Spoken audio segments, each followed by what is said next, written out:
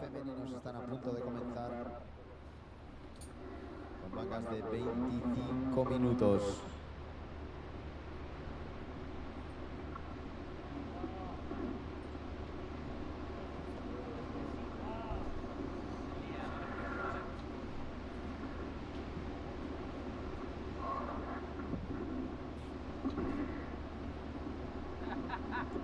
Two minutes for the start. Please, free surfers, leave the water right now. Surfers in the water, those two surfers, we need you to paddle in. We are just 2 minutes away from the start of the heat. Ladies, please, no more surfing. Hold your positions in the lineup once you get out there. Thank you.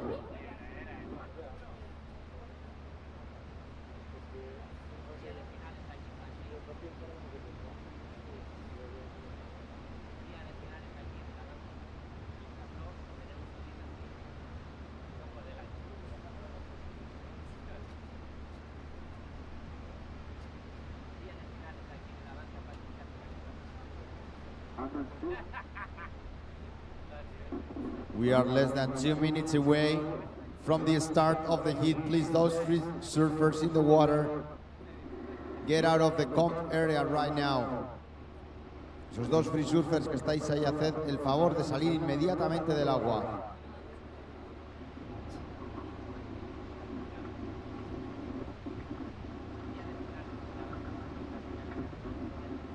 One minute to start.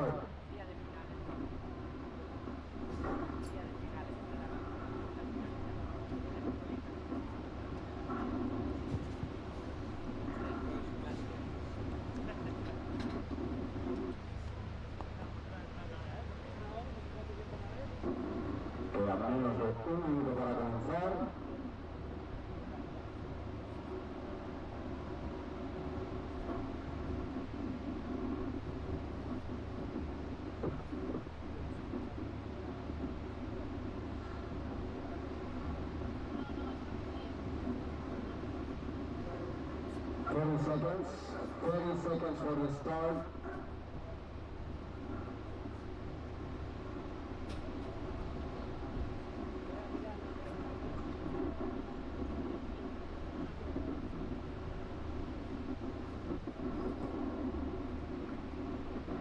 Y vamos a arrancar.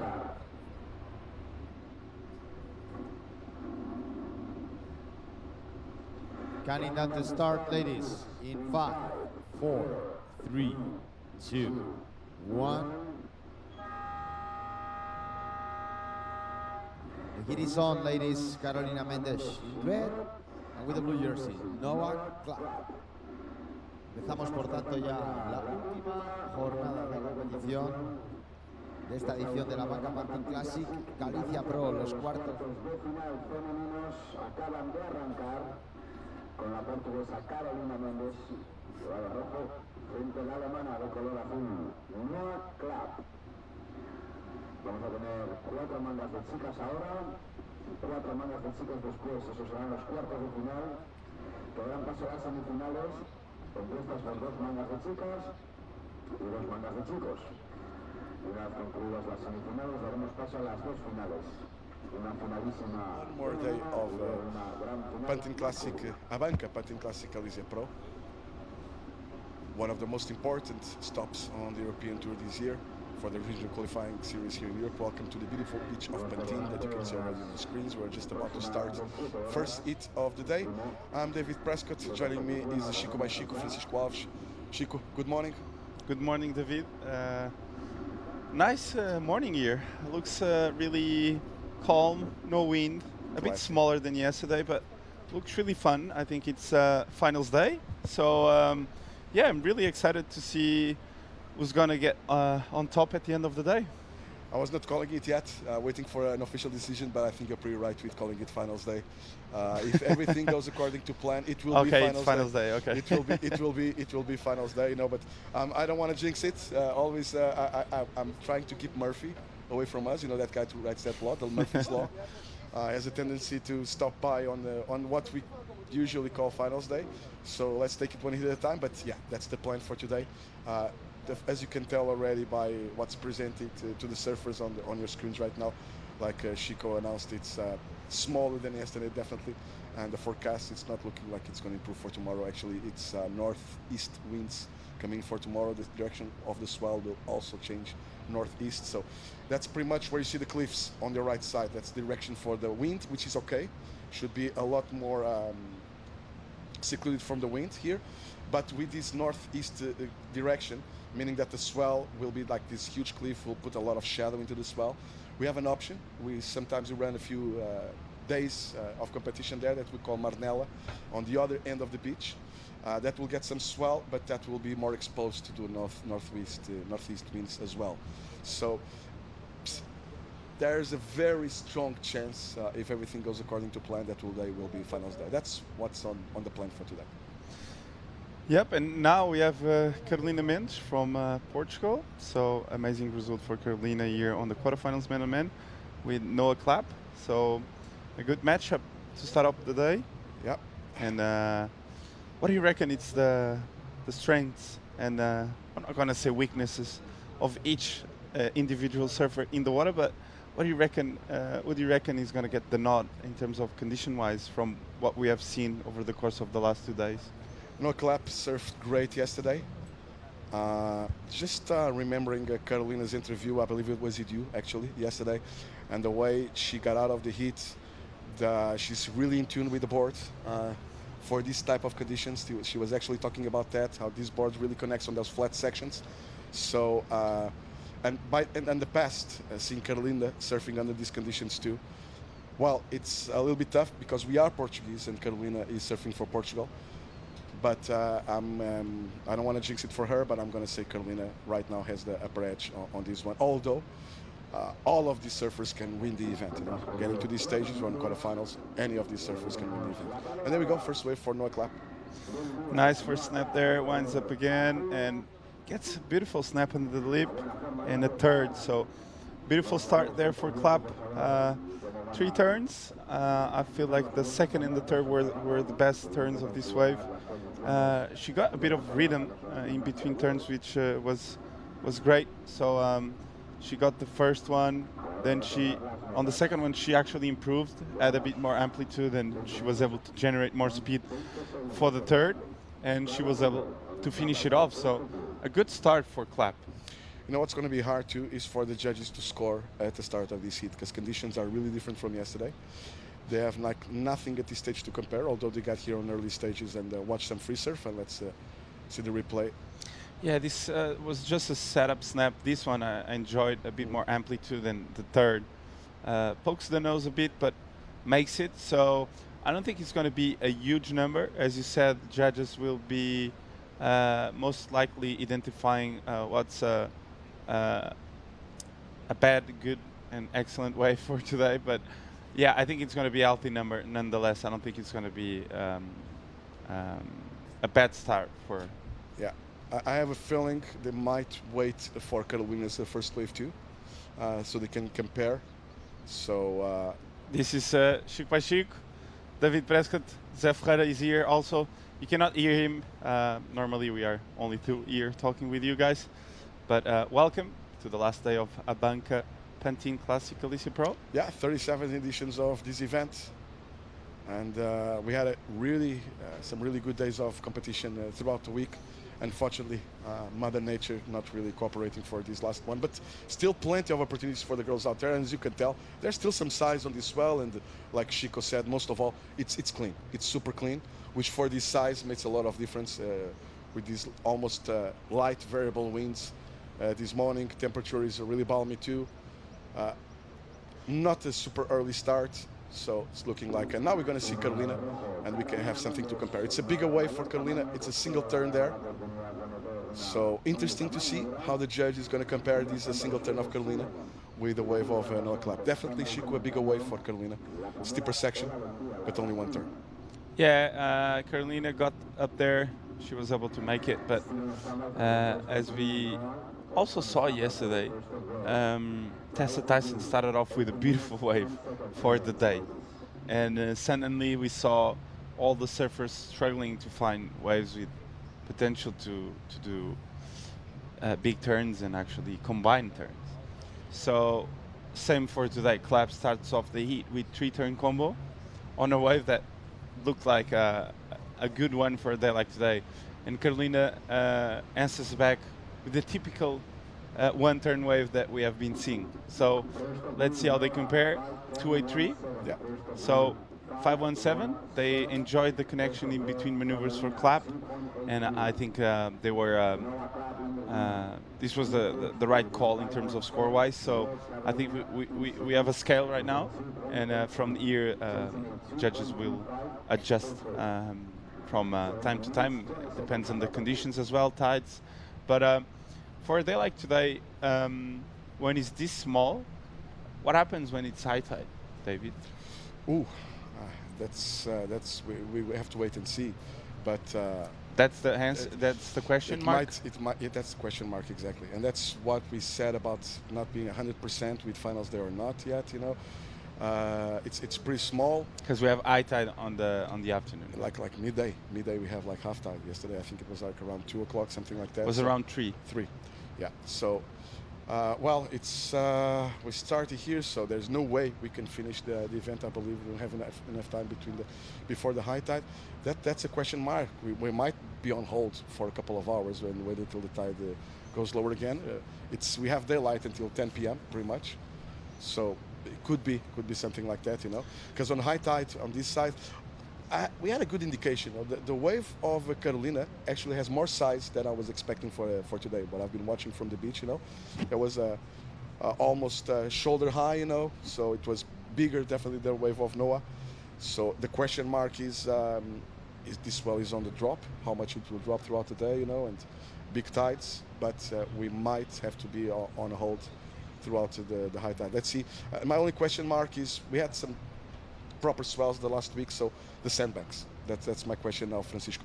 Because we're looking at the peak here, and you saw yesterday, throughout the whole day, surfers moving from here to the middle of the beach. Now, looking at this spot where they're sitting right now, I have a big question mark for high tide. Now, checking the sandbank at the middle of the beach, where we saw the first heats yesterday, where the girls were actually having a hard time paddling back out, if you remember, because it was closing out a lot. Over there's more sand, so it's shallower than over here. So that may hold throughout high tide. That's a good thing about this beach, you know. It's a really wide beach, so that could be an option, you know. Maybe not run it here, maybe go a little bit more further into the middle of the beach. We even had a couple of years we ran the finals at Marnella. That's on the opposite side of the beach I was talking about. Connie remembers one of those properly. He made a final there, unfortunately losing, I believe was with Team Bowl, something like that. But that could be an option too. So a few question marks here regarding what's going to happen on the afternoon, which doesn't make it easy for the surfers too. One thing we have going for us is we're down to 2 competitors in each heat, so we kind of need, or the competitors need, less opportunities out there. It's not like we need, so for 4 surfers we need at least good 8 waves to come into a heat, so everybody has at least 2 opportunities to score the top 2 scores. With 2 surfers, obviously, it's a whole different deal. Couple of sets throughout the heat will be enough for it to give them opportunities. But obviously, we want to see more. And as you can tell, there's already 10 minutes into this heat, and we saw 2 waves, not even 2 sets. We saw 2 waves with potential. One by Noah at 517 and one by Carolina at 2.83. And since then, it's been like pretty much flat out there. So one hit at a time. How do you reckon surfers need to readjust in terms of strategy-wise? Because we've seen there's big lulls, right? They need to wait proper 8, 9, sometimes 10 or 7 in between that for big sets. And how do you kind of have a plan B for a day like today? You know, it's the plan is always the same. I feel chic when I think when you compete, you are going to agree with me. Try to start early, like they did. You know, try to put something on the board, and then if you're lucky enough to do that on the first 5 minutes, it will take a lot of pressure out of you, because then you have another 20 minutes ahead of you to find another wave. But there will be absolutely no room for mistakes. I'm talking about priority-wise. Yesterday, was totally opposite. Yesterday we saw like skip active out there. Priority was not even an issue. You saw plenty of surfers getting high scores under priority. If you do a mistake on a wave, you kick out, and like 30 seconds after your kick out, there will be another wave, maybe not as good, but it will be another opportunity out there. Today, if a good one comes your way and you have priority and you do a mistake on that one, it might cost you the whole hit. It won't be a lot of second chances for the surfers out there. Now we're in the quarterfinals on a 3,000 point event. We saw surfers out there yesterday with a lot of pressure. It's going to mount today big time. It's going to mount big time. They know the importance of this round for the girls. This could be the round that makes an opportunity for you to go to the Challenger Series or not. Today, it could make all the difference. So under these conditions, I believe there's a lot of nail biting, and you have to stay really focused into the heat, super focused, and especially don't succumb to pressure, because it's a pretty hard sport. A lot on the line today. So when you do your paddle, when you do your takeoff, make sure you have the right presence of mind, total mindfulness, and go for it, because you're going to pay big time for your mistakes. As we see live action now, Carolina Menza providing a bit of a snap, and oh, that was a bit better from her. A bit of a steep section, and was actually the section she was looking for. I just feel like maybe instead of going for the 2-for-1, just go for a big turn here. You know, like prepare it on the bottom and just go for a big one. So might be the option. Yeah. But she tried to do two. So that kind of setup turn at the start, I totally agree with you. Took Carolina a little bit out of timing. She arrived a little bit too late to that section. I'm agree with you. Like, just drop in, straight into a bottom turn, and do a massive turn. And do a massive turn. You know, yeah. Like kind of she did on her first one, that 2.83 on a bigger wave. Yeah. So I just feel like maybe she thought she had a bit more time to do two turns and actually. Yeah. But yeah, I just feel like that was probably just a bit of a mistake. There's plenty of time to go, but when she started paddling for the wave, and I can see totally Carolina's point of view, it did look like a wave similar to Noah's Klapp wave, you know, like smaller wave, it's going to run down, but that was like the sandbanks, again, the sandbanks. On this such small size, these inside sandbanks are gonna, well, not kind of inside yet, but they're gonna, it's gonna be a part of it. It's gonna, another thing is that I think it's going to be way more unpredictable, the type of waves. We saw that right now with this last one of Carolina. It's going to be hard. Yesterday was very hard to read, but it was, I think, easier for the surfers. It was a no-brainer, go big or go home. Plenty of closeouts out there. And but today, you're going to second guess yourself. And 1.3 for Carolina, that one. Noah staying with priority. Because if she had gone for just a one-turn maneuver, probably she would get something around, I don't know the quality of the turn, but around 3.5 to 4.5. Yeah, exactly. And should be way more in the heat right now, and should be in first place. And putting a bit more pressure on Noah on how she would surf the next wave. In terms of, well, you cannot fall because I'm right here, you know, like, and that's something that plays a big part on the way Klapp is going to surf her next wave, right? Very good point, Chico. You don't want to have pressure today. You want to make your decisions with a clear mind, and if you can put some pressure on your fellow competitor, that's going to help your cause for sure. You're going to start doubting herself, you know, having second thoughts on the pedal for a wave, and let's see how Carolina approaches this one. I'm liking her attitude. She's staying busy under priority. Yeah, she's trying her best to find something under Klapp's priority, but it looks really hard. Looks, as you said, when I got a year, there's some big lulls, there's not many opportunities in terms of excellent waves, so you gotta make up with what you have and try to manufacture scores on anything, but now you can see the kind of the full sandbank, and as you can tell, there were a few more opportunities. Now this is a bigger wave. Yeah, we see Klapp here on a good-looking wave again. Bottom turn and a big snap off the top. So that's going to put some pressure on Carolina now. Yeah, I think Carolina is going to need an excellent number right now. This was a beautiful turn. Really good bottom turn. I like the where she placed the board, and she didn't rush for another one. So beautiful turn, and well controlled. You could feel the control on that turn. So Yeah, very well done by Noah Klapp. Sticking to her game, she performed really good yesterday. So like you said, that's going to add to the 517. That's going to be probably something not that far away from that 517. The total will be reaching the 10-point mark. Then we go minus the 283 of Carolina. Carolina will probably be chasing, like you said, something close to the excellent. And I think what Carolina needs to realize right now, she's not going to need a wave into the excellent. She's going to need 2 waves. A situation like that feels more like a combo, you know, that you want to reach first place with 2 waves than actually going for an excellent score. I think that should be. And surfers do need to realize that, well, right now, because there's still 7 minutes and 40 seconds remaining, obviously coming to the last couple of minutes. Well, still, on the last couple of minutes, you have, it's so close to the lineup when you finish your rides that you can still find a couple of ones, but obviously becoming more difficult with less time. But there you go, 477 for Noah Klapp, and Carolina now chasing a 7.11 or a pair of 4s, pretty much, or a pair of 3 5s. Noah is going to try to improve. Well, I don't think she will improve on that one. But so looking back at the rankings, women's rankings, we have Taya in first place in Europe, and in second we have Noah Klapp. Oh, wow. That one, but so this is a breakthrough result for her and a really important one. We know Taya is in the draw still as well. So as we see live action now, a bit of a snap there, and she couldn't find anything else. So you know what, I'm feeling Carolina is having a little bit of a hard time to put some more verticality into those turns. You know, it's feeling like a little bit too forward. You know, the board, even on the first one. Bit of a snap there. Let's see how the judges score this. It's a 2.27, so even lower score than on the first one. Obviously, smaller wave.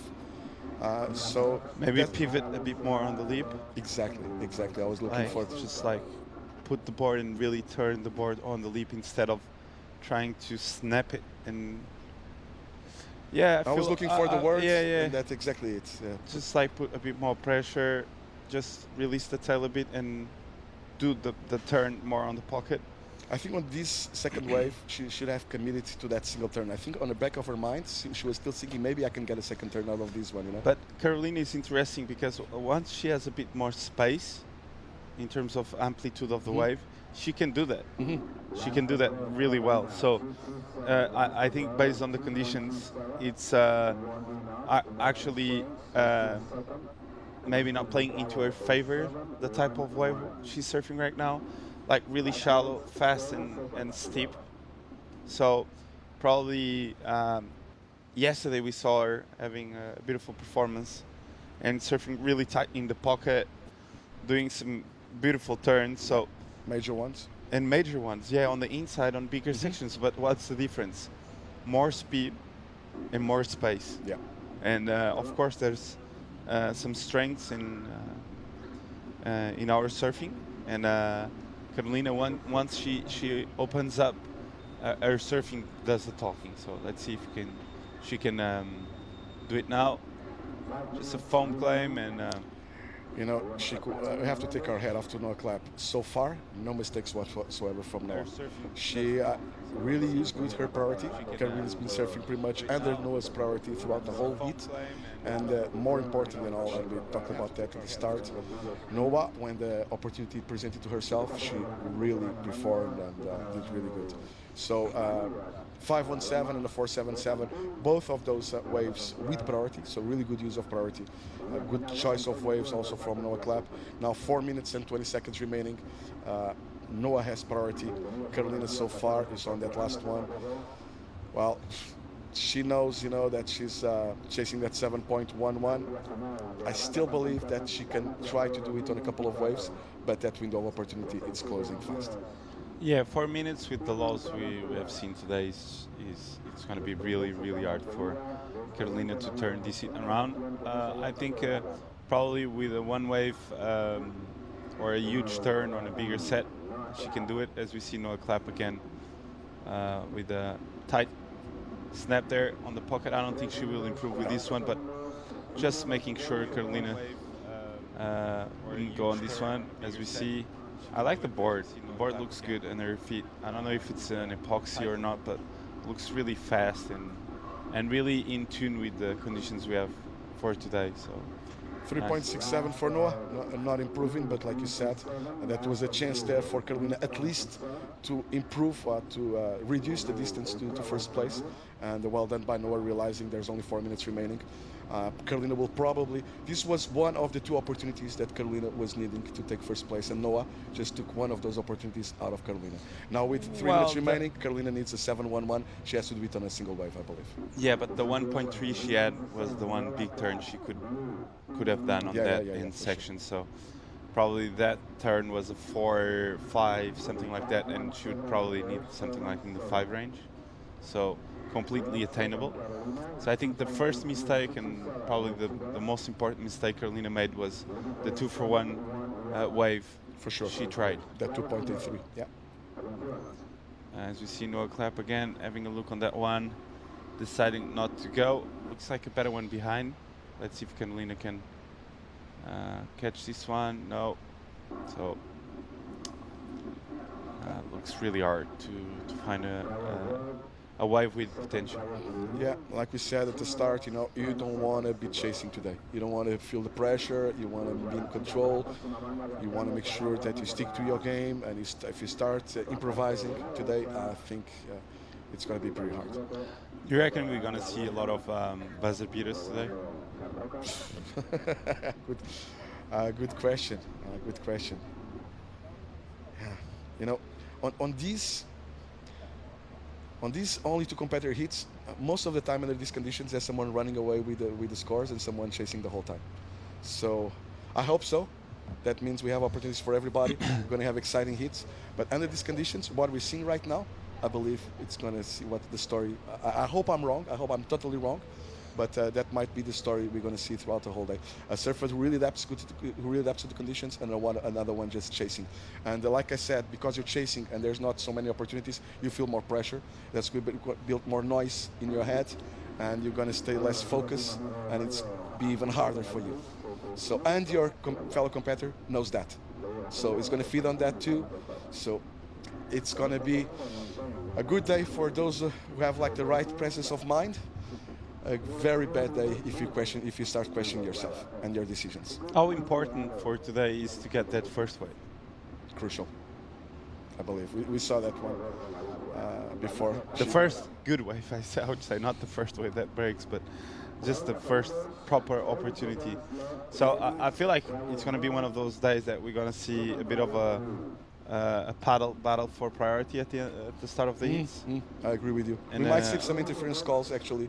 Paddle interference? Paddle interference, stuff like that at the start of these I'm heats. just trying to predict a bit the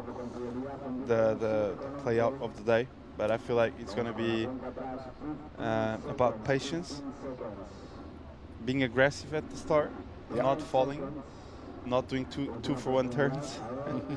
Okay, we've got the rule book for today. Anyone that is listening? Oh, they are. They were yesterday, huh?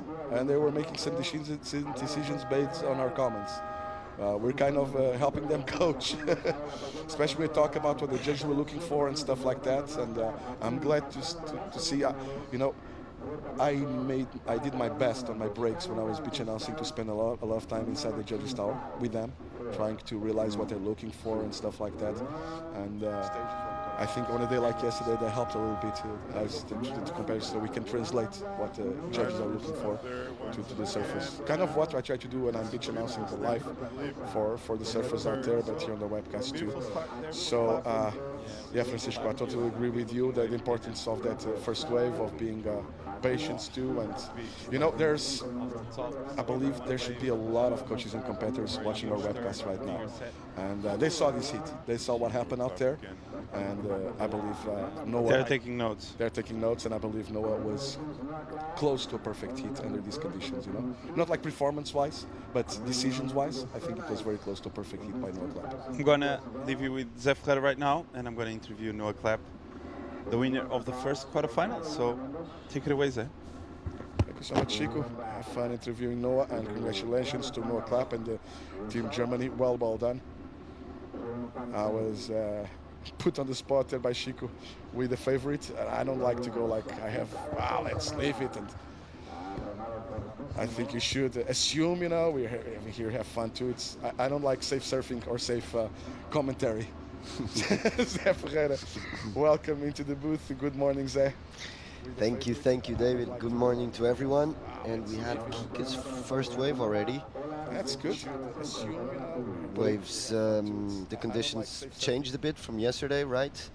I think we were calling it a decreasing swell in terms of energy, and you know, this is the result. So again, adaptation will come into play, like, you know, a lot. Yes. For these surfers. Now, if you look at this hit, Francisca Veselko, 2022 Junior World Champ for the WSL, she started with 2.67, but Sara Leiceaga surfed really good yesterday too.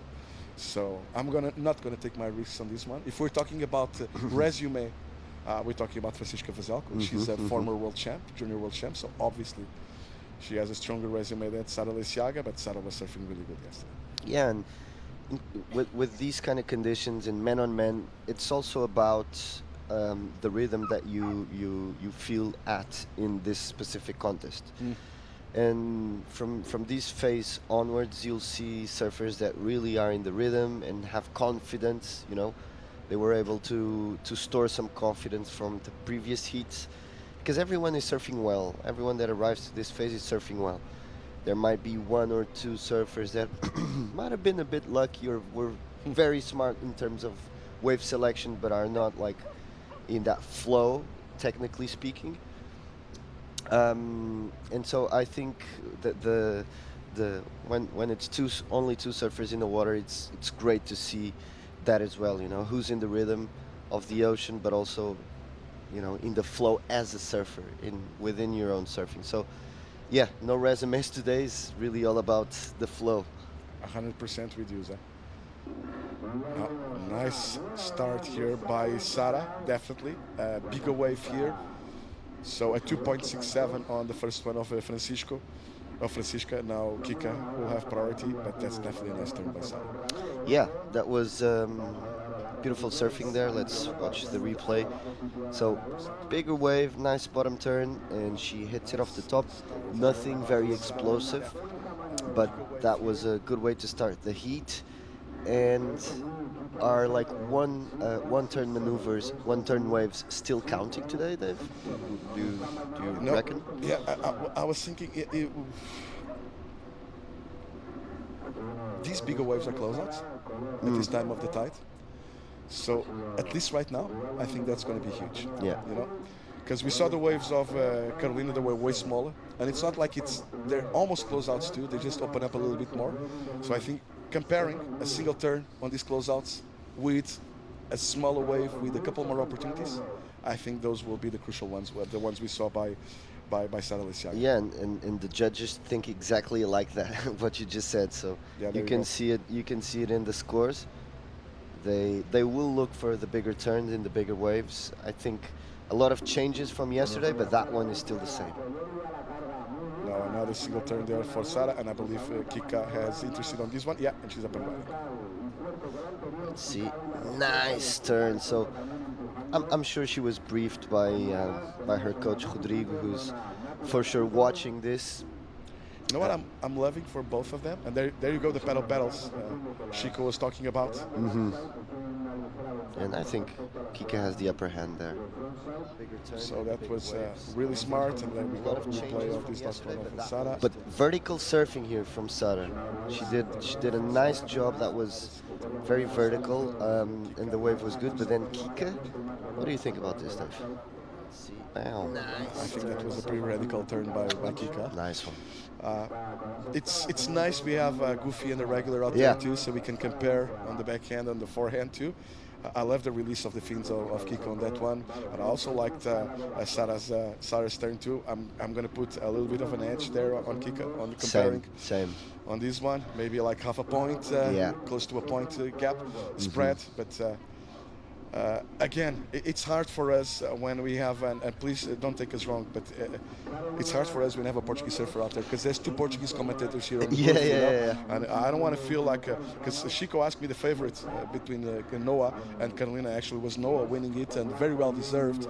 And I don't want to feel people at home that were like, rooting or cheering for the Portuguese, but well, but it did felt like a little bit more radical, the turn of Francisca than the turn of Sara Leiceaga. While we wait for scores, we're going to pass it to Chico, who's out there ready to interview Noah Klapp. Good morning, everyone. I'm down here with the first heat winner of the quarterfinals, Noah Klapp. You're sitting number 2 in the rankings, so how important was this heat for you? Yeah, I just try to go heat by heat. I'm not thinking about the rankings, and whenever I start thinking about that, it all goes wrong. So I'm just going heat by heat and event by event. What was the strategy for today? I know the waves are slow, but you looked really calm out there. So talk me through that. Yeah, my strategy was just basically get that first exchange. So I got the best wave of the first set, and I got that 5. And once I had that, I was kind of like just more calmed down. I had priority, so I just needed to wait for another wave. What was looking good? Was that an epoxy? Yeah, I'm riding Marbella epoxy.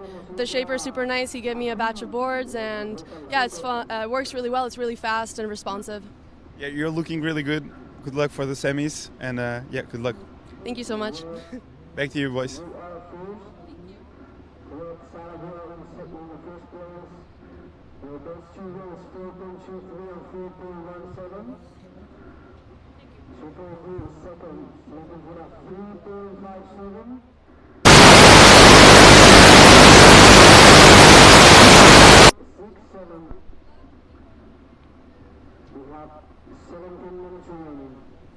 Thank you so much, Chico. And now Sara Leiceaga. So, Noah Klapp talking about strategy. We talked about that before. It's kind of it's not like a difficult strategy for today. It's way more difficult to implement your strategy than to realize what will be your strategy. Kick again. Now on the comparison with still during the interview, we got the scores for that last turn of Sara and last turn of Francisca. Half a point spread, pretty much. Like we said, a 4-2-3, and there we go with Francisca. This is a nice wave. Yeah. Nice one. Solid there, right? Controlled, in fluid. Not a single like drop of water out of place there. And yeah, well, although we are Portuguese, I think we are experienced enough to watch what's going on and like do an impartial analysis, and we have been doing that, and you can see that on the scores, right? Sara and Kika's wave, they have a half a point spread, and yeah, because the turns really were a bit different, I think. And at the end of the day, that's what we want to see. And this was a good one from Kika, explosive there. I love the read of Kika. Not even for a tenth of a second, she contemplated the option of going into 2 turns. Straight from the start, you could tell she was looking to that closeout section, making sure she got there with control and speed, so she can do a proper vertical turn, and that's what she did. You know, just not even thinking about kind of a small setup turn, a combination of turns, just go straight for it. Now, Sara, a bit of a mistake there for that two-point ride. I believe that was actually, and well, it was actually not a mistake because it was under Francisca's priority. So now Sara back with priority. We're going to wait for scores on this one of Francisca. Sara started with a couple of 4 points. Let's see the score of this one. Francisca might even improve a little bit on her high score, and more than a little bit. She improves on 1 point actually. And Kika just got a 5.83. Yeah, so improve on 1 point on her high score. That puts her in the lead and leaves Sara chasing now a 6.43. This looks like a good way for Sara. Let's see. Nice first turn, but can't really make it to the second one. I think she was going for 2 turns. You know that? Looked to me. What I'm realizing in conditions, and let's see this one. Good way for Sara. Let's see. Nice turn. If a wave, it is gonna feel a little bit against your nature as a surfer. But if a wave right now presents to you like there's a chance for 2 turns, that's not the one you want to. Yeah. You want one that looks like it's going to close out like big time for that single turn. You know? Yeah, I think those are the one with more potential. Either you saw that wave of Sara? like 2 strong turns on a wave, which is you know, not very probable because those waves are scarce. We haven't seen them, at least until now. That's my point. Because this wave of Sara, do you think there was a chance there for? There was a chance there for No. 2 turns, I but there think was a chance there for two Two proper small turns, yeah. What I think is very good for today, and we'll see that more and more, is air potential. Like today is a day where surfers that have been more comfortable in the air are going to excel a bit in comparison to others, because, you know, especially if the airs are good.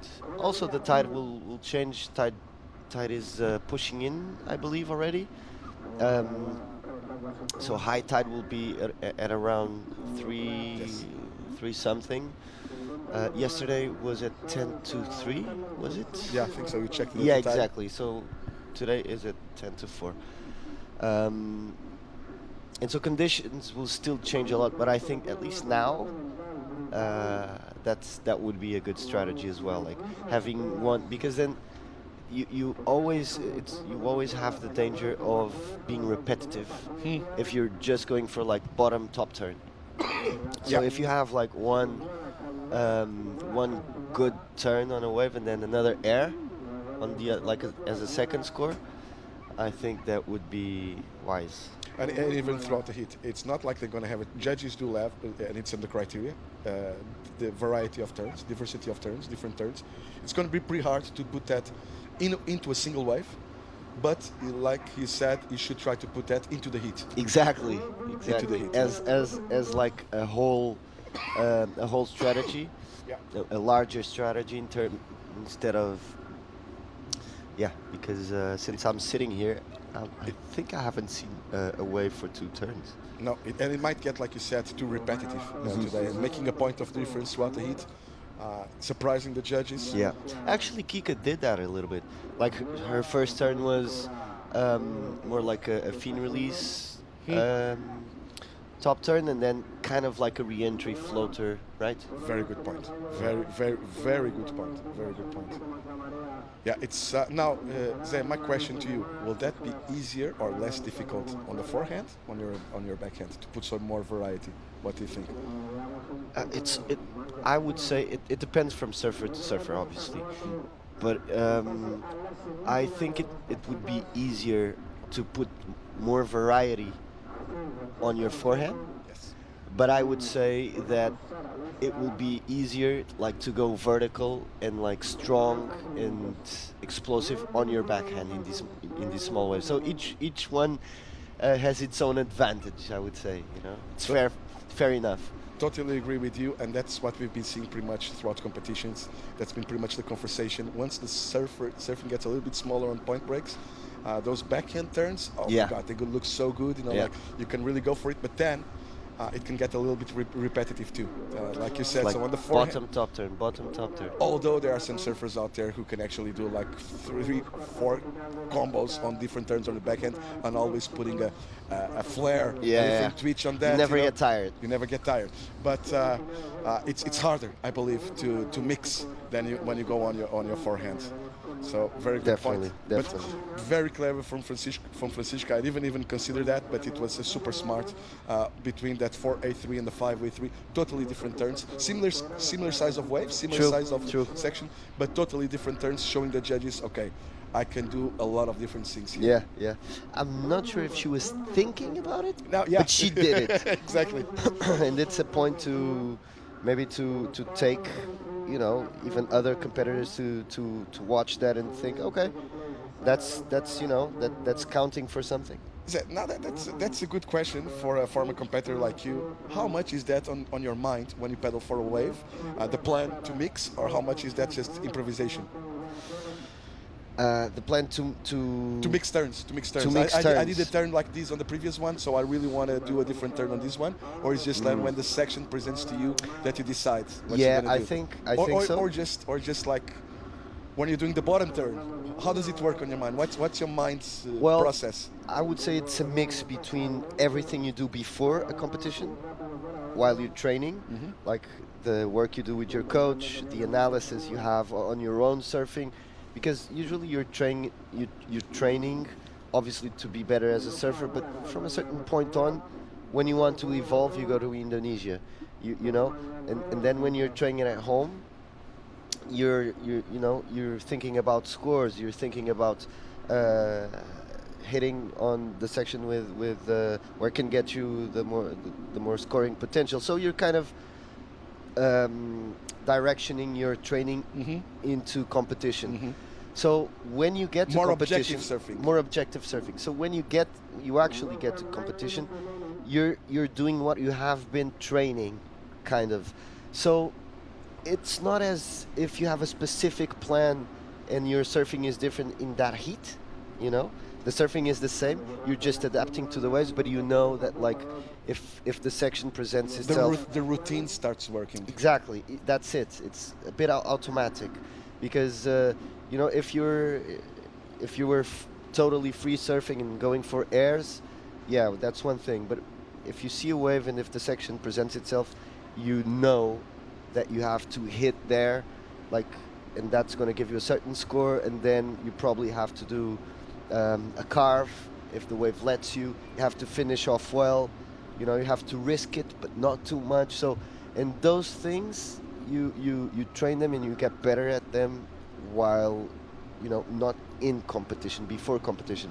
What I would say, though, at least from my past experiences, competition does push you a lot, especially when you start getting into the, you know, more advanced phases of competition.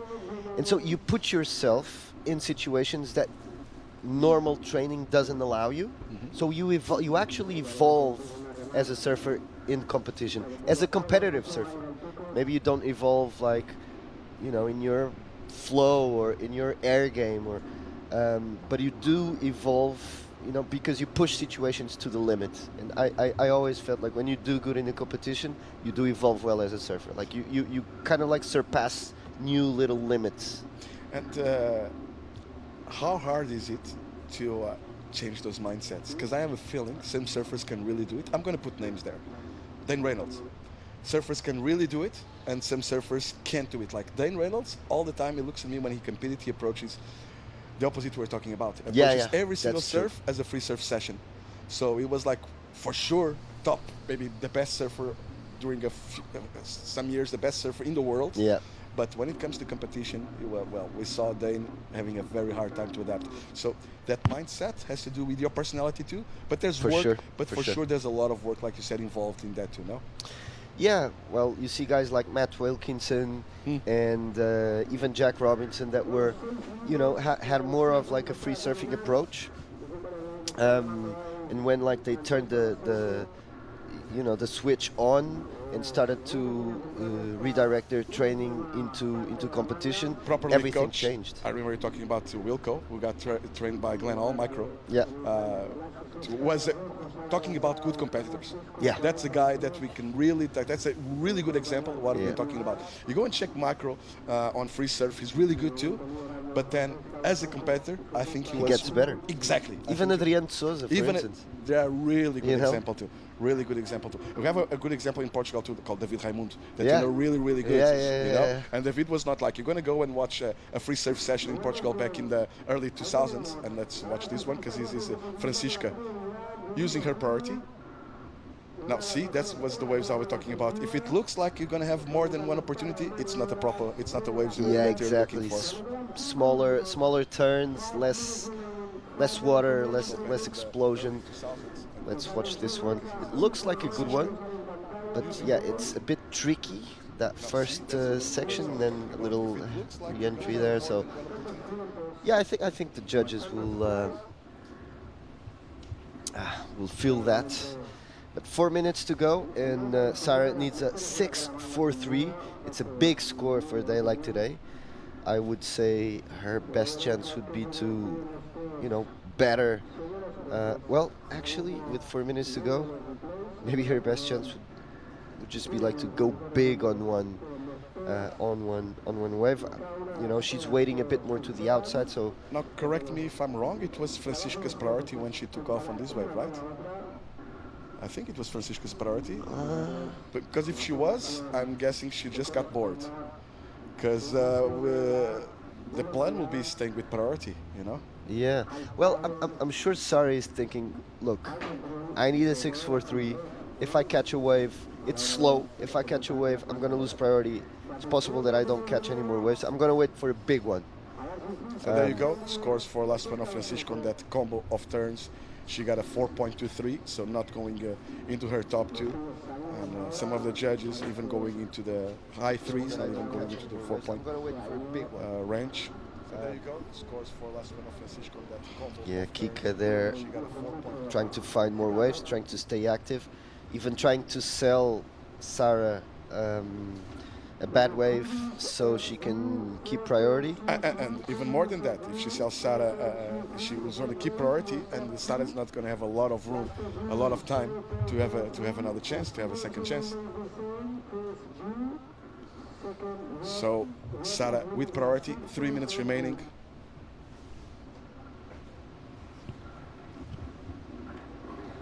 So it's looking good for Francisca so far.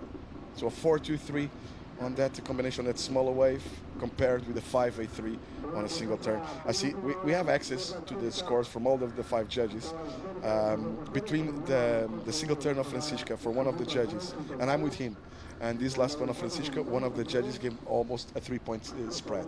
Yeah. From a 6.5 to a 3.8, and I totally agree. No, but I like to work.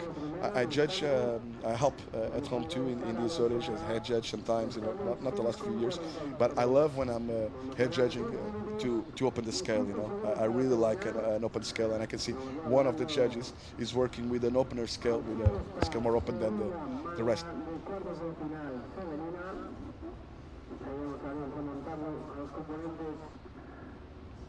2 minutes remaining. Teresa Bonvalot, ciclista olímpica, campeona de Europa. Se monta el manejo espectacular. Mira de rojo, y la ciclista de azul, Bahía Colombiana, mira de azul. Teresa de rojo, Bahía de azul.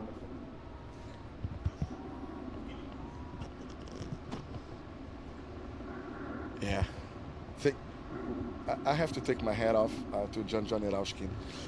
He's been one of our computer operators. Let's check the replay here first of Francisca.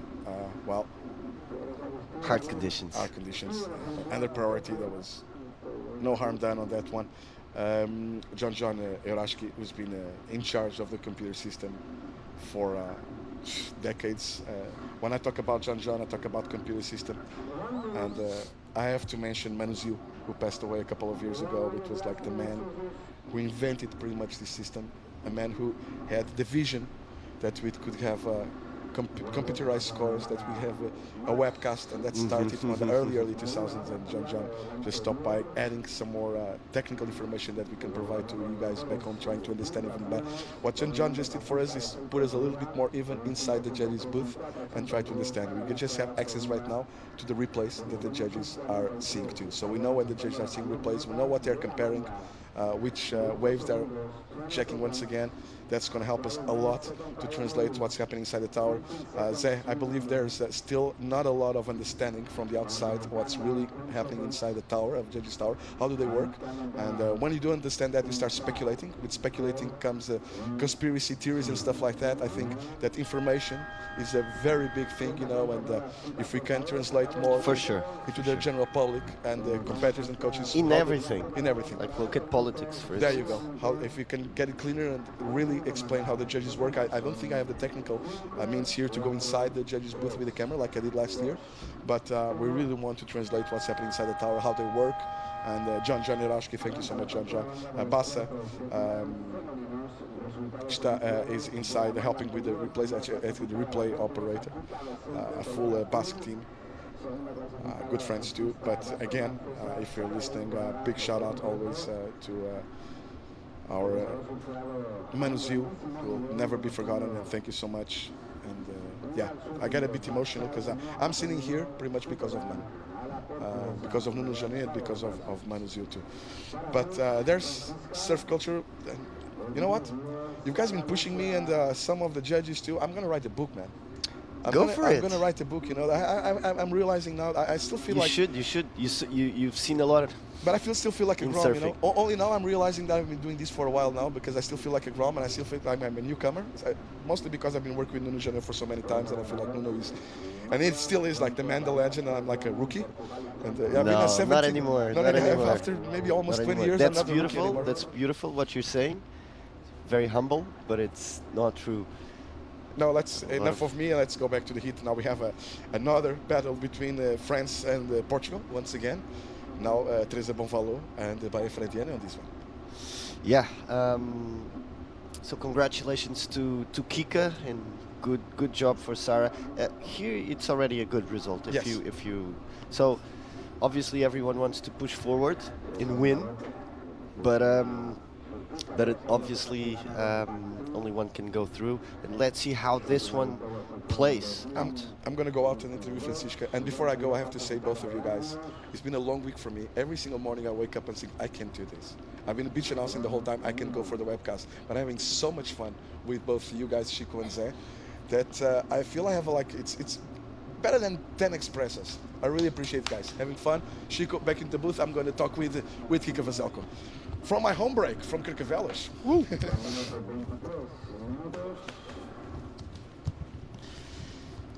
That's true. Welcome back, Chico. Thank you, Zé. Tough conditions. But big hits in our hands. Bahia was surfing really well yesterday. Teresa as well. You know, I think I asked her, but I can't remember, but she won like, I think it was 20-something heats in a row. Like 2 or 3 years ago. Like when she was like building that momentum until The challenge was very. Yeah. She Yeah, won but like before 3 that, like events, she 3 won events in a row? like 3 events, like Yeah. one national contest, one QS in Costa de Caparica. Like she built. I think she won 2 QSs in 2 one QSs. national. Yeah. Okay, so.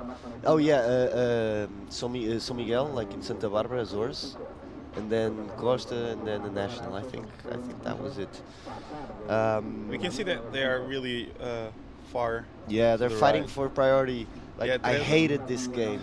I hate it too. Hated it. But you were good at. No, you were good. I wouldn't actually. quit on the thing, you know. But sometimes I would.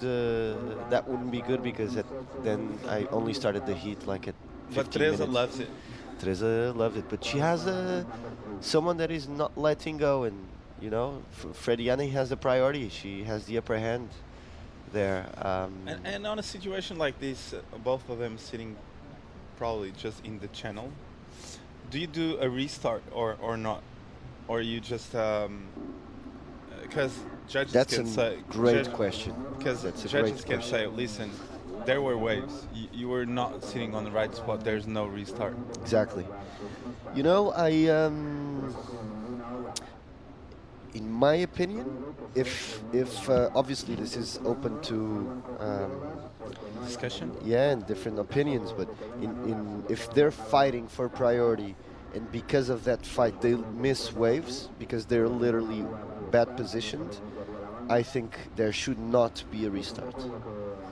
But if they're fighting for priority, but they're in the wave zone and the waves and there's no waves, yeah, then obviously a restart should happen. But what do you think?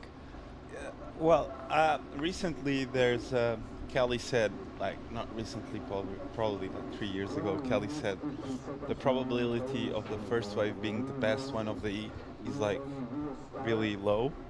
Really? So he never fights for it.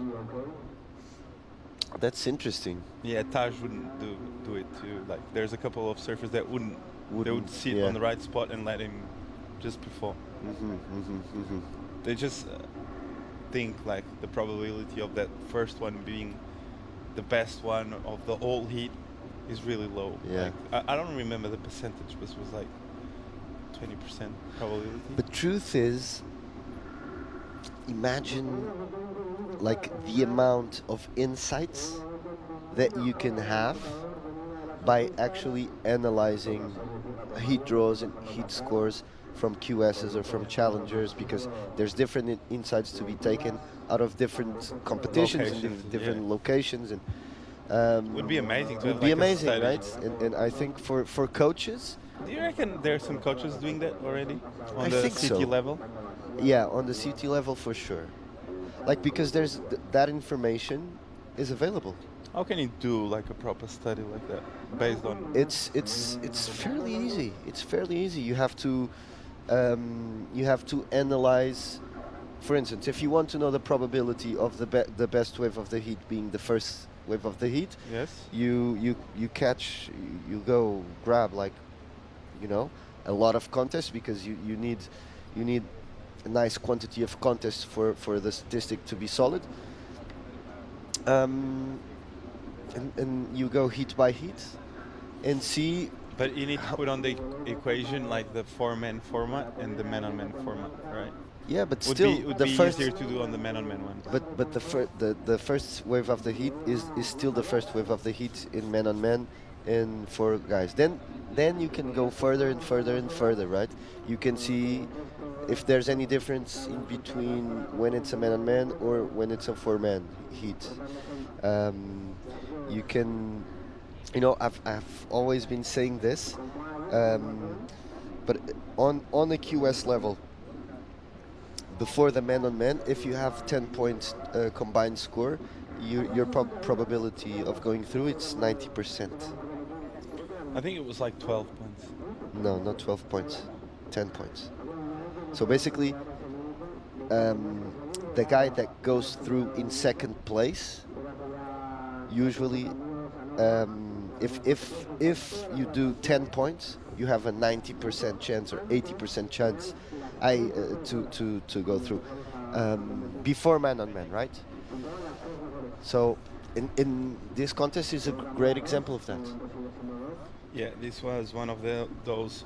But I feel like Also depends on the conditions. Obviously, you have to adapt a it bit. depends on the scale too. Like a 5-point ride, this event was actually a pretty good wave. Yeah, but that's QS. It's grinding. It's not No, good it conditions. was actually a pretty good wave, well-surfed wave. We've seen well-surfed waves being a 5. Yeah, because of the waves themselves. Yeah. Because small waves, etc. And I think that's the scale. One has to be like pushing the scores being low. Also push the surfers to do better. I'm wondering if there's waves coming or if they are sitting completely on the wrong spot. Yeah. I can't really tell. Like we need like a bigger view of the scene. Yeah, I think if the heat was to restart, it would restart at 15 minutes. Let's see what's gonna happen. Look, 1 minute and this wave, is this a wave, right? Yeah, this is a wave for sure. Not really. Yeah, this was a wave. Well, if it was a good one, I don't know, but looked like a wave to me. So they are really like pushing each other to the right side of the beach, to the keel, and well, there's nothing there. So I might see some fishes there. But yeah, long wait. 15 minutes now. 10 minutes have gone. And I don't know if you're gonna see a restart or not, but let's wait and see. Teresa Bonvalot and Bahia Frediani. We are on the quarterfinals of the woman. And now we're gonna go for a quick interview with the last heat winner, Francisca Veselko. With David Pesco. Akika, it's not hard to think about strategy, but it's really hard to implement it out there. No room for mistakes today. Yeah, the goal was to start with priority. I felt like I kind of wasn't in the best waves, but I'm glad on the ones I got I could do one turn and make it through. That's what matters right now. It's really inconsistent, so I'm stoked to make it through and now just reset for the semis. So single turns pretty much. Judges do like variety. It's looking to me it's pretty hard to get like the waves have like opportunities for more turns, but don't look like the good ones. The good ones look like the closeouts. So you got two totally different turns on those ones. How much of that is improvisation? How much of that was on the back of your mind when you pedal for those waves, making sure you do different turns? Yeah, I was trying to do some different turns. I even on my I think it was my last wave, I got a carve and then a turn, but I kind of misread the wave because it's small and it's a little bit bumpy with the wind. It's hard to read. So it looks like when you're going for the turn, you're never in the right spot, or you tend to go a bit down the line and you miss the wave. So it's pretty hard to read, but yeah, I think I might just stick with one big turn. Francisca, thank you so much. Enjoy your break. It's going to be most probably finals day today, so good luck for the next one. Thank you. A few words in Portuguese. People are watching at home for sure. Estou nas meias finais aqui em Pantin, está o mar pequenino, mas passámos e a seguir vai ser as meias finais. Agora é descansar, beber água, fonte viva e preparar para o resto do dia, que vai ser um dia comprido. Comprido importante. Parabéns e boa sorte. Back to you guys.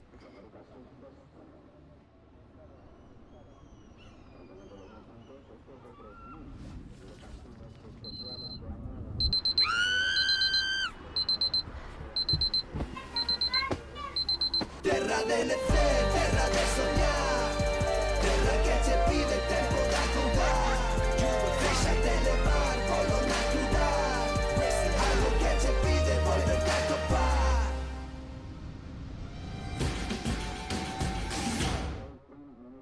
There are healthy relationships. Others are more spicy. And some that are purely a saucy affair. People who love with the force of the sea. Those who fall head over heels in love. And those who have their feet on the ground. There are those who conquer by being the big fish, while others win us over when they come out of their shell. When it comes to taste, there are no rules, but whatever you are craving, Galicia loves the sea.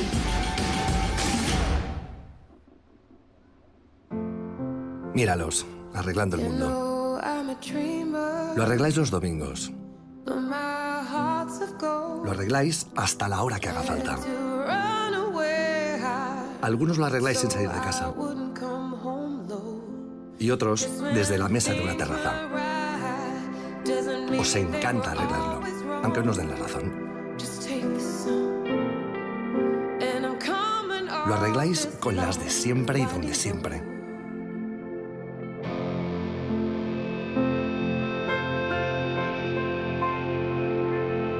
Llevamos toda la vida arreglando el mundo alrededor de una cerveza. Ahora ya es oficial. Estrella Galicia se escribe con B de Picor. El movimiento global que lucha cada día por ser mejores para el mundo. Por el planeta, por nuestro origen, por las personas, por la cerveza.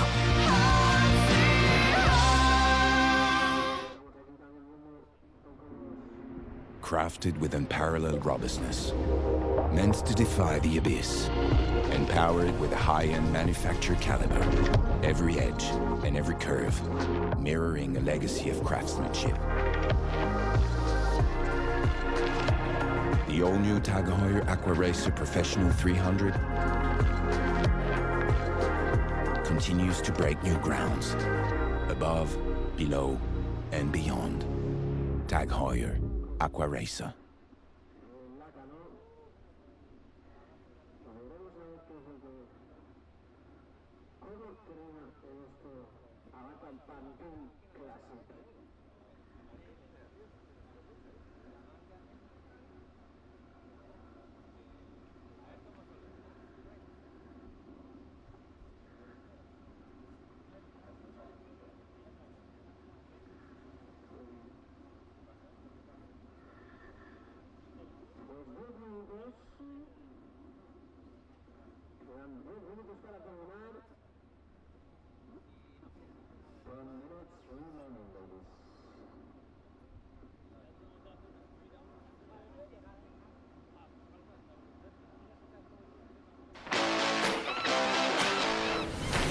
Red Bull te da alas.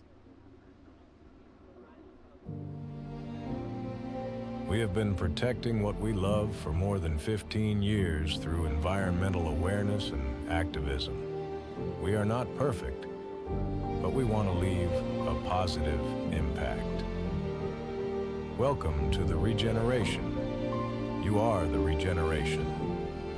We are the regeneration. Welcome back.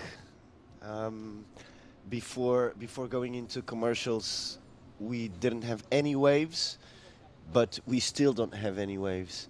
We were talking about the restart, if we're going to have a restart or not. So it looks like the judges decided not to have a restart. And with this angle, as you know, I'm going to repeat what you said. We can't really analyze if the surfers are out of position or not. It looks like the judges decided, or you know, it's implicit in their decision that that's what they think, that there were waves, but the surfers were not positioned for those waves. It does look like they're a bit to the right side. You can see waves breaking, right? But what happens, Shiku, if the heat finishes and there's no waves ridden? Well, I think I never saw that happen. So, do you know what happened? I think it's a repetition of the heat. Really? How else can you decide it? You can have a surf off. Like a seating thing, like where's the best seating goes through. You remember? Sorry? Where's the best seating on the rankings go through? You remember that? When there's like a guy missing on a heat and he would go through by the seating. Look, now we're going to see. You can see the white water. There's a rule for that. That's for sure. Yeah, I'm sure. But because it never happens, we don't know the rule. Yeah. So. Nothing. I'm going to ask Dave if he knows. If there's no waves ridden, what's the rule? Yeah, that's what Shiku was saying. Shiku was saying seating and ranking. Seating, right? Which is, you know, a possibility.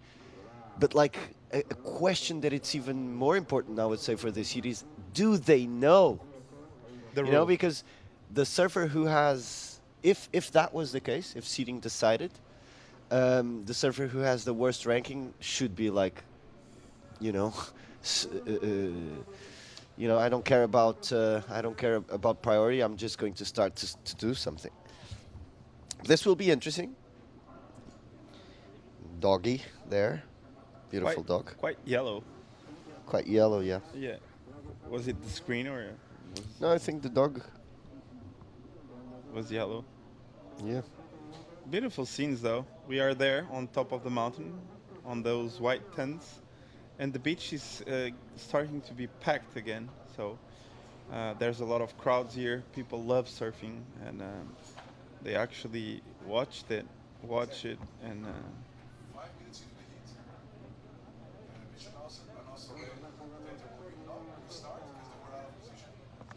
Exactly, that's great point, David. Thank you. So the beach announcer, 5 minutes into the heat, announced that would be no restart because they were out of position. Exactly what you said, Sheik, in the beginning of the heat. So we're in tune. Although we can't see where they are actually sitting, but that's okay. That's no restart. But my question is, if we get to the end of this heat and there's no waves ridden, what do they do? And you know, they're being stubborn at the moment. I'm sorry, but it looks like the reality. You know, is it possible? Really proud. Like is it possible that they're still fighting for priority? Yeah, they are. Like they are really like on that point where they are like proving to each other who handles it until the end. Like, well, if you make it, I'm gonna stay here. You know, like being a bit like over committed to the priority position. So, as you see, next seat getting ready. This is Zabowski, so number 1 seating coming up next on the rankings, and a big set coming out the back. So looks like a good one. Anat Lelior has been on fire over the course of the last 2 days of event. All events she has been on point, so amazing surfer from Israel. It's going to be a great matchup. Anat Lelior against Taya Zabowski. And now we have 4 minutes to go without any wave reading. So special heat for us. We stayed 25 minutes commentating on what's the rule book. So yeah, this was a slow heat. I think it's fair to say that. yeah, really slow.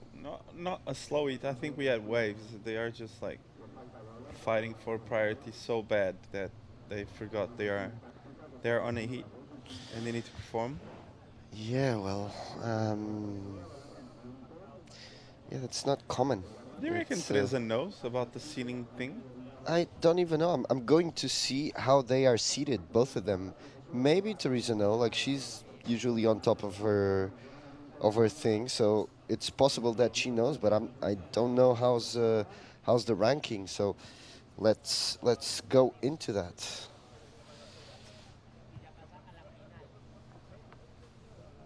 Let me have a quick look. So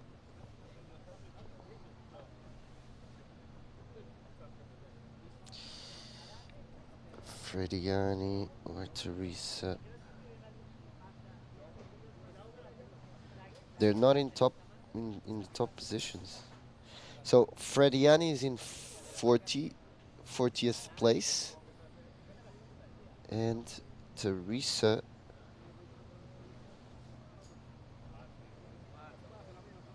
and Teresa is after that. So it looks like if we went by the seating rule, Frediani would go through. But we're just, you know.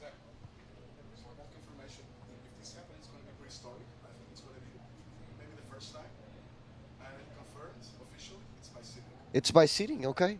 Okay, we just had the confirmation from David. Thank you.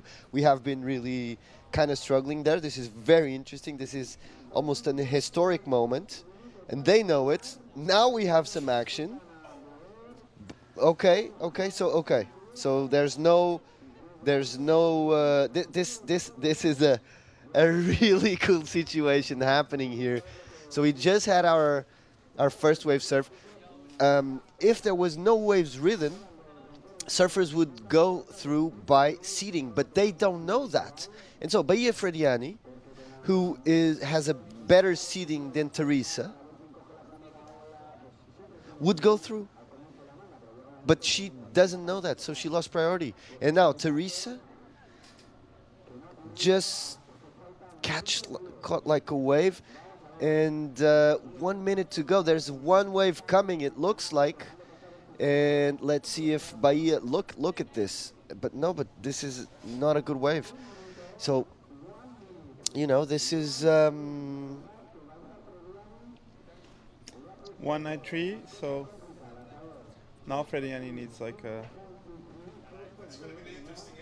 Yeah, exactly. I just want to know what happened. And Frediani is on that wave, but the wave doesn't allow her anything. 30 seconds to go, and it looks like the lowest scoring hit in history of a woman-on-woman quarterfinal at a 3,000. I'm in shock, seriously. This was one of the weirdest eats ever. But yeah, Teresa, you're trying to have a look on this one. 10 seconds. Yeah, this is just weird. Okay. Well, we'll have the chance to listen from them. I would say they have some explaining to do, right? To clear out the situation, because this is pretty unprecedented. And there were waves. This was the. So I'm actually glad the judges took that decision, because it really looks like they weren't in position to gain priority. Well, We'll have that clear out in the interview in a bit. And for now, I'll leave you with David Prescott. Yep, thanks, Zé. Now I have David Prescott coming up for the next one. What an interesting hit we had just then with a 1.93 and a 0.43 combined total. And David, you're in shock. Yeah, you know, I went into the judges' tower. It was like awkward. You know, everybody was like, "This is kind of weird. This is But well, at the end, when I came with the info, at the same time, it's when you go for when I bitch announce that we might go into a restart, because it's like 30 seconds into the middle of the first 10 minutes with no waves ridden. Usually there's a wave coming, and they surf, you know. And I felt like the same. I came in here and gave you the final, what's going to happen with the seeding. Finally got a proper official call, what's about to happen. And as soon as I did that, surfers got waves, and we didn't have to go for that. It will be historic. I was talking with some of the guys in there, and no one could remember a situation like that before. Now this is going to be a different deal. Castilla already started with the 417, and Anat is up and riding. Oh, late hit off the top there. Looked like a good one. So Anat there with a vertical approach on that one. A bit late into that turn. Yes. But Tia started off well, 417. So a good number for a day like today. Let's see if we can have the replay of that first one of red and straight away the replay of that first one of blue, so we can compare as well, like the judges are working. We have scores already. It's a 1 point spread between Tia's wave and Anat's wave. Thank you so much to our director and to the whole team. There we go. That's the 417 by Tia. That was nice. Release of the fins a bit of flare. Now from the drone angle. Nice turn, and the wave just disappeared completely afterwards. And now we can compare. This is a 317 from Anat Lelia. I think most of the score of Anat was based on the size of the wave, but it didn't went higher just because she was a bit late into the turn. She couldn't really get the leap on the right timing, but nonetheless. There's one judge who gave a 1.5 spread, and I'm kind of more with him than with the rest of the judges. I think 1.5 spread between. It was a way better turn, I believe, from Tia Zabowski than Anat. Like you said, Anat getting there a little bit too late. Proper turn, solid one by Tia Zabowski. So that gives Tia already first place, and she has priority. So although not a huge gap, this second exchange, Chico, I think, although plenty of time ahead of us, but we've been watching previous heats. We know how slow it is. I think the next exchange will be crucial. Has to go Anat's way. Yeah, well, not has to, but will be helping Anat a lot if it goes Anat's way, the next exchange, so things get more even in the heat. Yeah, for sure. Anat now sitting in second priority, but yeah, Tia, she started off well, so she's got priority now, so she's in a good position to put a lot of pressure on Anat on a day like today.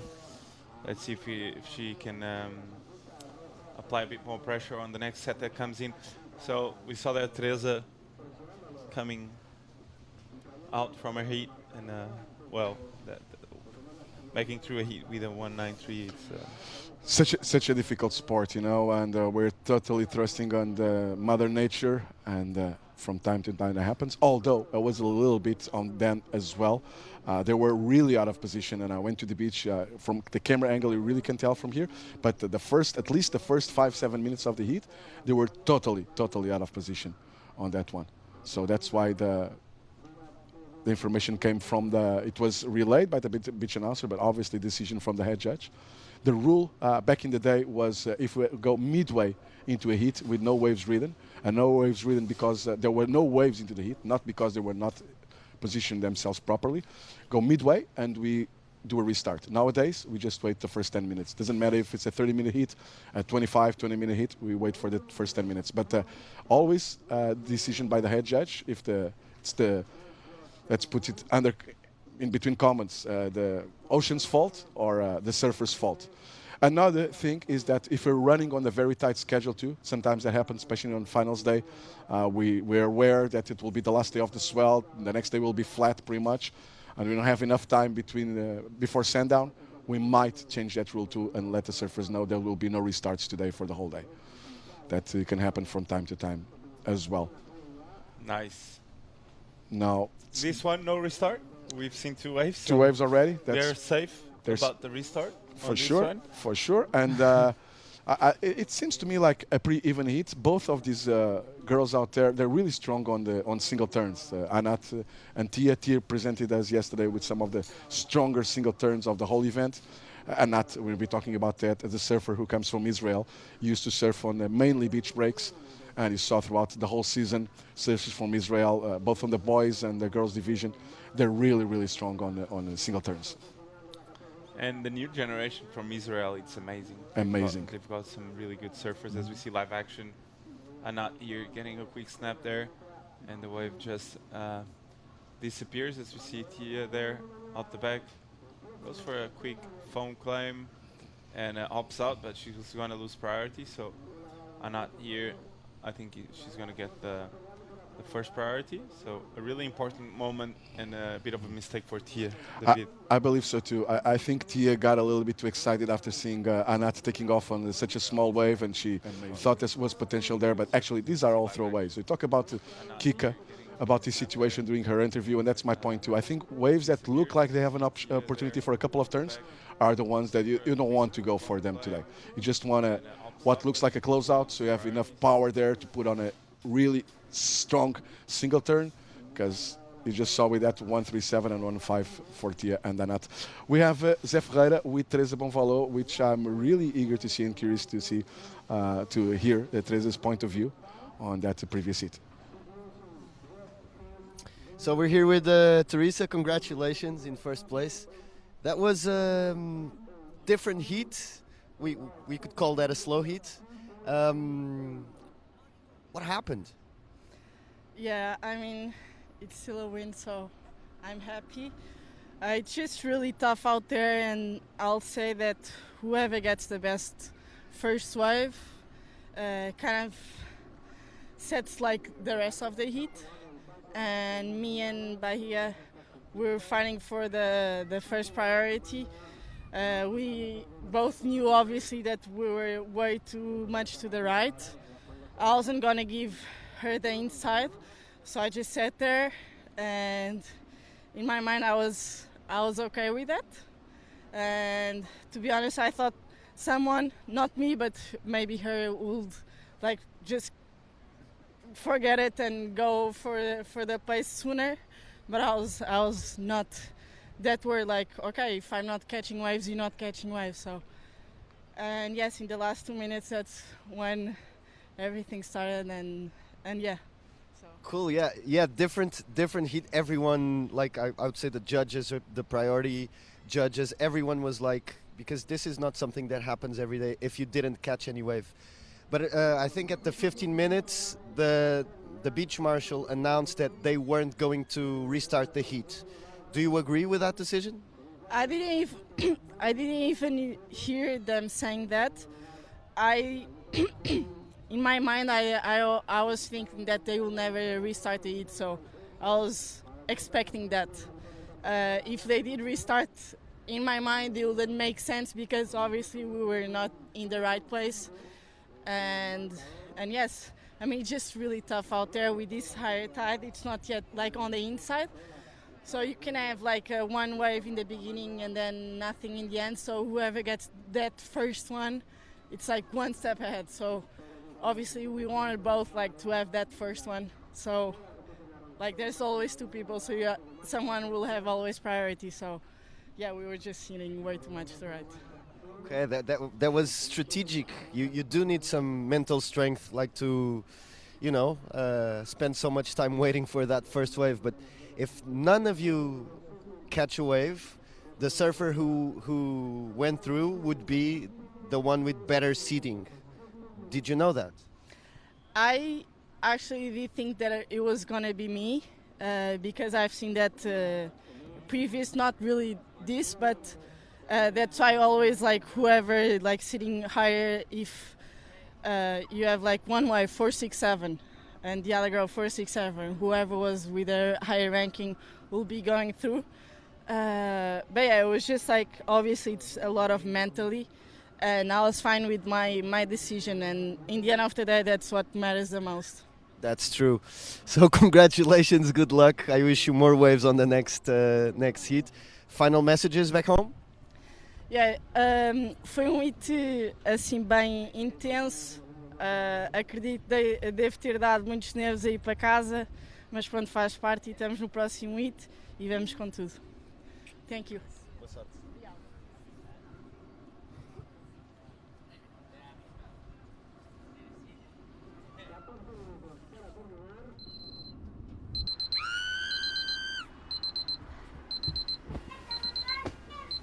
Terra delle fe, terra de soñar, terra que te pide tempo da contar.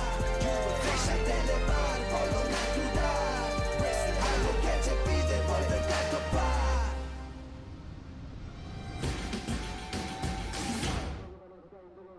There are healthy relationships.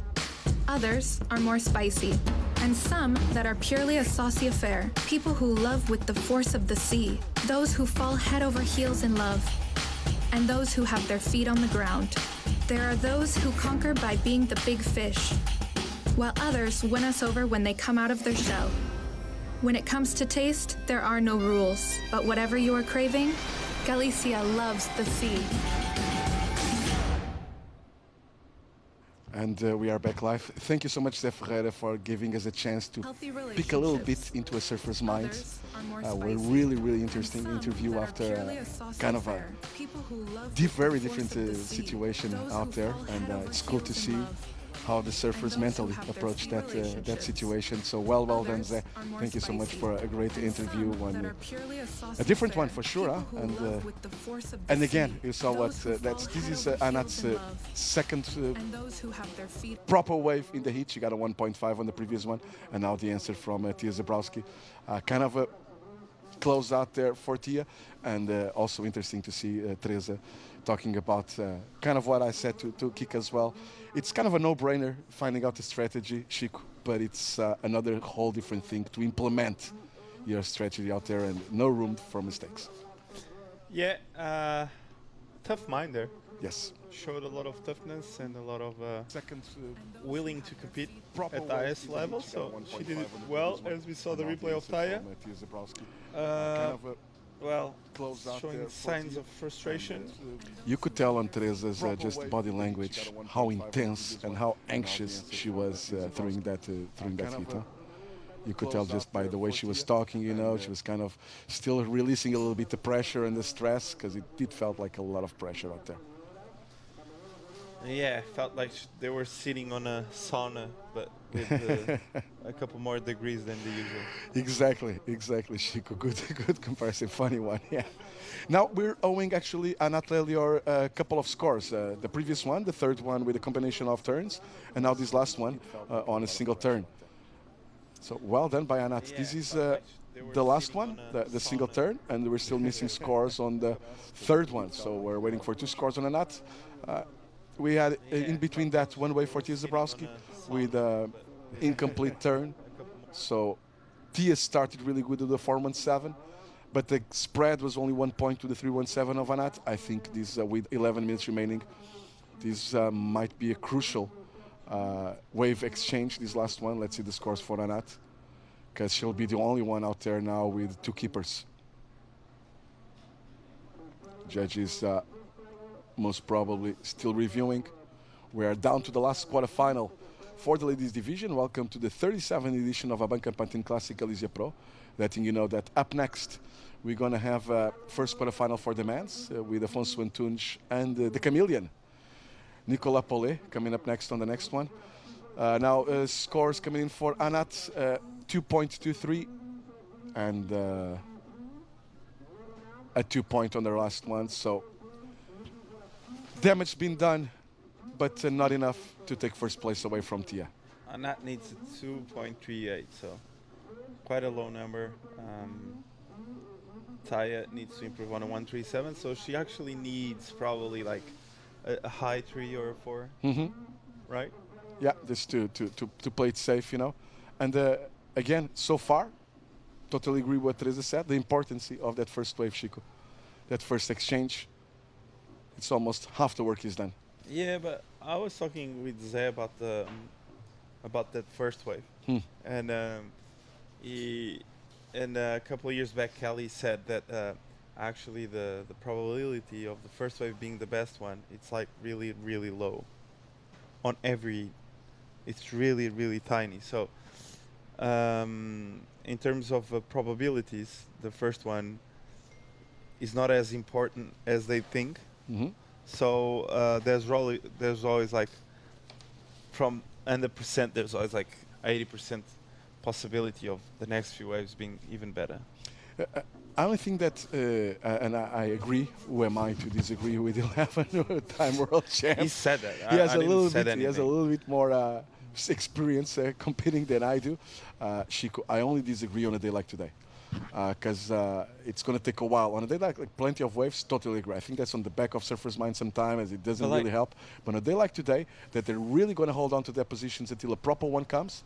The one who gets that proper one might be the only opportunity out there. And so far, in this heat, that's so far proving me right.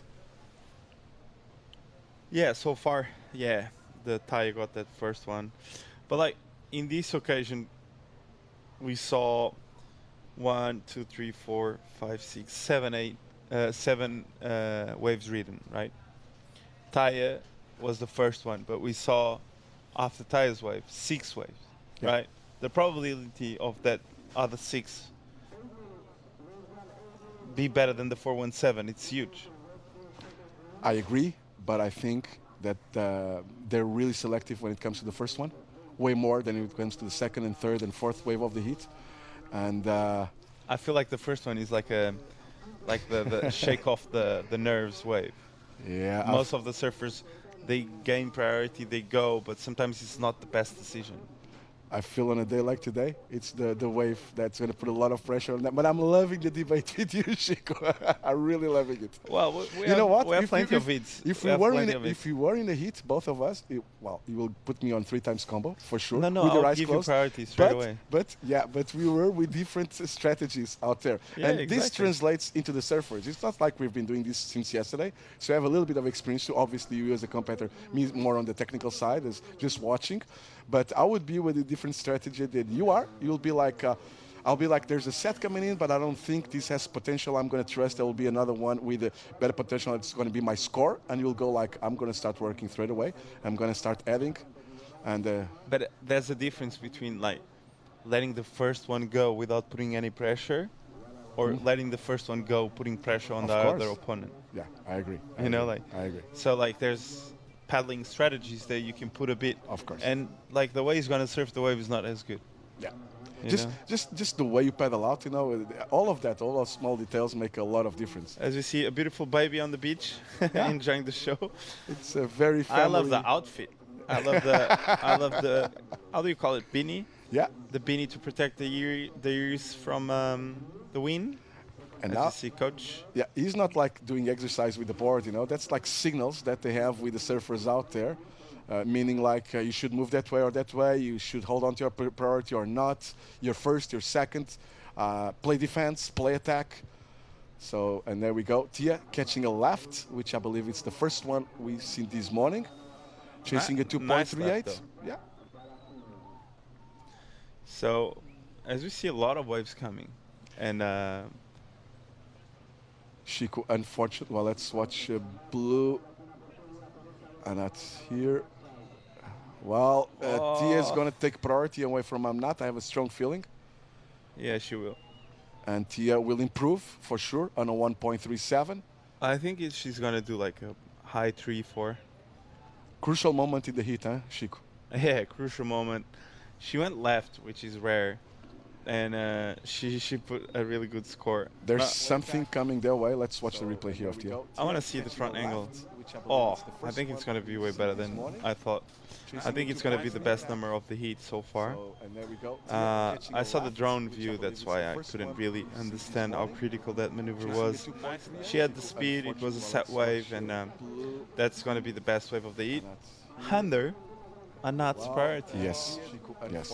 So that shows that that first wave, it's important, but making the right decision with priority is important too, as we see live action. Yeah, we were watching the replays and you could tell there were a couple of waves coming their way, and I was really eager to see what happened. What? Yeah, this is now this is crucial. Now this is crucial. 4 minutes and 20 seconds remaining. You could see that Tia had a long wave too, a longer wave too. They got long waves. Yes. It's on that point of the tide where it's connecting to the inside now. You know what? It's getting really, really slow, and with the tide coming in, we have an official call already. We're going to go on hold after the end of this heat. And we will expect for conditions to improve. Okay. So we might have a very long day ahead of us because we're still pretty far away from high tide. If we're going to go on hold now, meaning we're only going to come back in a few hours probably. Well, let's wait and see. We'll keep you posted back home, but just to let you know, men's quarterfinals will be on hold at the end of this heat. So that answers a little bit to the questions you put to me early this morning at the start of the heat when I said, well... I was afraid. Yeah. I was afraid of the heat so far. The big I saw the drone lull. That's why oh, a huge turn by Tia.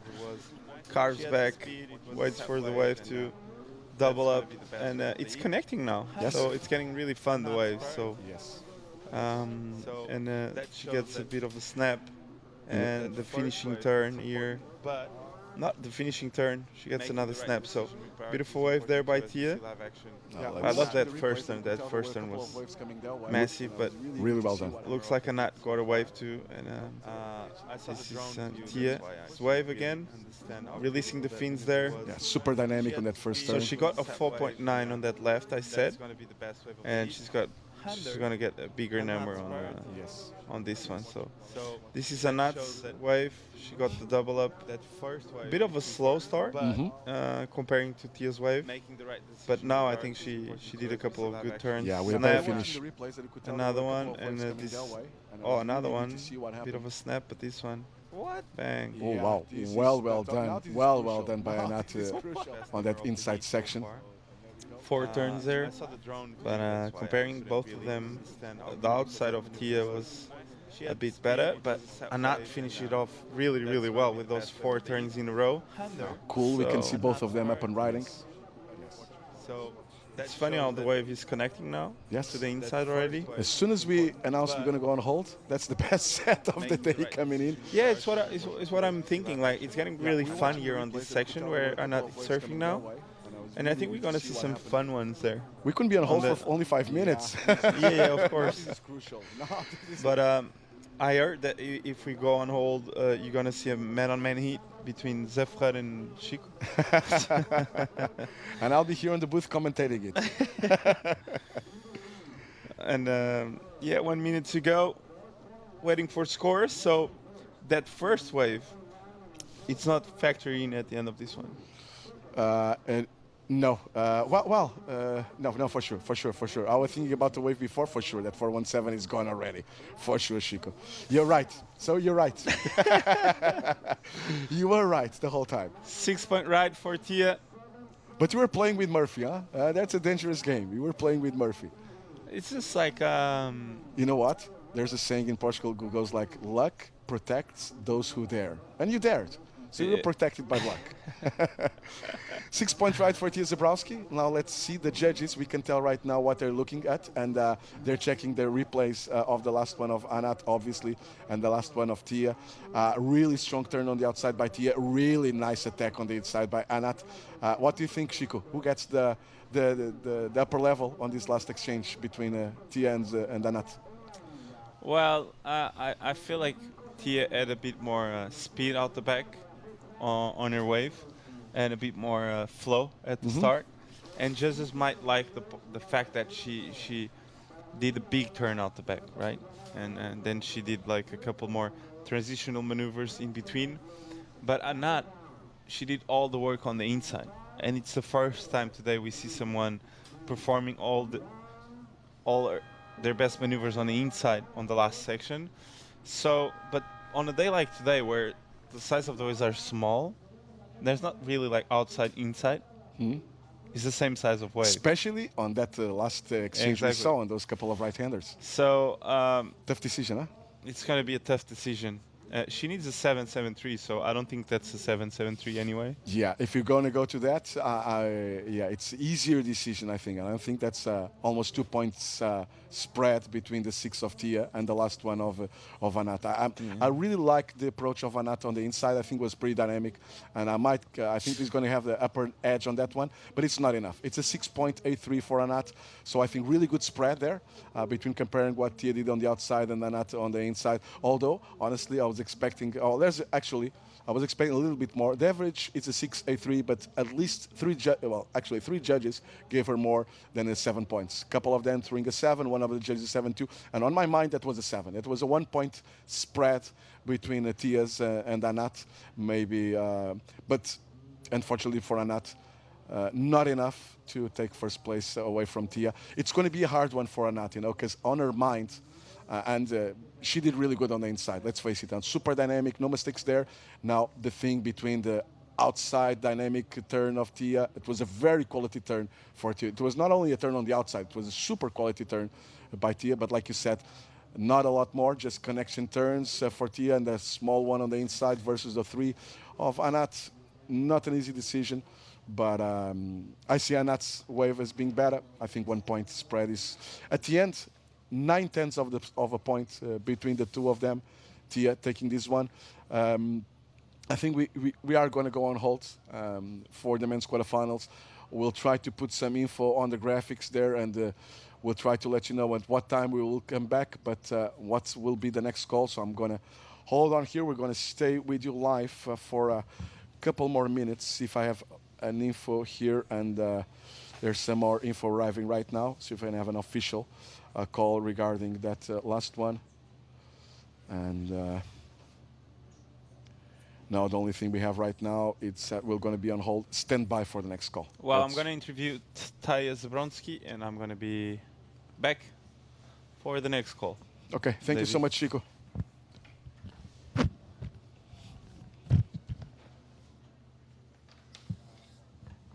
Yeah, while Chico goes for that interview, checking there, Anat and Tia. I wish I was a fly and I could hear what they were talking about. Looked like Anat was checking Tia's surfboard, maybe the fins there. Talking about that, how was your wave, what you did on your wave, I did this. It's so cool to see. And more than, I'm not even talking about sportsmanship, but it's cool to see that they're trying to understand and trying to get even better for the next rounds, exchanging some information there, getting some feedback from each other for what the sensations were out there in the heat. And well done by Tia Zabowski.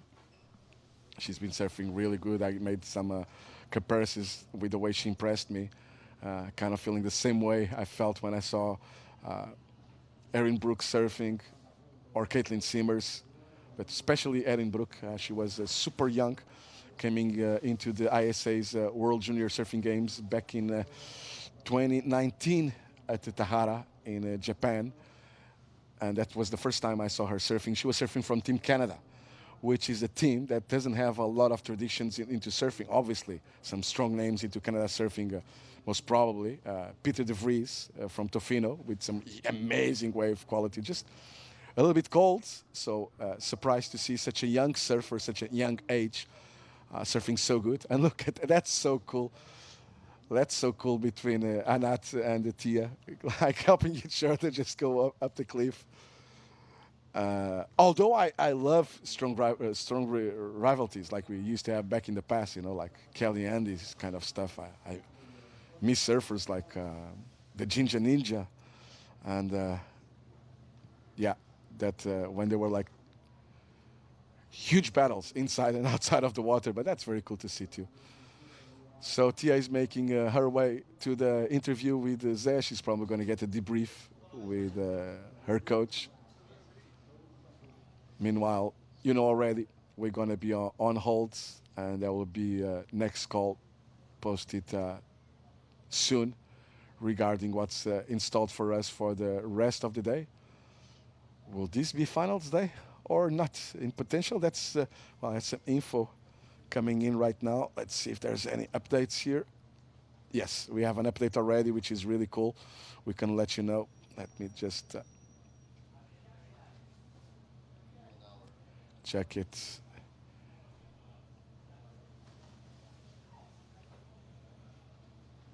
Yeah, 1:30 local time, so it will be in 1 hour, now being 12:30 here in Galicia. So we'll be waiting for the tide to come in and put a little bit of push into the swell. That might help us. We're going to keep our fingers crossed. It will help us.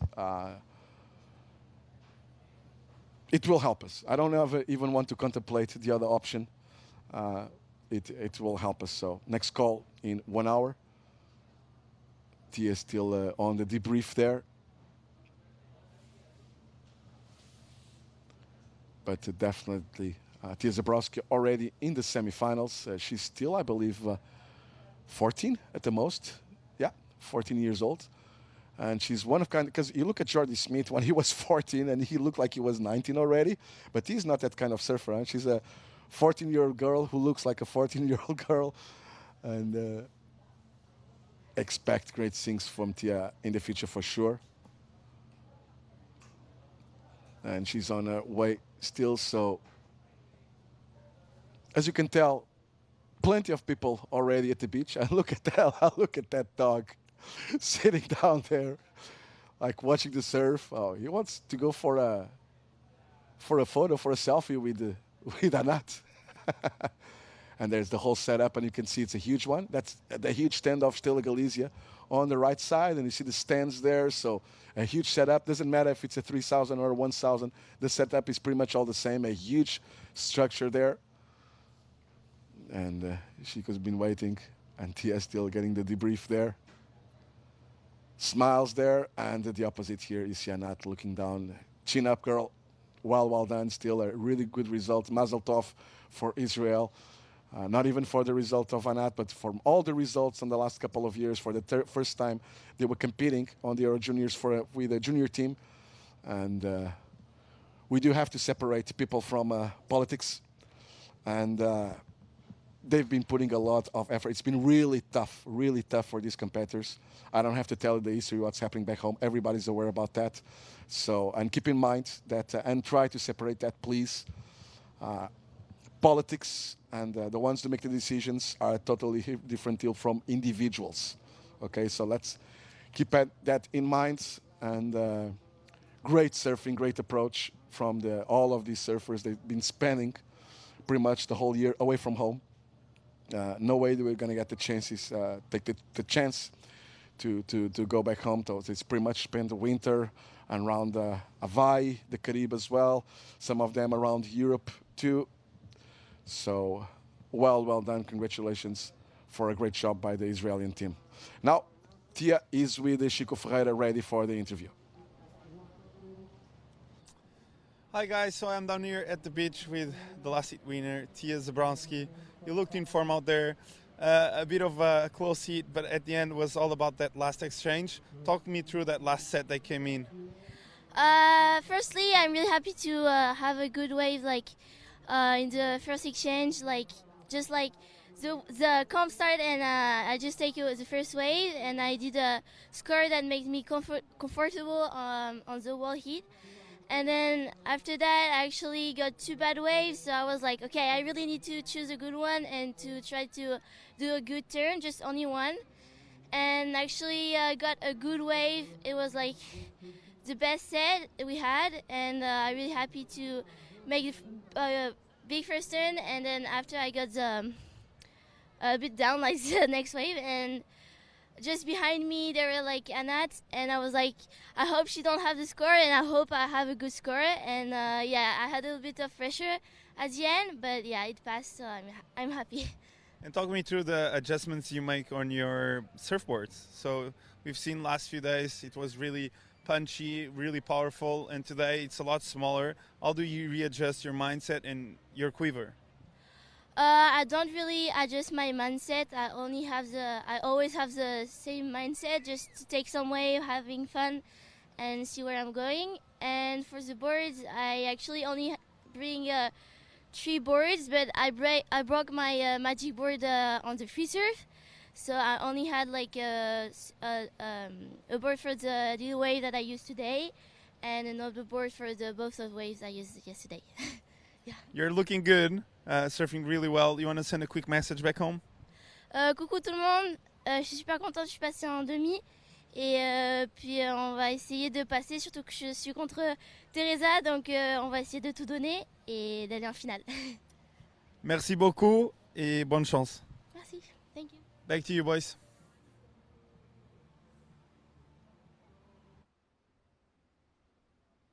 Thank you so much, Chico, and well done. Well, if you can understand French, Tia was excited. She knows she's going to go against Teresa Bonvalot on the next one.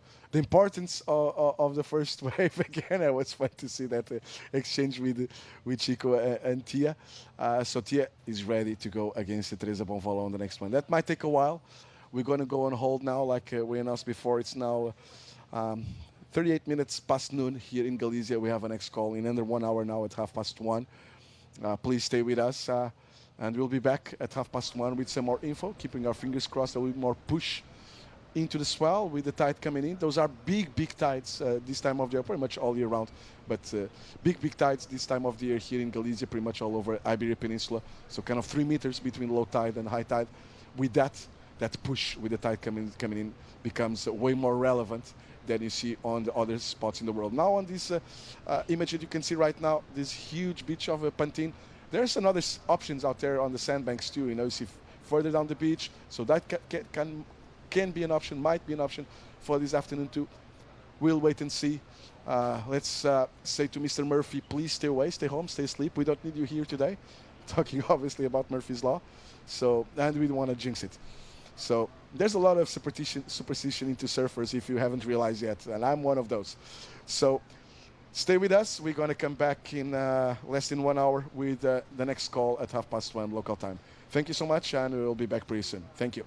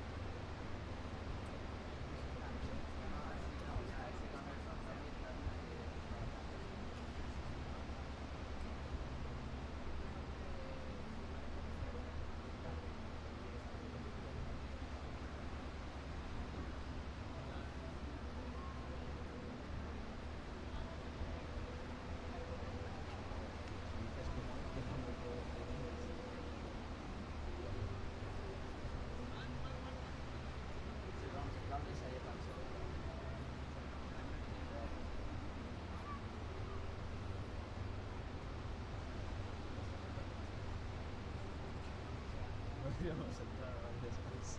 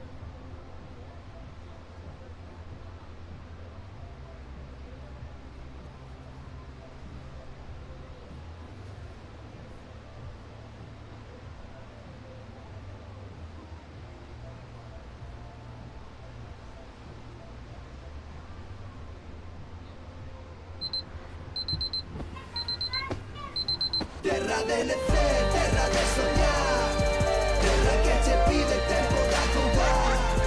Déjate levar polo natural, algo que te pide volverte a topar. There are healthy relationships. Others are more spicy. And some that are purely a saucy affair. People who love with the force of the sea. Those who fall head over heels in love. And those who have their feet on the ground. There are those who conquer by being the big fish, while others win us over when they come out of their shell. When it comes to taste, there are no rules. But whatever you are craving, Galicia loves the sea. Míralos, arreglando el mundo.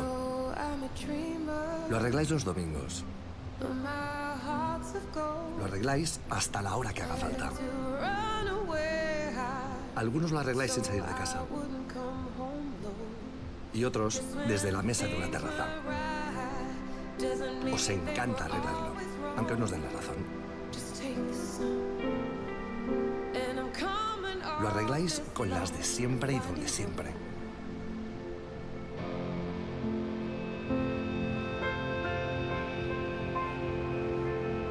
Llevamos toda la vida arreglando el mundo alrededor de una cerveza. Ahora ya es oficial. Estrella Galicia se escribe con B de Picor. El movimiento global que lucha cada día por ser mejores para el mundo. Por el planeta, por nuestro origen, por las personas, por la cerveza.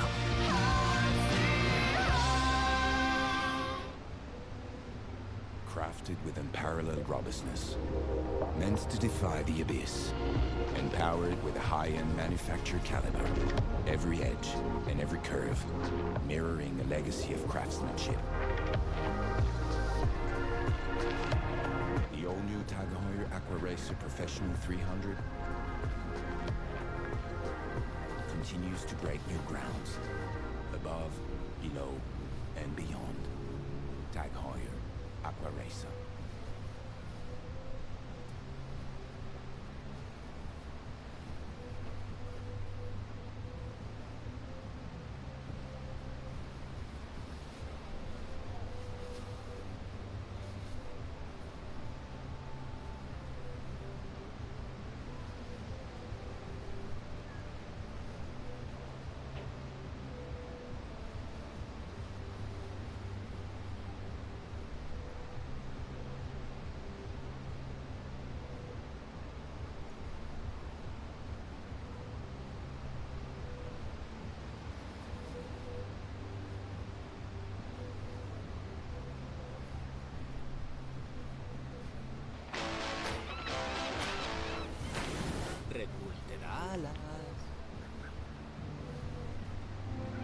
We have been protecting what we love for more than 15 years through environmental awareness and activism.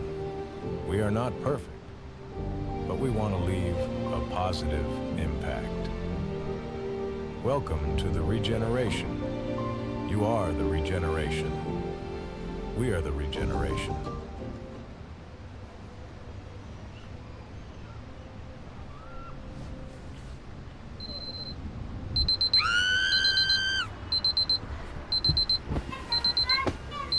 Terra delle fe, terra de soñar, terra que te pide tempo da contar.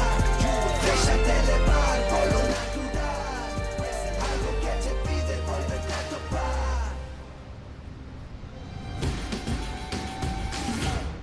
There are healthy relationships.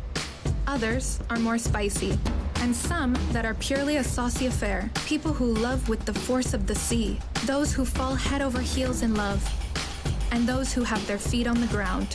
There are those who conquer by being the big fish, while others win us over when they come out of their shell. When it comes to taste, there are no rules, but whatever you are craving, Galicia loves the sea. Míralos, arreglando el mundo. Lo arregláis los domingos. Lo arregláis hasta la hora que haga falta. Algunos lo arregláis sin salir de casa. Y otros desde la mesa de una terraza. Os encanta arreglarlo, aunque nos den la razón. Lo arregláis con las de siempre y donde siempre.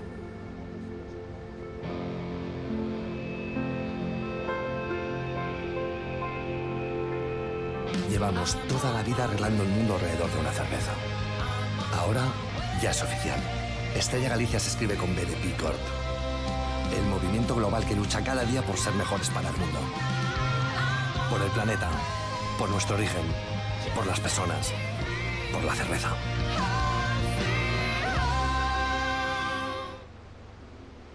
Crafted with unparalleled robustness, meant to defy the abyss, and powered with a high-end manufactured caliber, every edge and every curve, mirroring a legacy of craftsmanship.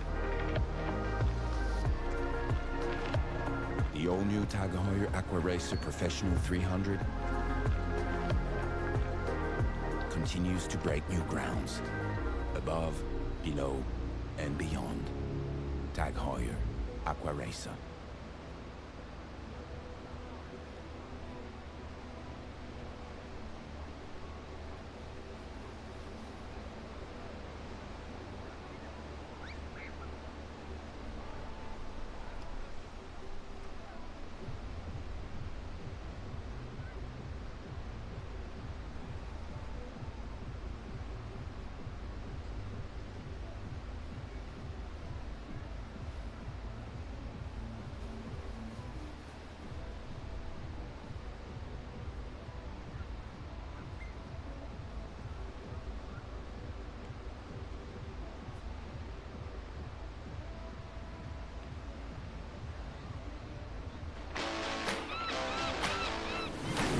Red Bull te da alas.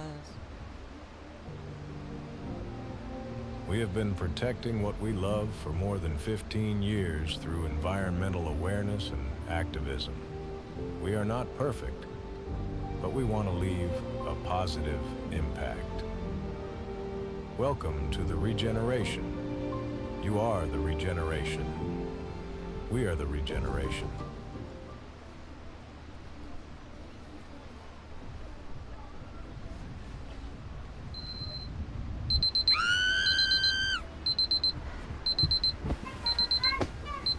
Terra delle fe, terra de soñar, terra que te pide tempo da contar. Déxate levar polo natural, algo que te pide volverte a topar. There are healthy relationships. Others are more spicy. And some that are purely a saucy affair. People who love with the force of the sea. Those who fall head over heels in love. And those who have their feet on the ground. There are those who conquer by being the big fish, while others win us over when they come out of their shell. When it comes to taste, there are no rules, but whatever you are craving, Galicia loves the sea. Míralos, arreglando el mundo. Lo arregláis los domingos. Lo arregláis hasta la hora que haga falta. Algunos lo arregláis sin salir de casa. Y otros desde la mesa de una terraza. Os encanta arreglarlo, aunque nos den la razón. Lo arregláis con las de siempre y donde siempre.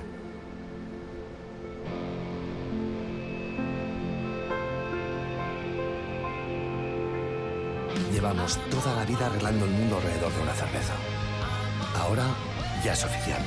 Estella Galicia se escribe con B de Picorp.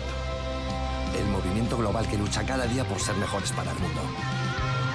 Por el planeta, por nuestro origen, por las personas, por la cerveza.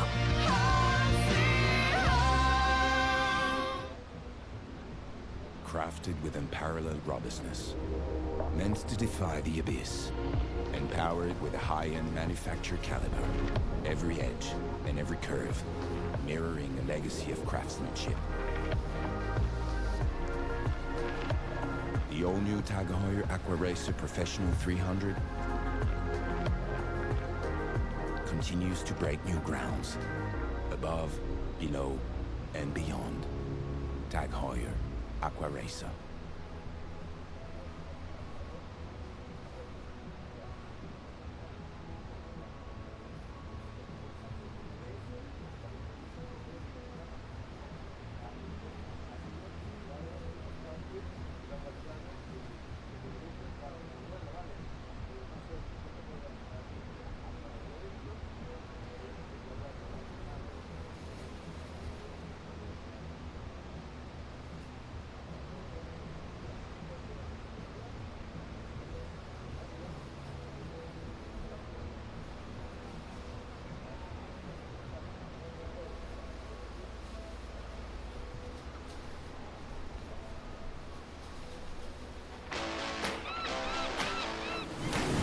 Red Bull te da alas.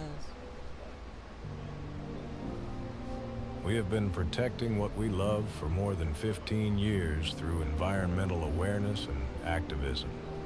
We are not perfect, but we want to leave a positive impact. Welcome to the regeneration. You are the regeneration. We are the regeneration.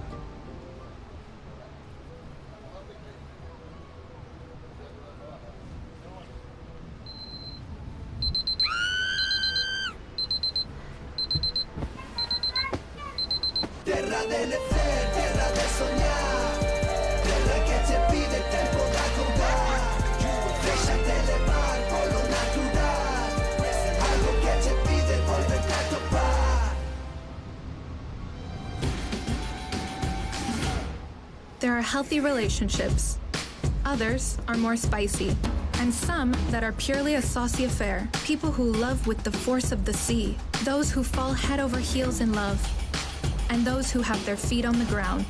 There are those who conquer by being the big fish, while others win us over when they come out of their shell. When it comes to taste, there are no rules. But whatever you are craving, Galicia loves the sea. Míralos, arreglando el mundo. Lo arregláis los domingos. Lo arregláis hasta la hora que haga falta.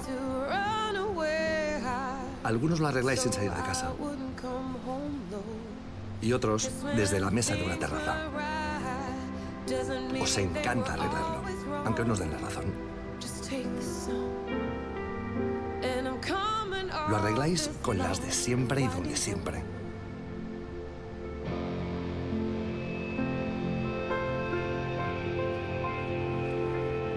Llevamos toda la vida arreglando el mundo alrededor de una cerveza. Ahora ya es oficial. Estrella Galicia se escribe con B de B Corp. El movimiento global que lucha cada día por ser mejores para el mundo. Por el planeta, por nuestro origen, por las personas, por la cerveza.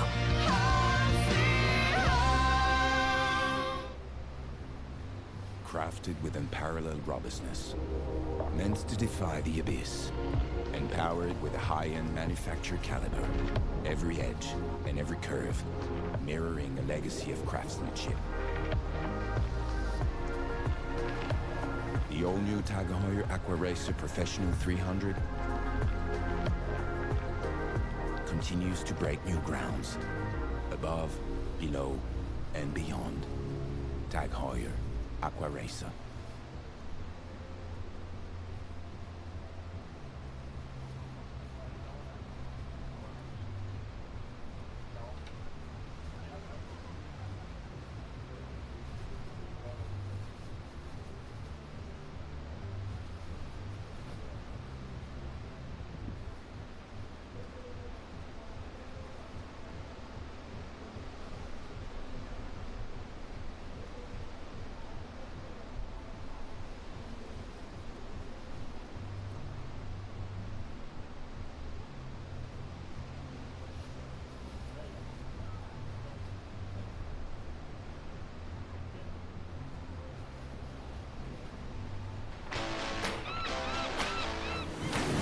Red Bull te da alas. We have been protecting what we love for more than 15 years through environmental awareness and activism. We are not perfect, but we want to leave a positive impact. Welcome to the regeneration. You are the regeneration. We are the regeneration.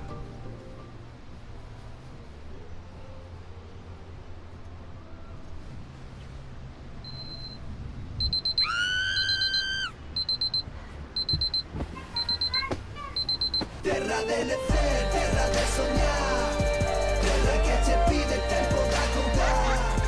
Deixate levar por lo natural, algo que te pide volverte a topar. There are healthy relationships. Others are more spicy. And some that are purely a saucy affair. People who love with the force of the sea. Those who fall head over heels in love. And those who have their feet on the ground. There are those who conquer by being the big fish, while others win us over when they come out of their shell. When it comes to taste, there are no rules, but whatever you are craving, Galicia loves the sea. Míralos, arreglando el mundo. Lo arregláis los domingos. Lo arregláis hasta la hora que haga falta. Algunos lo arregláis sin salir de casa. Y otros desde la mesa de una terraza. Os encanta arreglarlo, aunque nos den la razón. Lo arregláis con las de siempre y donde siempre.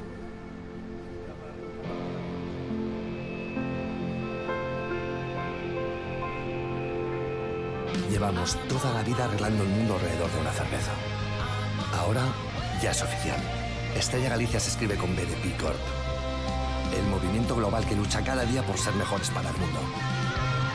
Por el planeta, por nuestro origen, por las personas, por la cerveza.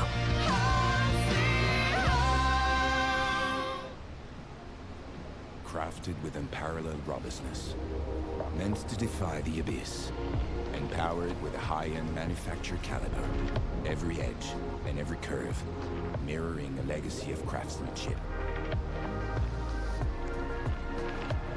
The all-new Tag Heuer Aqua Racer Professional 300 continues to break new grounds, above, below, and beyond. Tag Heuer Aqua Racer.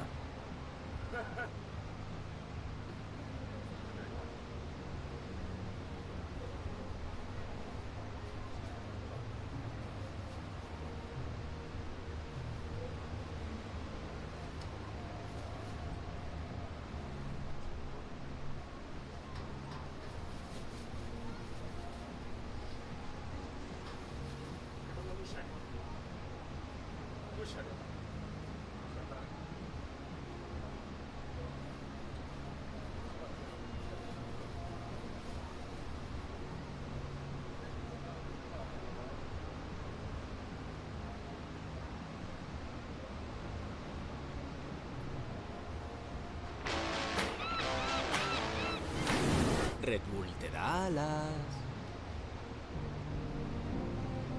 We have been protecting what we love for more than 15 years through environmental awareness and activism. We are not perfect, but we want to leave a positive impact. Welcome to the regeneration. You are the regeneration. We are the regeneration.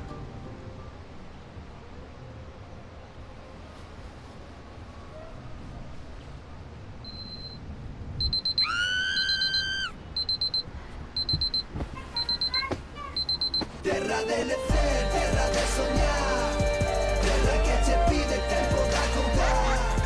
Déjate levar por lo natural, algo que ci pide volverte a topar. There are healthy relationships. Others are more spicy. And some that are purely a saucy affair. People who love with the force of the sea. Those who fall head over heels in love. And those who have their feet on the ground. There are those who conquer by being the big fish, while others win us over when they come out of their shell. When it comes to taste, there are no rules, but whatever you are craving, Galicia loves the sea.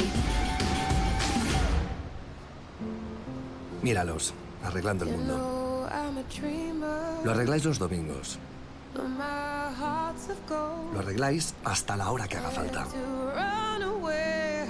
Algunos lo arregláis sin salir de casa.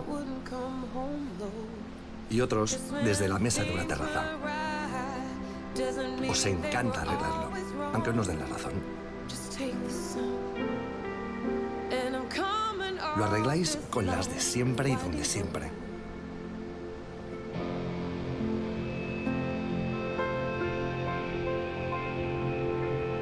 Llevamos toda la vida arreglando el mundo alrededor de una cerveza. Ahora ya es oficial. Estrella Galicia se escribe con B de Corp. El movimiento global que lucha cada día por ser mejores para el mundo. Por el planeta, por nuestro origen, por las personas, por la cerveza.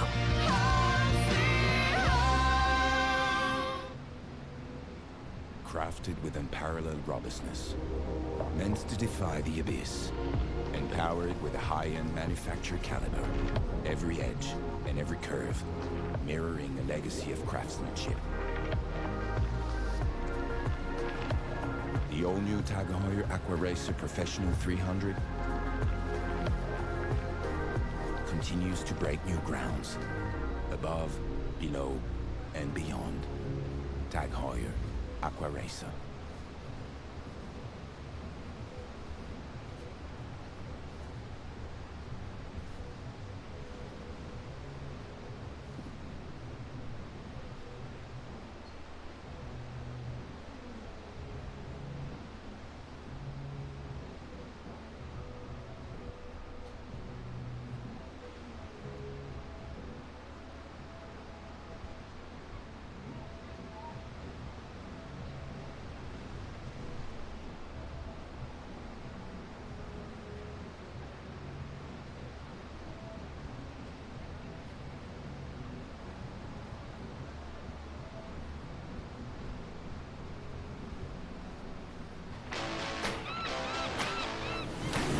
Red Bull te da alas. We have been protecting what we love for more than 15 years through environmental awareness and activism. We are not perfect, but we want to leave a positive impact. Welcome to the regeneration. You are the regeneration. We are the regeneration.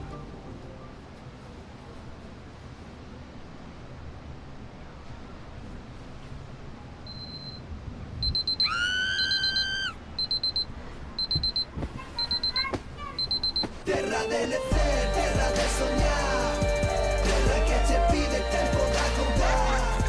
Deixate levar por lo natural, algo que ci pide volverte a topar. There are healthy relationships. Others are more spicy. And some that are purely a saucy affair. People who love with the force of the sea. Those who fall head over heels in love.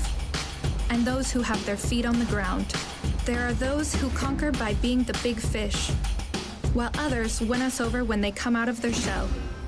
When it comes to taste, there are no rules, but whatever you are craving, Galicia loves the sea. Míralos, arreglando el mundo. Lo arregláis los domingos. Lo arregláis hasta la hora que haga falta. Algunos lo arregláis sin salir de casa. Y otros desde la mesa de una terraza. Os encanta arreglarlo, aunque nos den la razón. Lo arregláis con las de siempre y donde siempre.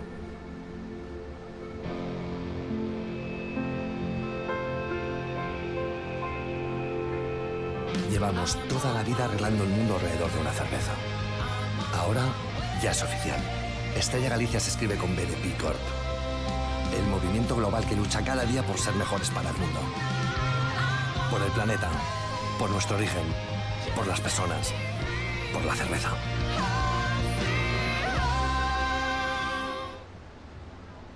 Crafted with unparalleled robustness, meant to defy the abyss, and powered with a high-end manufactured caliber, every edge and every curve, mirroring a legacy of craftsmanship. The all-new Tag Heuer Aqua Racer Professional 300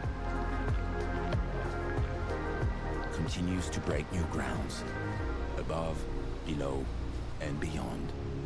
Tag Heuer Aqua Racer.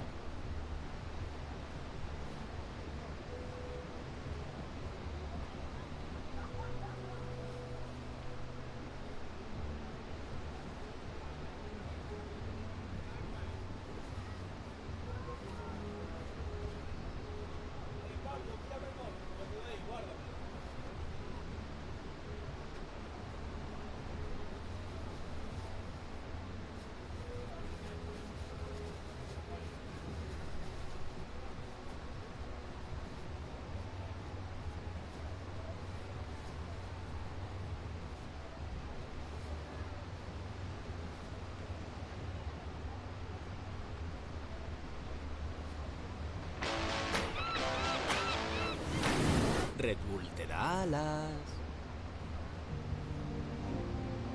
We have been protecting what we love for more than 15 years through environmental awareness and activism. We are not perfect, but we want to leave a positive impact. Welcome to the regeneration. You are the regeneration. We are the regeneration.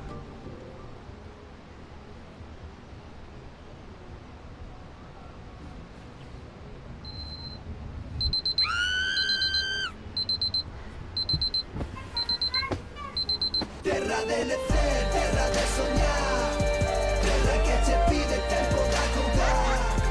Deixate levar por lo natural, algo que ci pide volverte a topar. There are healthy relationships. Others are more spicy. And some that are purely a saucy affair. People who love with the force of the sea. Those who fall head over heels in love. And those who have their feet on the ground.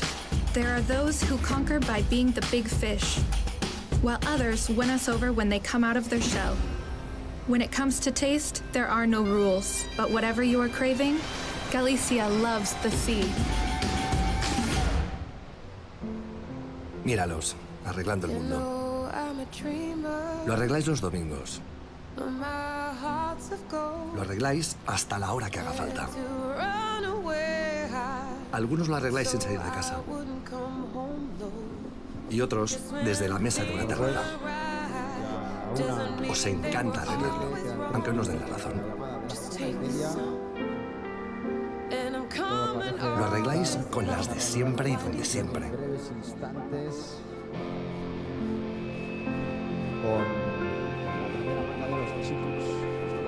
Llevamos toda la vida arreglando el mundo alrededor de una cerveza. Ahora ya es oficial. Estella Galicia se escribe con B de Picor. El movimiento global que lucha cada día por ser mejores para el mundo. Por el planeta, por nuestro origen, por las personas, por la cerveza.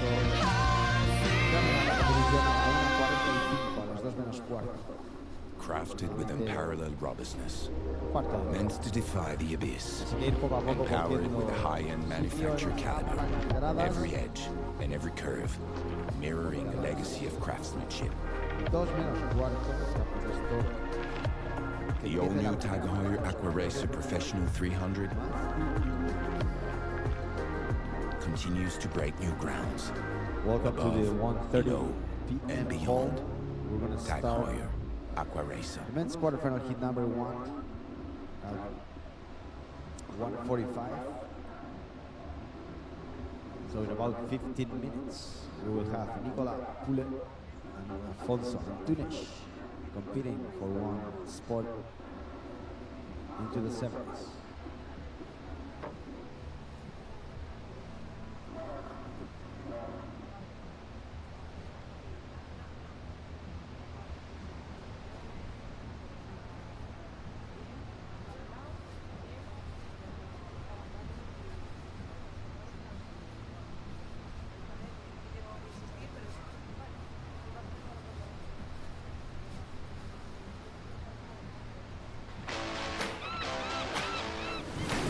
Red Bull te da alas.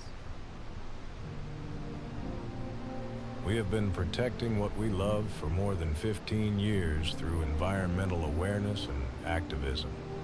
We are not perfect, but we want to leave a positive impact. Welcome to the regeneration. You are the regeneration. We are the regeneration.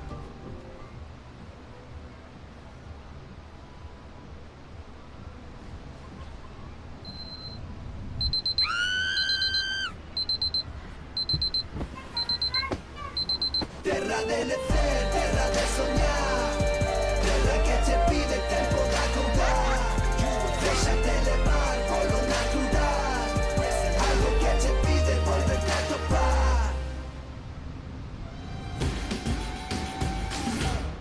There are healthy relationships.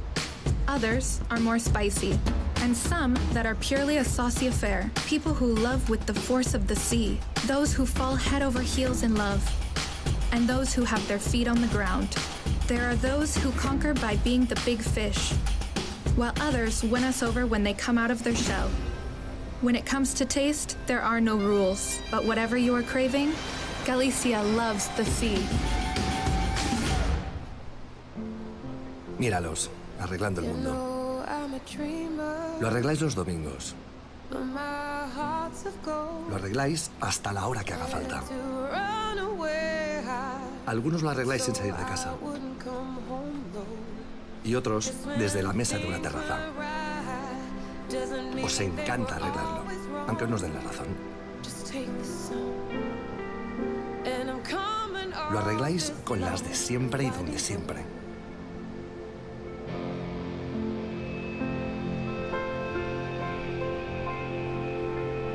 Llevamos toda la vida arreglando el mundo alrededor de una cerveza. Ahora ya es oficial. Estrella Galicia se escribe con B de B Corp. El movimiento global que lucha cada día por ser mejores para el mundo. Por el planeta, por nuestro origen, por las personas, por la cerveza.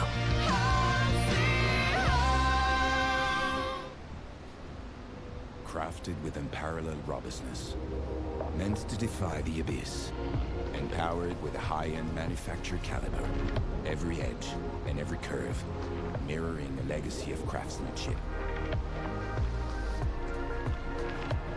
The all-new Tag Heuer Aqua Racer Professional 300 continues to break new grounds, above, below, and beyond. Tag Heuer Aqua Racer.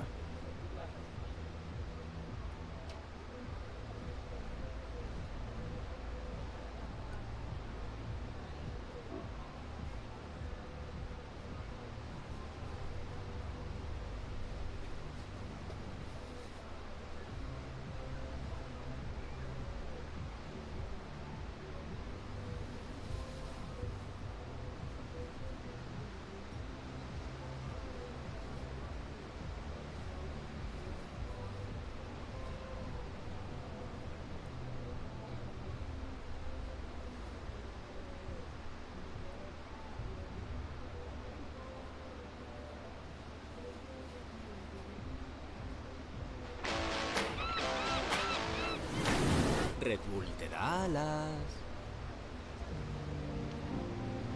We have been protecting what we love for more than 15 years through environmental awareness and activism. We are not perfect, but we want to leave a positive impact. Bueno, son las Welcome to the regeneration.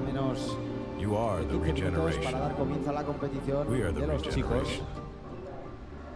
Han cogido ya las licras tanto Nicolás Poulet como Afonso Antunes.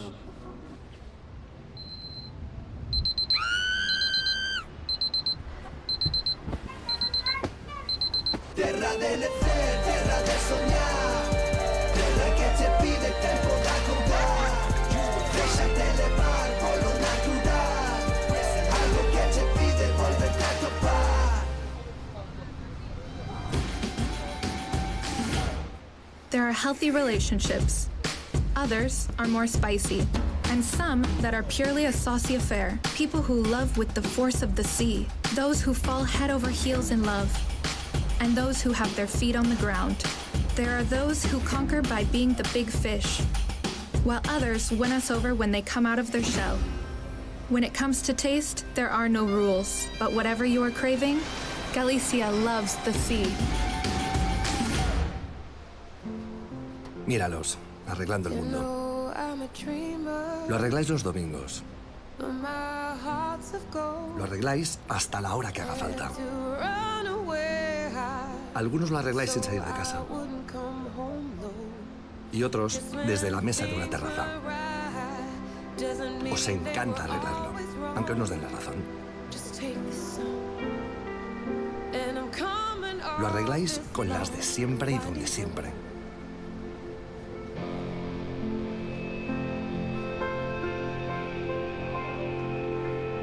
Llevamos toda la vida arreglando el mundo alrededor de una cerveza. Ahora ya es oficial. Estrella Galicia se escribe con B de B Corp. El movimiento global que lucha cada día por ser mejores para el mundo. Por el planeta, por nuestro origen, por las personas, por la cerveza.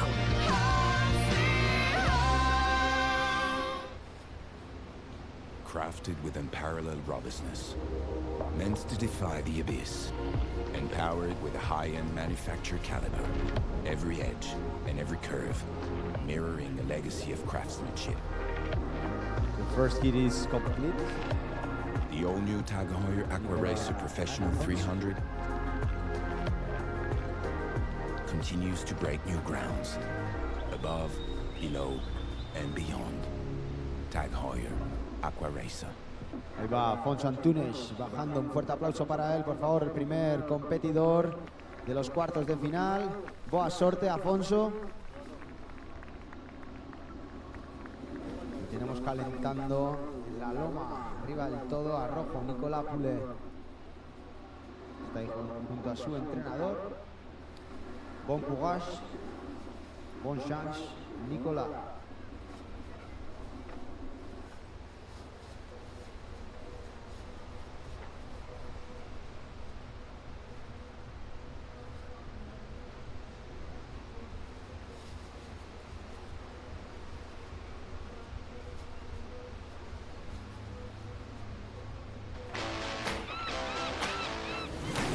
Red Bull te da alas.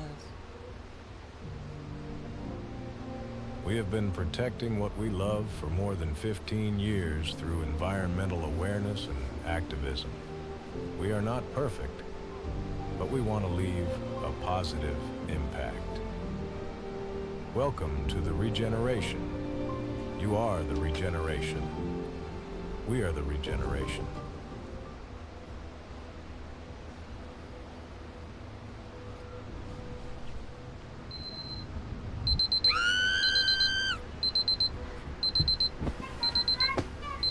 Terra delle fe, terra del sognare, terra che ti pide il tempo da contare, lasciate le mani, pollo natural, algo que te pide volverte a topar. Veis ahí está Afonso Antunes con la calentándose, gracias. There are healthy relationships. Others are more spicy, and some that are pure.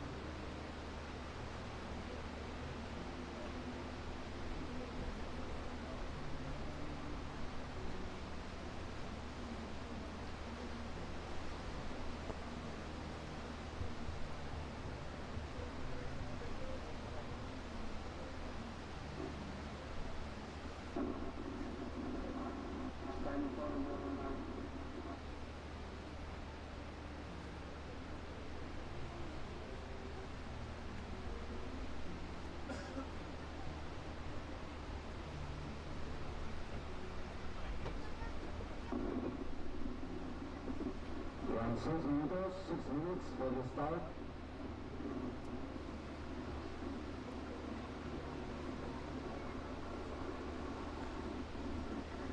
Minutes for the start of the quarterfinal hit number 1.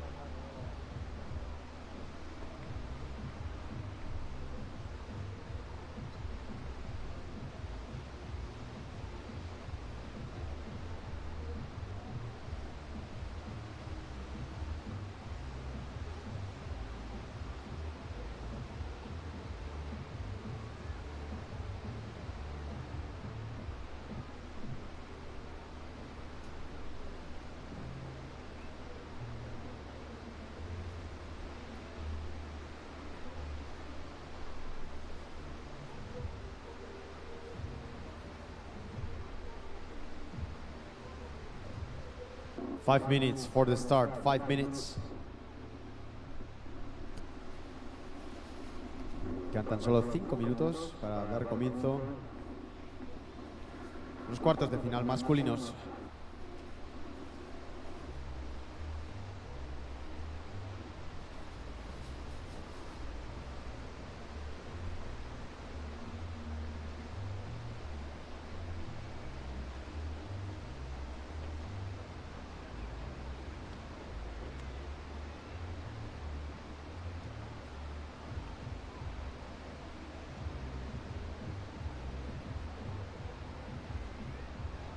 Four minutes for the start.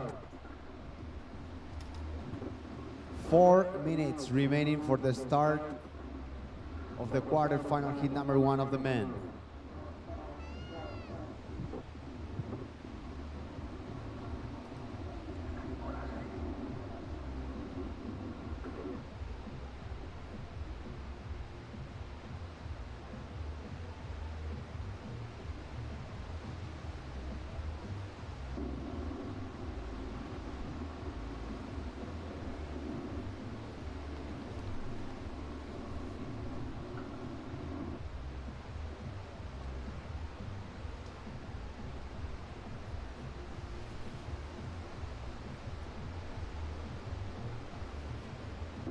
Vemos calentando a Afonso Antunes. 3 minutes, under 3 minutes for the start. Y aquí va con licra roja Nicolás Poulet, bajando por la loma. Un fuerte aplauso para él, por favor. El joven surfista francés. Se enfrentará a Afonso.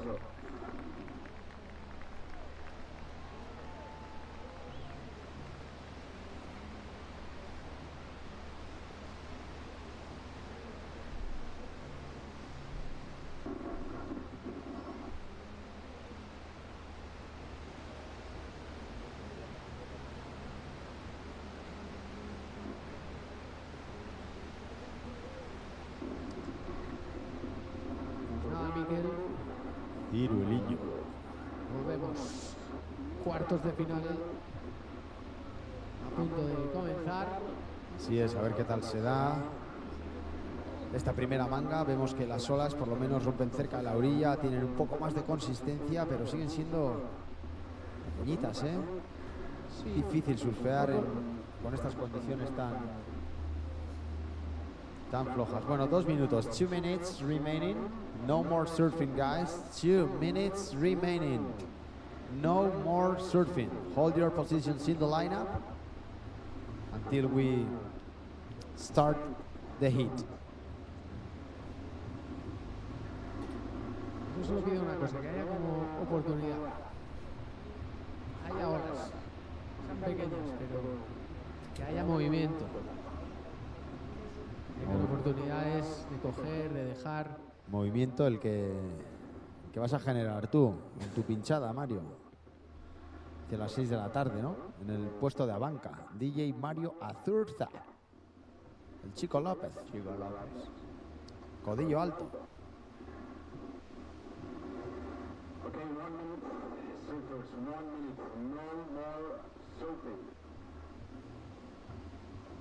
Hold your positions, please. Afonso and Nicola and Afonso.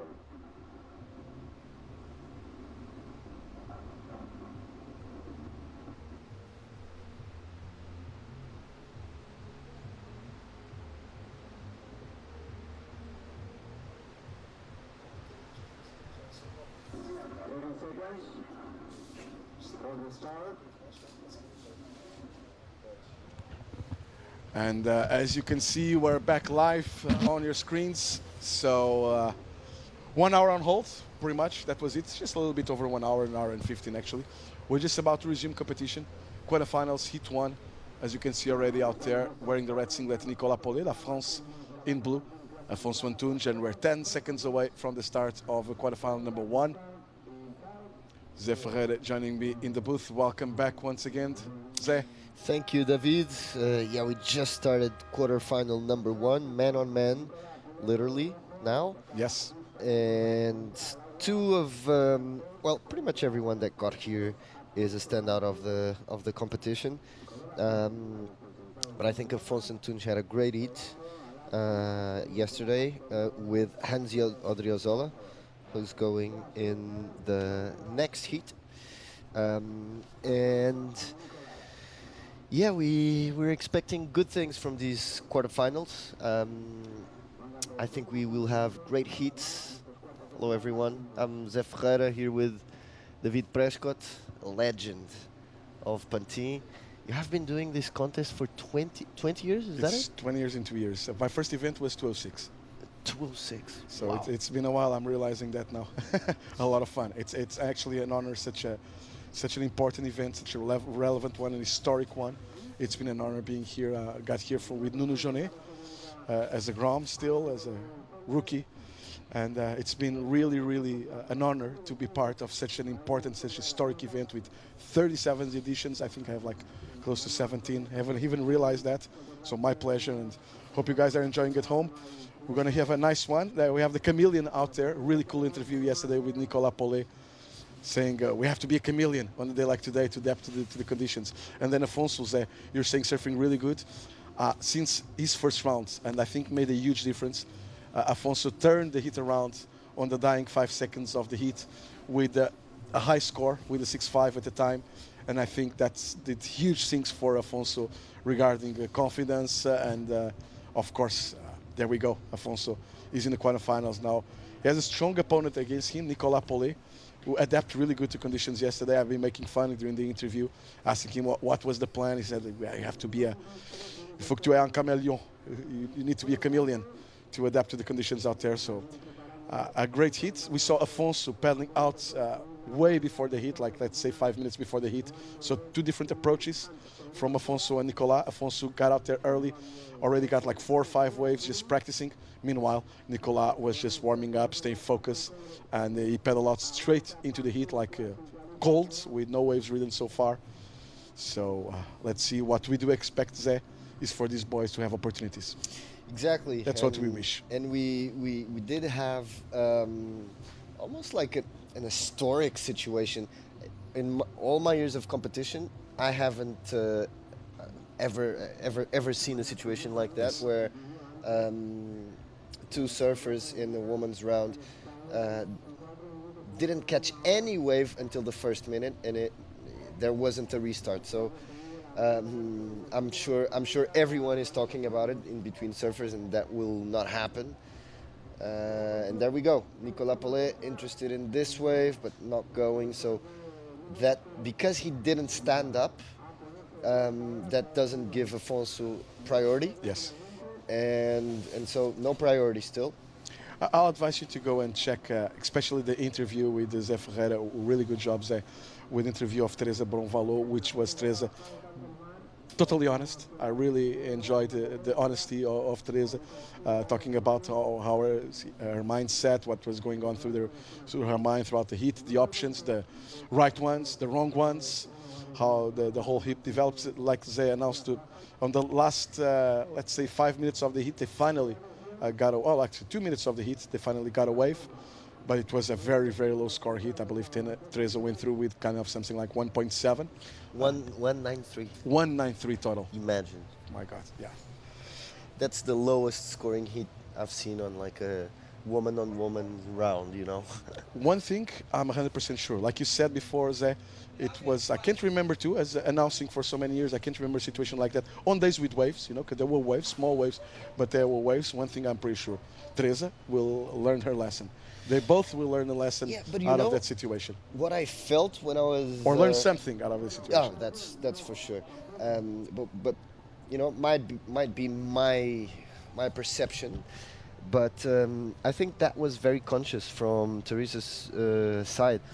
I think if she knew that if no one caught a wave until the end of the heat, the other surfer would go through, because she was better ranked. Bahia is better ranked than Teresa, so Teresa would lose. I think she didn't understand that. Also because this situation never happened, so people don't really know what what the rules are, what the rules apply. You know, Teresa was involved on a situation not as the same, but kind of similar. Remember when she almost qualified for the Challenger Series? She was actually tied on that spot for qualifying. Yeah. So they couldn't use the sittings. I think they went like for the third option. They did. It was something related with like high scores, highest totals. Yeah. So I think Teresa is kind of aware of those rules for sure. Yeah. They're like that had to be like almost traumatic. Exactly. Like, it's that was really hard. I think it was one of the hardest decisions on tides between surfers because they went like to the third or fourth option. That was the only option to break the tide between Teresa. I'm trying to realize the name of the girl. to being so close and then just not make it. That's hard. Like especially with the amount of energy you saw her putting, and then not happening, like and then winning Newcastle, her first Challenger Series, like a lot of breakthroughs. But she's she was stubborn there in the water. Like clearly she said that in the interview, not stubborn, but she took the decision. She's like, I'm not going to give her the priority, even if we don't catch waves. So, she didn't know she could lose if no one catch waves, but she took the decision anyway. But that shows you that, when she puts her mind to something, she goes for it. That's her personality, apparently. And sometimes it can happen what happened in that heat. But then in other times, like if she puts in her mind that she wants to qualify, you know that she will come up and try again and try and try and try. So, you do need a bit of stubbornness sometimes to be good. Even, we talk about that as a bad thing, to be stubborn. But sometimes, just sometimes, it's a good thing.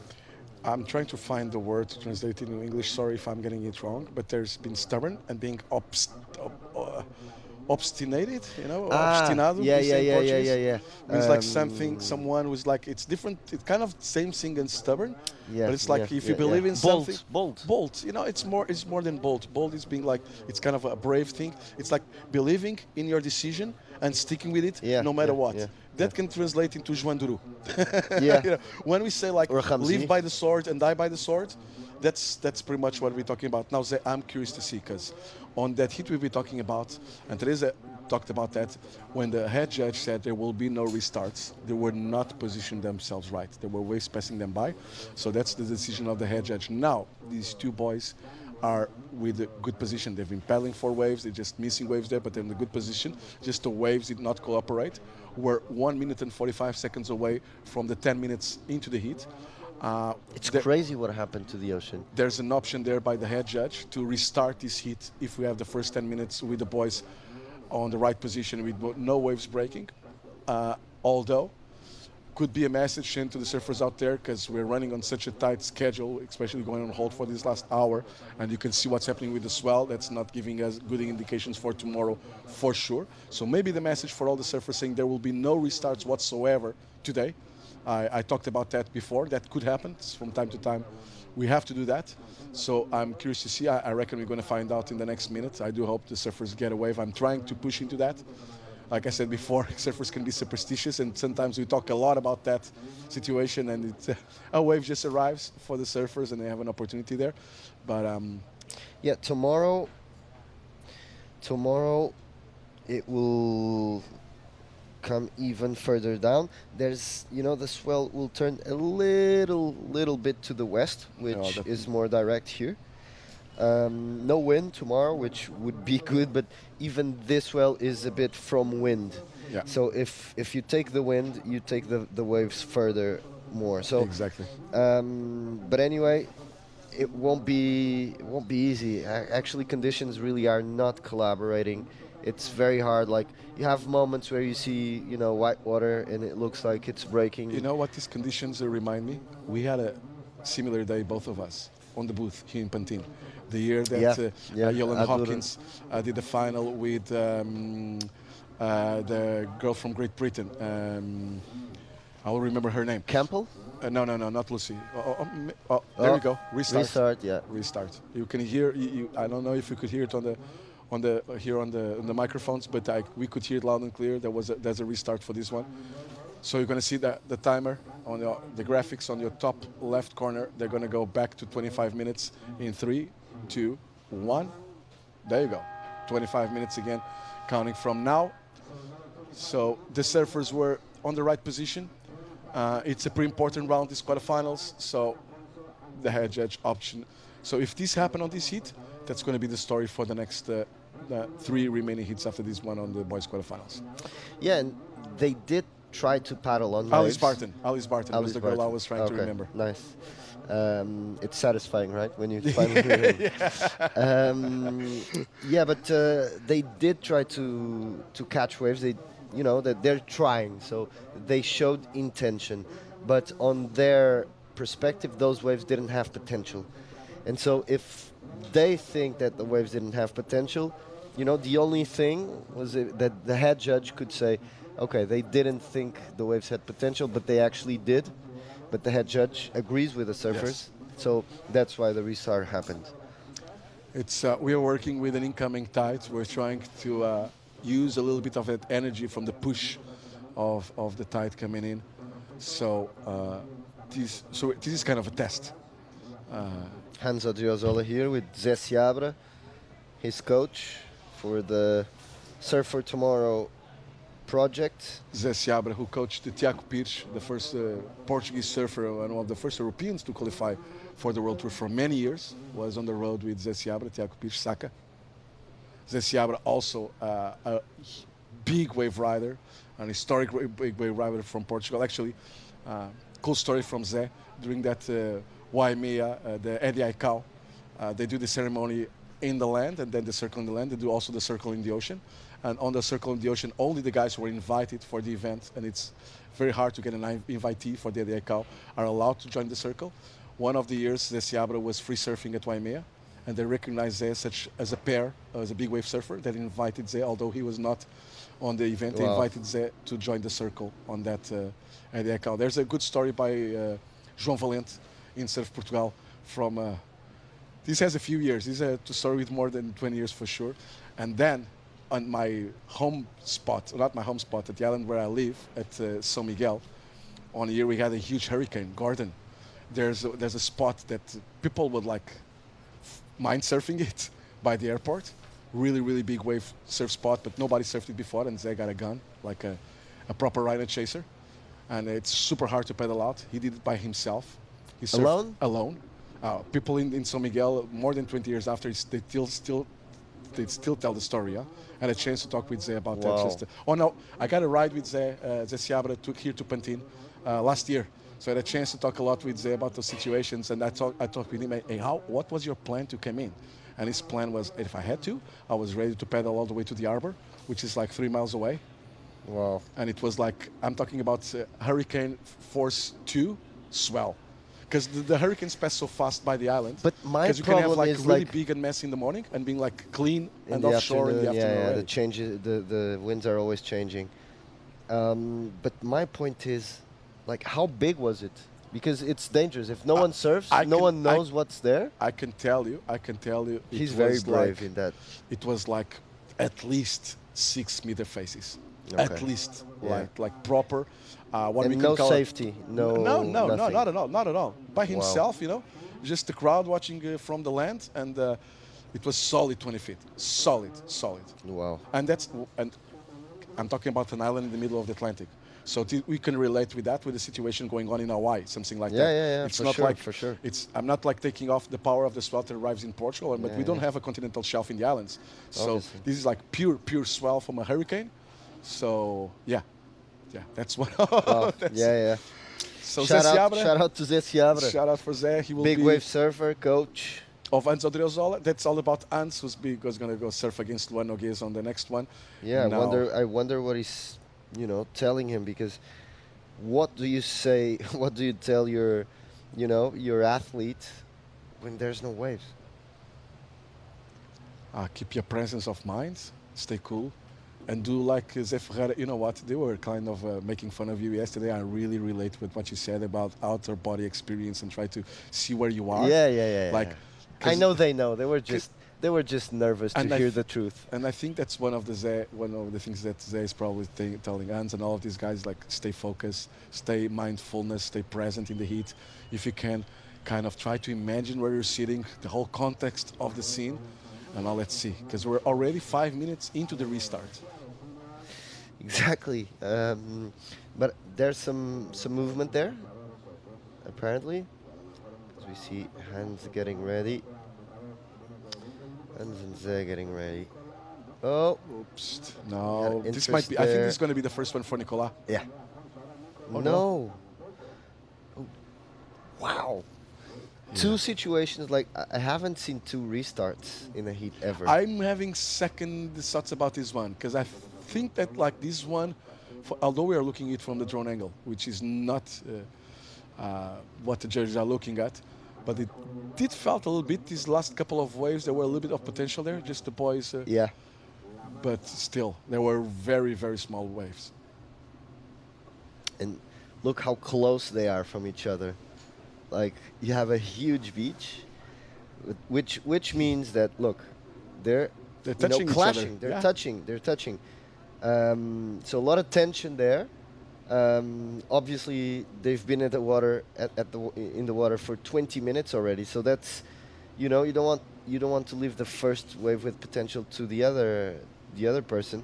And here we go, Nicolas Paulet paddling, but. And is Afonso giving the position, because it looks like,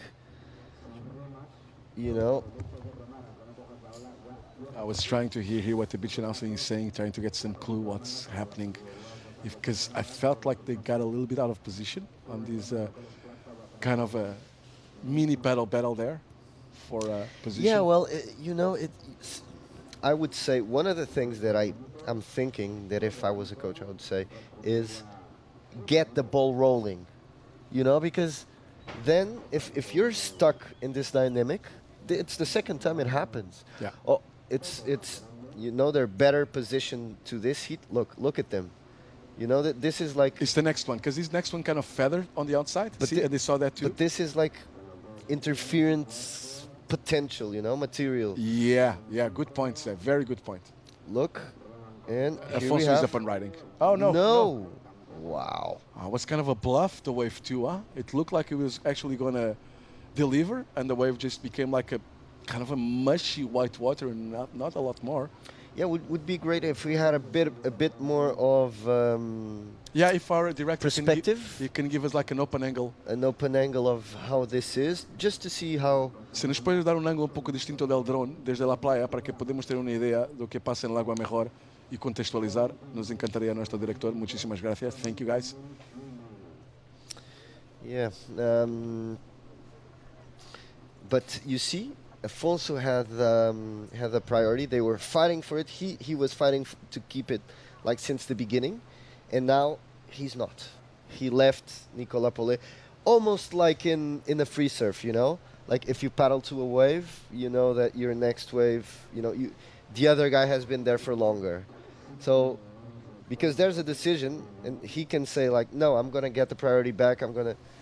You see, now we have a bigger angle, and Afonso is not going neither. I can't blame him. No, I think the judges won't give this heat another restart, David. Yeah. I think I'm with you. There was potential in some waves, but like maybe surfers don't want to admit that it's this bad. You know, and they're waiting for something that doesn't exist. Every single surfer, every single competitor has a different approach.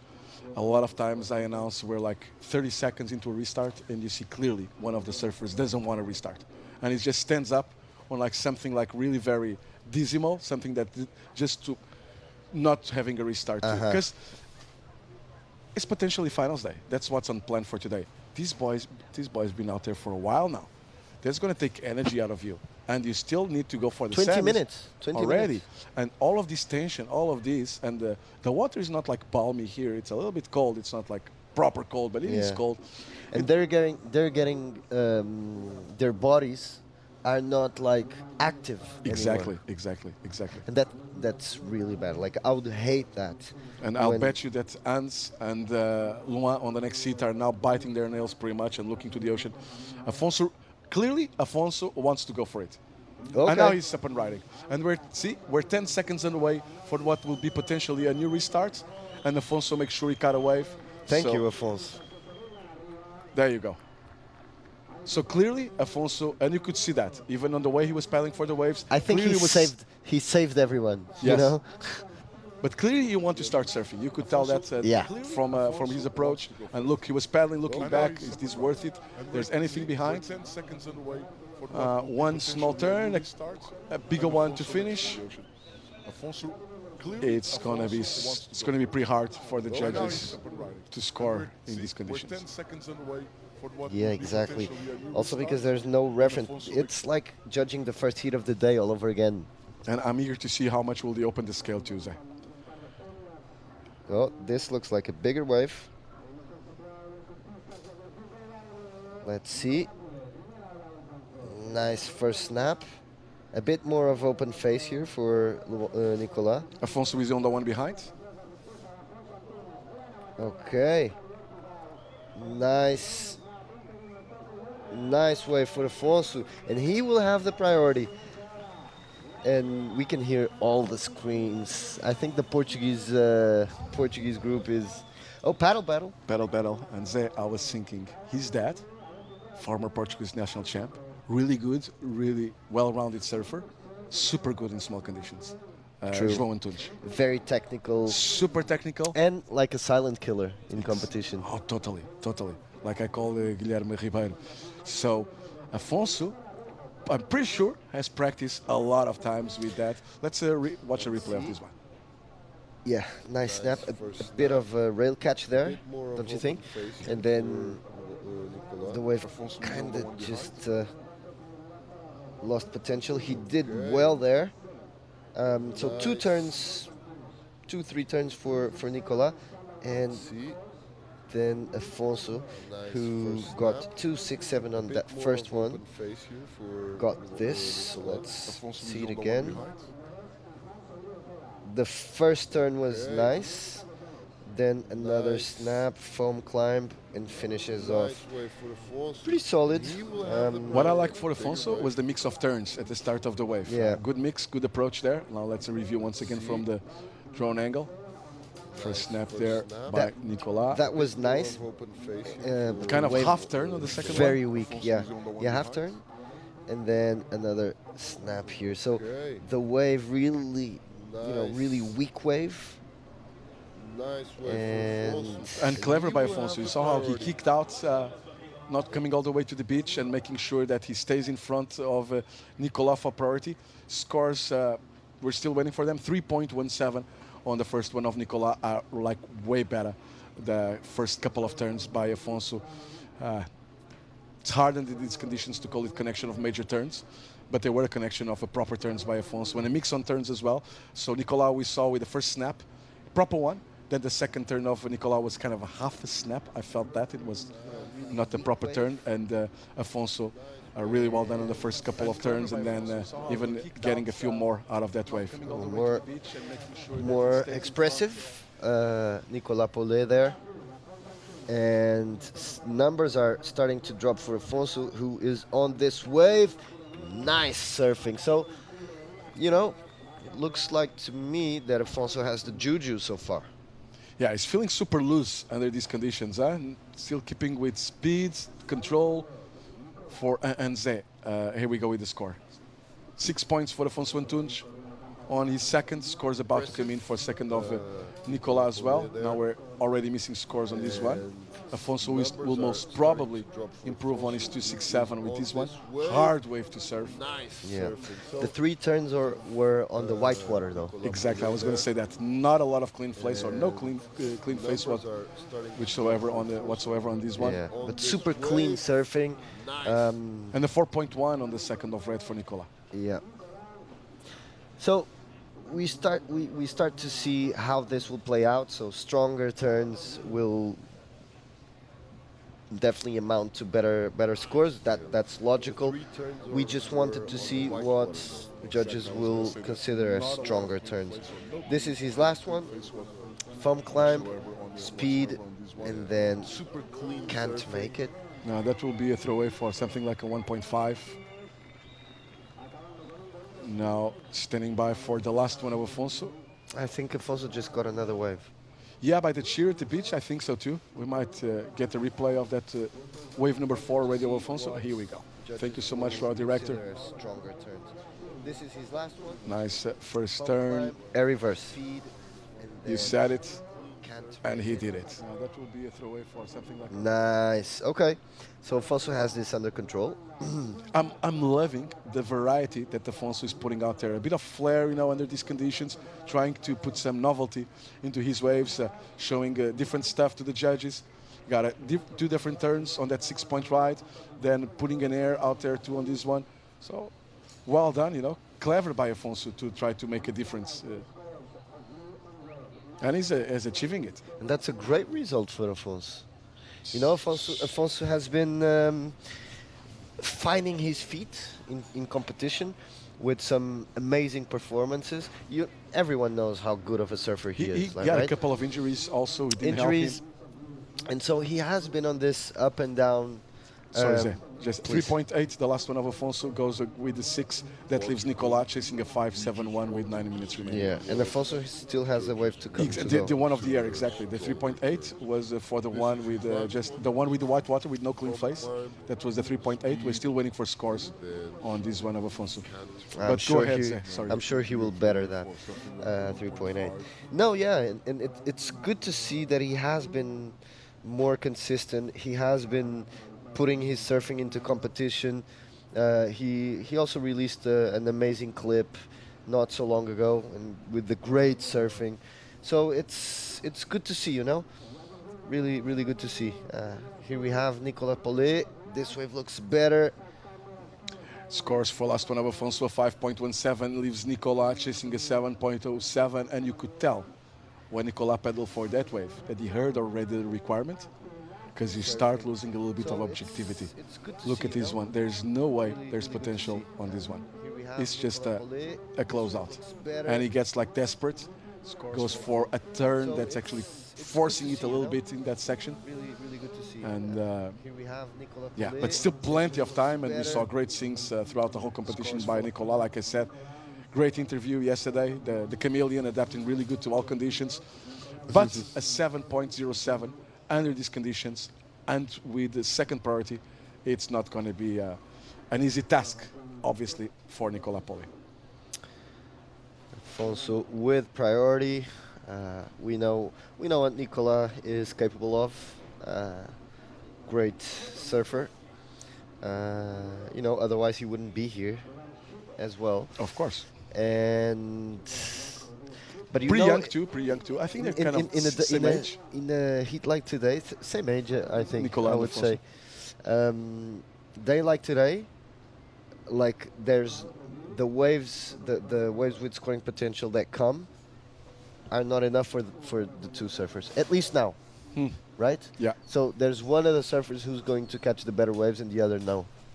It will be hard that the two surfers catch waves with potential. We talked about that early in the morning. Let's see Nicolas on this one building some speed and no turns there. We talked about that early in the morning. On these man-on-man hits, a lot of times you see a surfer running away with it and another one just getting nothing. Under these conditions, I think it might happen even more. Although we saw a great hit between Tia Zabowski and Anat Lelior all the way till the finish. True. That was tight. That was very tight hit. And Tia getting the better out of Anat just by 9/10 of a point in terms of total. 10.9 total for Tia, I guess a 10-point total for Anat Lelior. And it was super cool to see them talking with each other after the hit, trying to get some feedback of each other of what kind of board are you using, the fins, and even it was cool to see Anat that we're doing teamwork to go up the cliff. Yeah, so exactly. Super cool to see. Although, like I said, I appreciate strong rivalries as well. Yeah, exactly. Yeah, everything is part of the sport. Exactly. Nicolas Paulet interested in this one. He wants to go for the air, that's clear. And he makes it. So not a big error, but I would say that it's very important for him to land something into the scoreboard. So Afonso, with a small turn and an air, got a 5.17. Judges, we have access to what the replays the judges are using to right now. They're replaying, obviously, the last one of Nicolas Paulet, and I have a feeling they're going to ask Bassa, our computer designated replay operator, to see the one of Afonso. So a couple of checks, a couple of replays already for this last one of red, as you can see on our screen too. And now the judges are checking the replay of last one of Afonso. So actually, not the one with the air. Not the one with the air. That's the 6 points. Exactly. And then again going for the one with the air of Nicolas.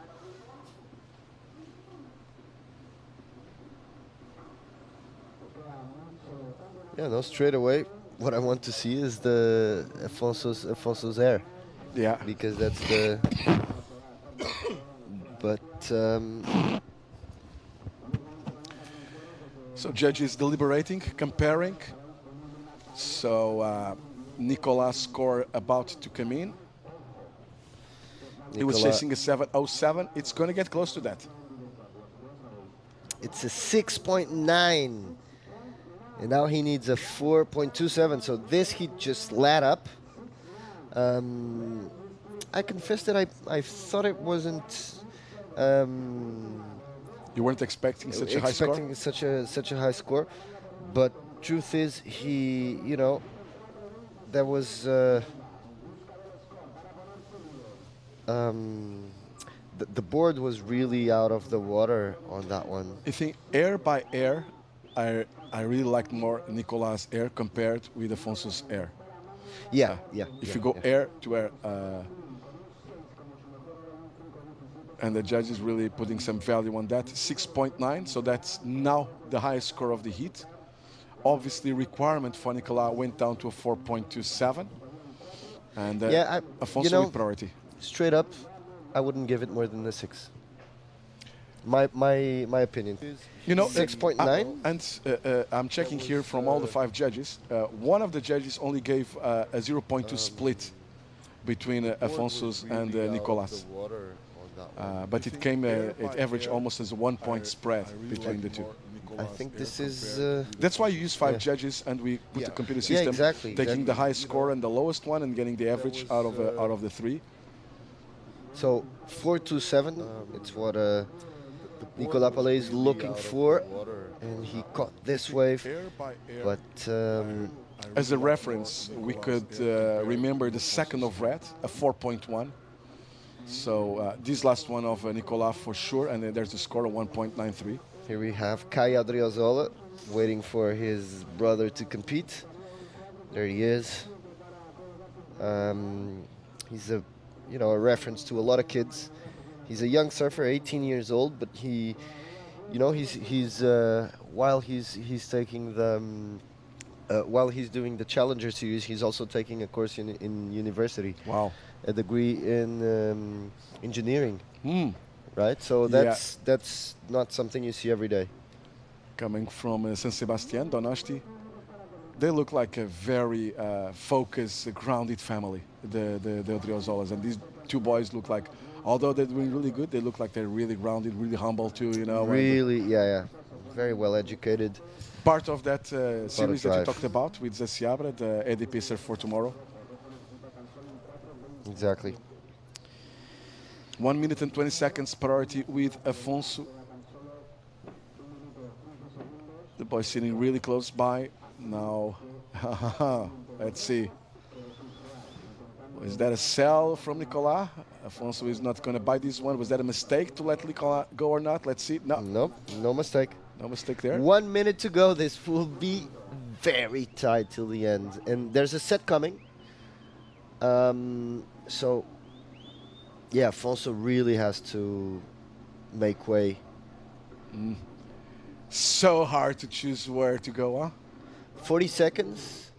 These second ones, it might be a little bit of a double up, too close to the first one. Yeah, it was. It's like too compressed. Looks like almost awake from a boat. This is the wave. But this is the wave, you're right.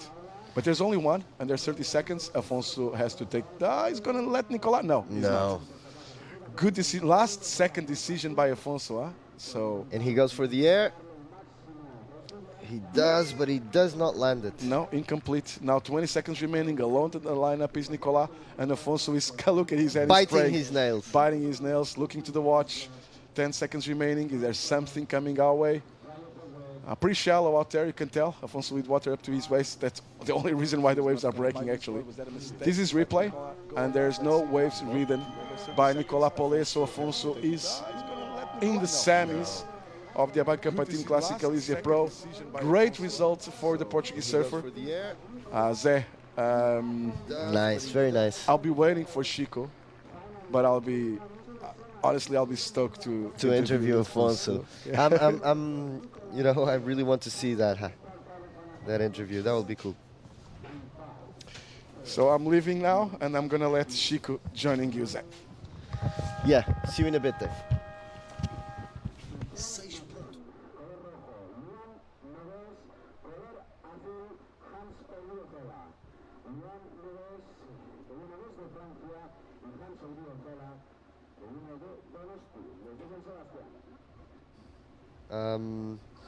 Afonso Antunes got through by a point of a nail, 0.17 difference, although well, let's just say you know, there's a subjective part of analyzing surf. But welcome back, Chico. We have a great heat in our hands. Sorry, Zé, I just destroyed our studio in just a couple of seconds. But yeah, I'm really stoked to be here for the quarterfinal number 2 with Luan Knox and Enzo Driozola. As we see there, Afonso Antunes, happy campaign for him here in Pantin, now on the semis, with a good performance there on the last seat. So a great battle between Afonso and Nicolas Paulet, as we see on our rising, a bit of a line approaching. So I think it's going to be Hans starting this one off there. There he is. I think it's a carbon wave. Very loose. Nice first turn. Very crisp as well. We'll see how he finishes, and finishes well.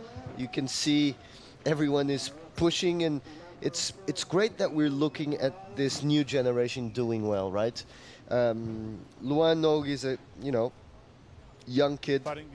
Nicolas Paulet and Afonso Antunes as well. Enzo Driozola is 16 years old, and it's a change of the guard. Great surfing from Hans. Yeah, really quick in transition, a lot of flair into those maneuvers. I feel like Hans is really quick on his foot, and the board is looking amazing under his feet as well. So Hans is going to be really hard to beat, especially with these conditions, as we go for a quick interview with Afonso Antunes that is joined by with David Prescott.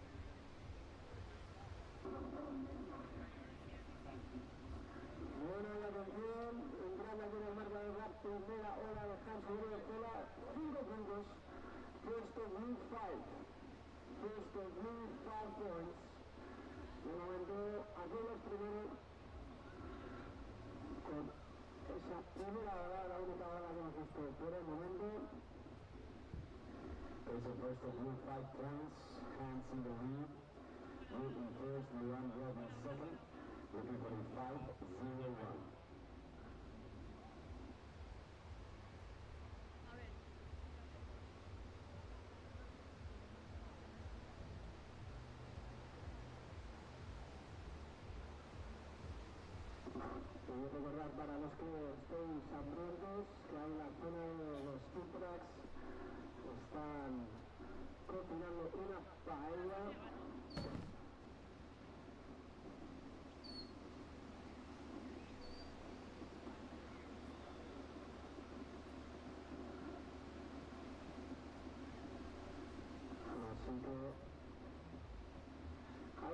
ahí arriba, para ver vosotros, en la zona de los food trucks, cuando vemos en el agua, Hansen Venezuela, Yoran Kin, disfrutando ese pase a semifinales.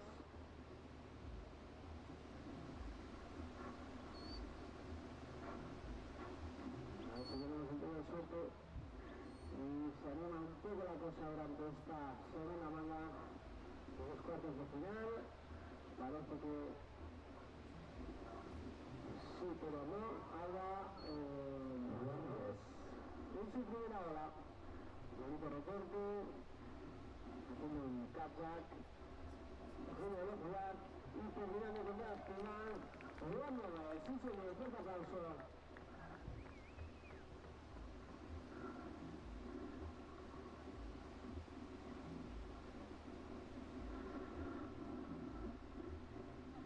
Mientras tanto, ahí tenemos a Hansen Venezuela solo ahora mismo en el pico. Parece que viene una pequeña ondulación, pero no decide cogerla.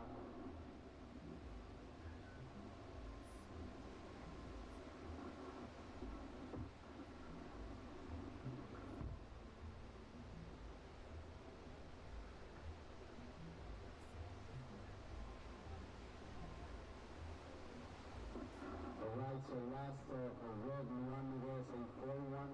Last of red one, 4.17, blue in the lead with a 5. Red second one with a 4.17. Trial for blue, second trial red. Última hora de rojo, Juan Novas, 4.17. An easy one. Thank you. Yeah, it was not an easy hit at all. We started the hit pushing ourselves too deep to see who's got the position for the first wave or the priority. We had the restart, we didn't took any wave, and there wasn't really a good set that came. And then on the other, on the restart on the second heat, at like the 16-minute mark, I had to make a move. I couldn't let them make another restart. It was too tricky to let that happen. And Nicola is a great surfer as well, and he can do a score in any wave. So when I hear them saying that we will do another restart in 40 seconds, I just took a wave, and I didn't really care if it was a good one or not. I didn't want another restart. I was there to fight. I was there to make to make them feel my presence there, and I think I got it. And yeah, let's move on to the next round. Surfing is such a hard sport. It's kind of easy to make a plan for what you want to do out there. Very hard to put on that plan. But once you got an opportunity, you really deliver it. You're feeling really confident. It feels like Afonso, you're on top game. You're feeling super confident. You can feel it. Am I right? Yeah. Yeah, I can feel it. The scores are not coming that easy. I don't know why, but I think I'm showing a great level of surfing, and I think some scores could have been a bit better. Sometimes it puts me on some hard situations on the heat that are not the things that probably they happen. But I've been able to move on from that and to maintain I can deal with the pressure. That kind of pressure I can deal it very well, and I think I've been showing it. And now we have the semis, and hit by hit I want to make the final, but next hit is my focus. That's it. They're in the semis. Well done, mate. Well done. Afonso Antunes in the semifinals of the ABANCA Pantin Classic Galicia Pro. Very well, David Prescott and Afonso Antunes. They're very happy to be in the next round, and we had a lot of waves. We're going to show you the replays. So this is a 4.17 from Luan Nog, his first wave, and he had a 6.5 on his second wave. This is it. You can really see the difference in the scores when the turns are bigger. And yeah, we had the restart. We didn't took any wave, and there wasn't really a good set I would say. that came. This would have been And then on beautiful. the other, This is a 3.60. on the restart on the second Look at heat, the drive he has in this small like wave. I think this is the 16-minute mark. I 6.5. had to make a move. I couldn't. Yeah, I think the judges really appreciate the fact that he had a lot of projection out of that first we had the restart, we didn't took turn, any wave, and unfortunately really here a for good Ans, set he had the that fall at came. the end, but this wave and was then on the looking like a good one. On the Most like likely the restart on the second heat. Yeah, but look at this one. He blows the fins at out and he had the like fall. the So 6 minute, the one behind, mark, you I can had see to he make generated a move. lot of speed for this turn. I couldn't let and them make he was another able restart. to It was really it was too put tricky an to exclamation let point on the first turn outside, and that's why I think we see the difference in between the 5 of Ans and the 6-5 from Loin. So yeah. But it looks like, am I wrong, or did Luan Nog surf 3 waves? No, I think you just saw the replay of the 6-5 twice or 3 times. Yeah. So, some waiting game there. Priority for Hans. And they're searching, they're looking at this one. And Hans is going to the left. Backside can be very, very good in this small days because it's easier to be vertical. There you go. Another nice wave for Hans, but he needs a 5.68. That's not it. He needs lip time. He needs some open face. Exactly. 14 minutes to go now. We have Nogs in the lead with a 6.5417. He's been one of the up-and-coming kids from France. He kind of like plays like the underdog role, but he's really good, and he has improved a lot over the course of the last 2 years. As you see the replay of Ants. Nice snap there, really tight and quick. Very good. Then the wave just didn't really help him. He did a good job on trying to manufacture something out of that wave, but the wave didn't really add the score potential that he needs right now to go into the lead. So he needs a bigger wave, right, to really make the difference. As we see someone there that might be really famous here in Galicia, but I don't know who it is. But yeah, just joining the action, and they are having a good time, that's for sure, in Galicia. And yeah, great day to be around Pantin. If you're around Galicia, just join us here on the beach. Today is finals day of the Pantin Classic Galicia Pro. So anyone that loves a bit of fun, a bit of surf, and a bit of good moments, this is the place to be around Galicia right now. And today we're going to crown our champions, women and men. So we are set for the semifinals of women next. Now this is the quarterfinal 2 of men, so we're going to go straight into the women's semifinals. After the women's semifinals, we're going to go to the men's semifinals, and then final of women and final of men. So today we're going to crown our champions. So it's a big day of surfing, a big day, and a lot of pressure involved because there's a lot of points on offer. And yeah, anyone that is doing the tour wants to qualify for the Dream Challenger Series, and that's the main goal of any surfer that does the circuit here in the European region. So this is the 3rd stop, and it's a 3,000. So a lot of points on offer, and a good result here can set you up for a good placement on the ranking. So Luan Nogs, Odriozola, all these names that you're watching right now most likely be at the Challenger Series next year, if they do well on the next comps, of course. But this is a good statement, and of course a comp that allows them to have a lot of rhythm into the next competitions. And of course for someone that is well in the rankings, it's they gain confidence, they feel better, and of course, they feed off the last result. So most likely, people that do well on 1 or 2 events do well the rest of the year, just because they have confidence, and confidence is of course really important when in surfing, and when you're talking about competition, you need a lot of it. So 10 minutes to go now, a bit of a lull in the action, so not much happening right now. Situation the same. Luan Nogs in the lead and needing a 5.68. Not a low number for a day like today. Still a low number for the talent Hans Odriozola is, that's for sure. I think Hans, if he catches a wave that has a bit of quality, he can do that score with ease, as we see Luan with a bit of a priority mistake, I would say. That wave wasn't better than a 4.17, so he couldn't improve on this last exchange. But sitting out the back is Hans with 9 minutes to go and a possibility to make that 5.68. So as we see the replay here, Luan uses priority, races down the line, a bit of a float, and the wave wasn't really there. So,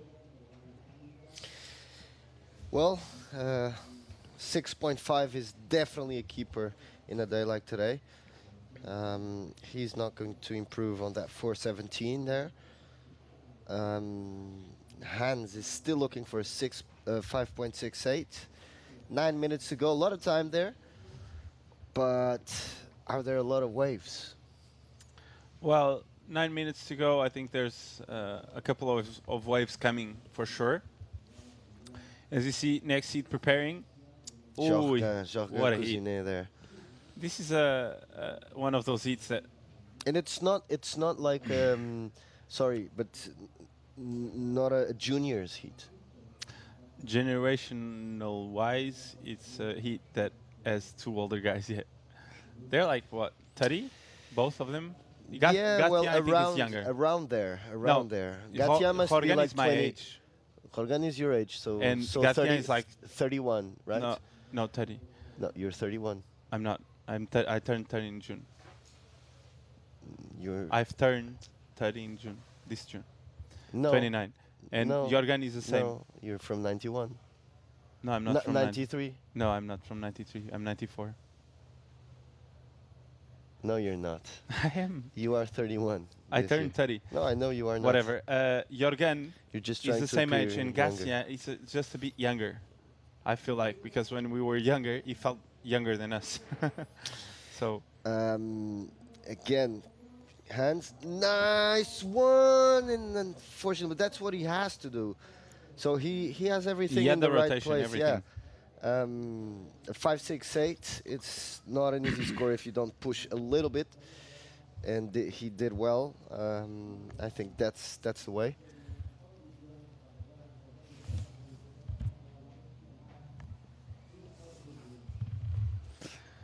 As we see, Hans there, quick snap, and the blowtail reverse. He had it, but he fell on his back. The rotation was so quick that gave that extra flair to that turn. Snap there and zang. And unfortunately there, he couldn't stick it, but nonetheless, beautiful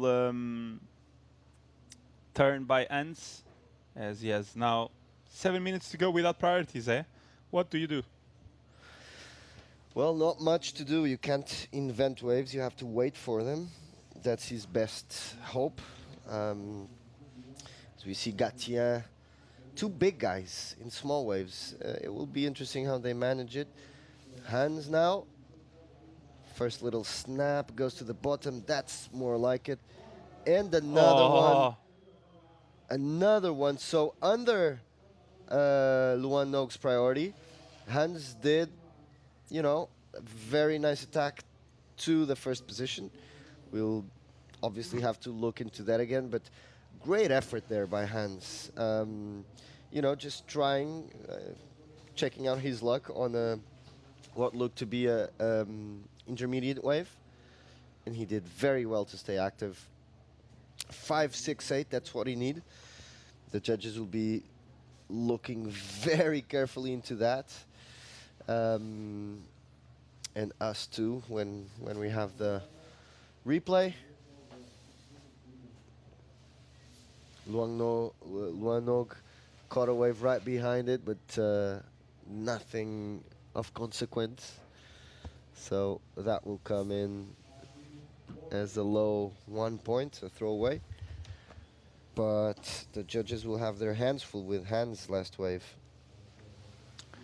Well, 5 minutes to go, and you reckon it's going to be enough for the 5, 6, 8, or you think it's going to be hard?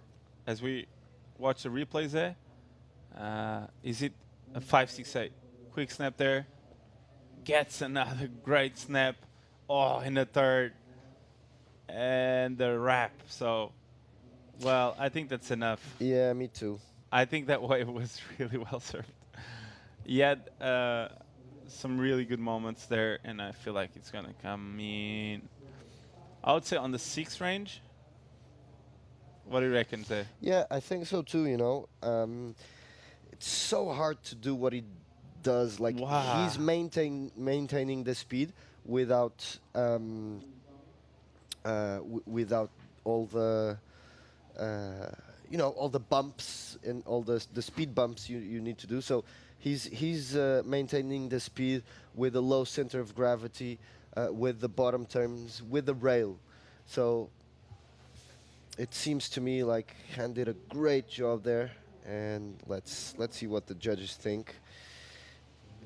Luang Nog with a first snap, and then finishes off strong, also with potential to better that 4.17, and it's not enough. Han's wave is at 5.27, so the judges really going a different way from what he thought. And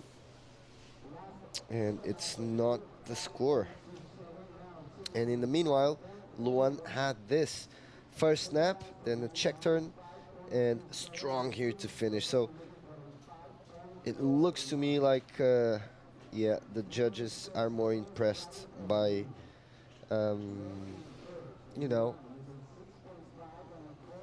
by the strong turns than for the flow and clean lines of hands at the moment. Yeah, I just felt Anne's wave at top to bottom 3 times. Yeah, that's incredibly hard to do. With a lot of flow. Like, you have, I really you thought have that to wave know how hard that is to do, yeah, like the top to bottom approach he had on that wave was just like seamless. Like there's 2 turns there that were really critical, and I really think I was putting that score a bit higher, but yeah. You said 6 points, right? Yeah. I thought it was like a 6, flat 6. Yeah, well, yeah, in between 5.5 and 6 for me. Like, yeah, easy. Yeah, like the wave. Look, for the conditions we have, they are racing a lot down the line to kind of like generate speed and surf.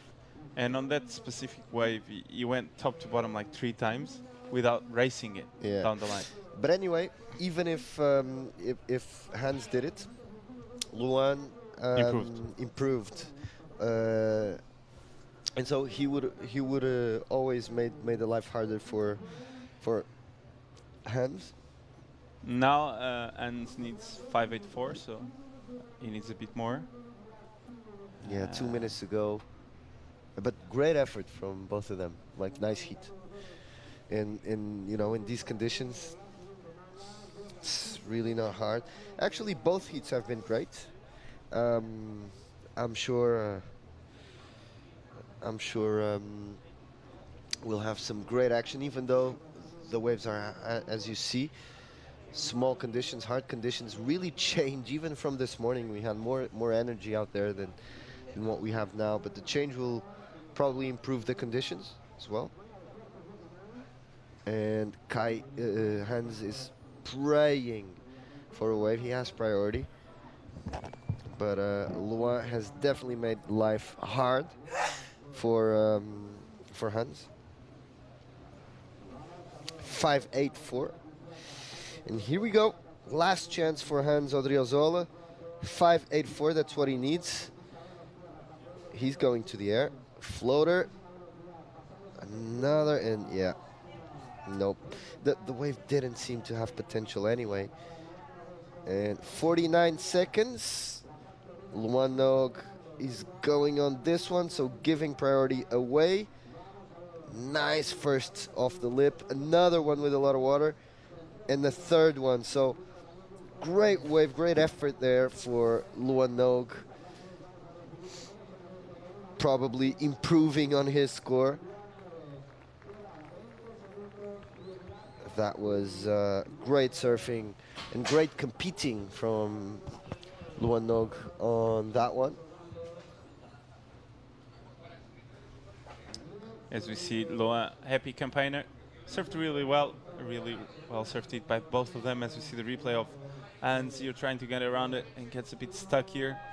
Anyway, as you said, I didn't think that wave had the potential for a 6-point ride, but great job for Luan, surfing really well on this one.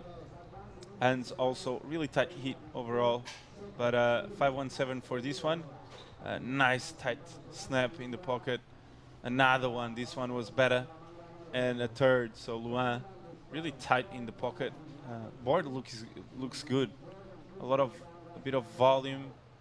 He gets speed easily, so it's hard to serve today, and he's surfing really well. So congrats for Luan Nog on the victory. Gets through, so Luan Nog is gonna join Afonso Antunes on the first semi, and now we're gonna decide the second semi final. With these last two quarterfinals, we have Yoran Kin and Gatien Delaye in the water. And I'm going to go for a chat with Luan Nog, and I'll see you in a bit.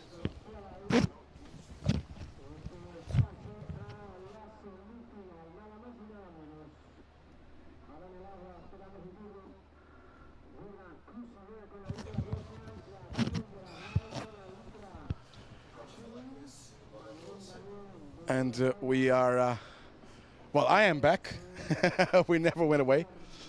So pretty interesting hit on our hands, and all Frenchman affair for this one, Yoran Kin and Gatien Delaye.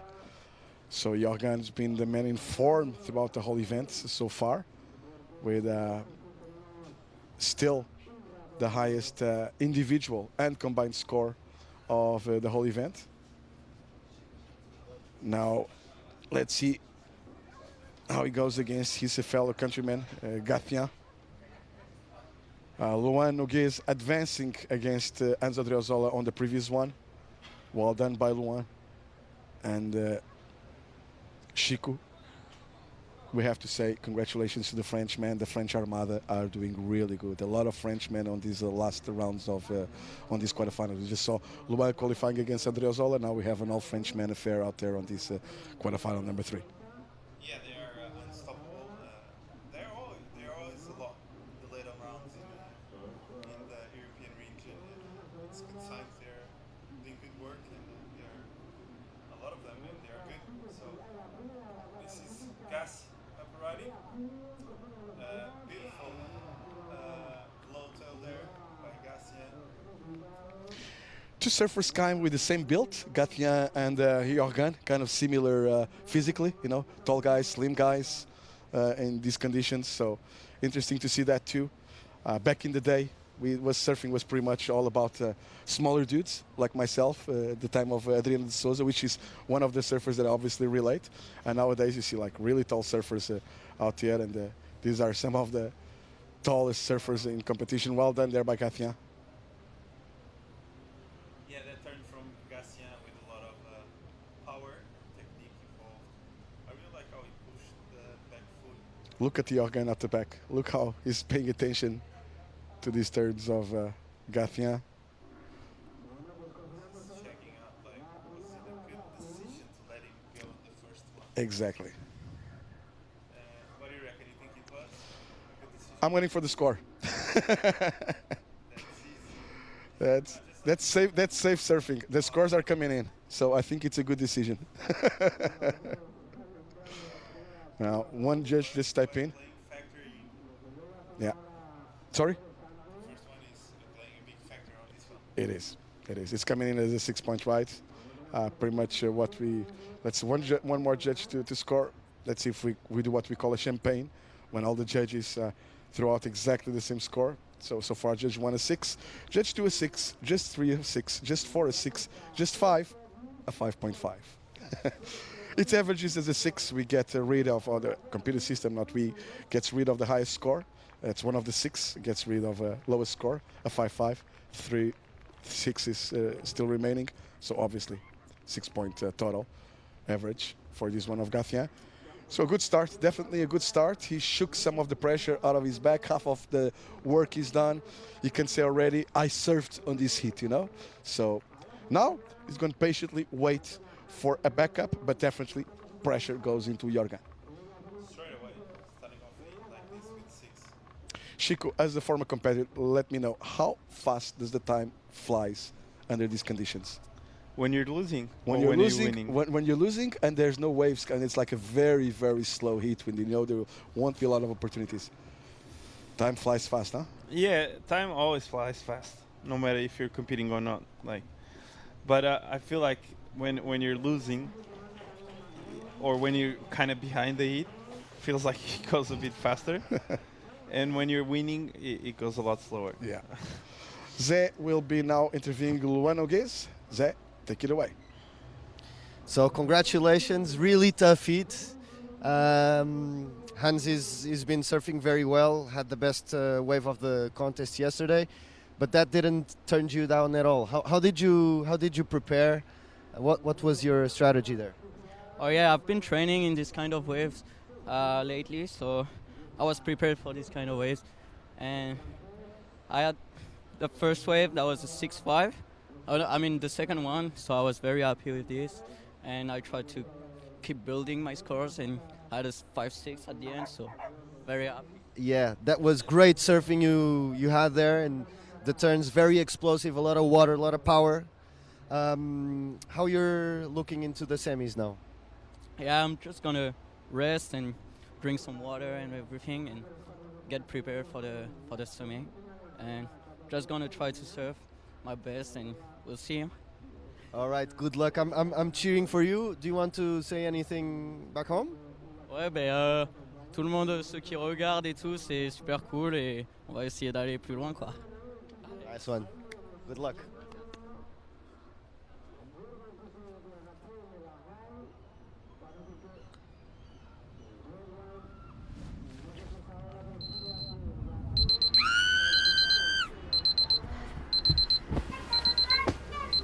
Terra delle zee, terra del sognare, terra che ci pide tempo da contare, lasciate levar, polo natural, algo che ci pide volverte a topar.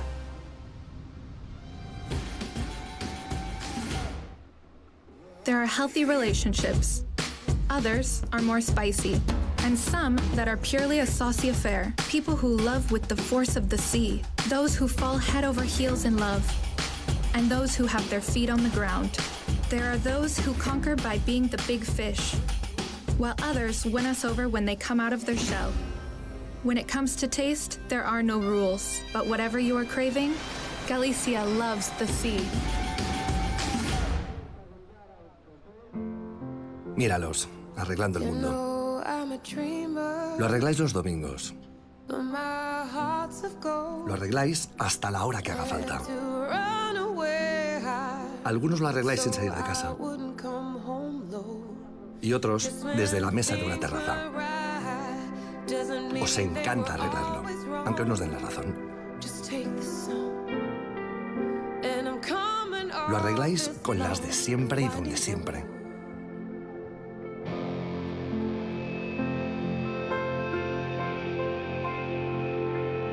Llevamos toda la vida arreglando el mundo alrededor de una cerveza.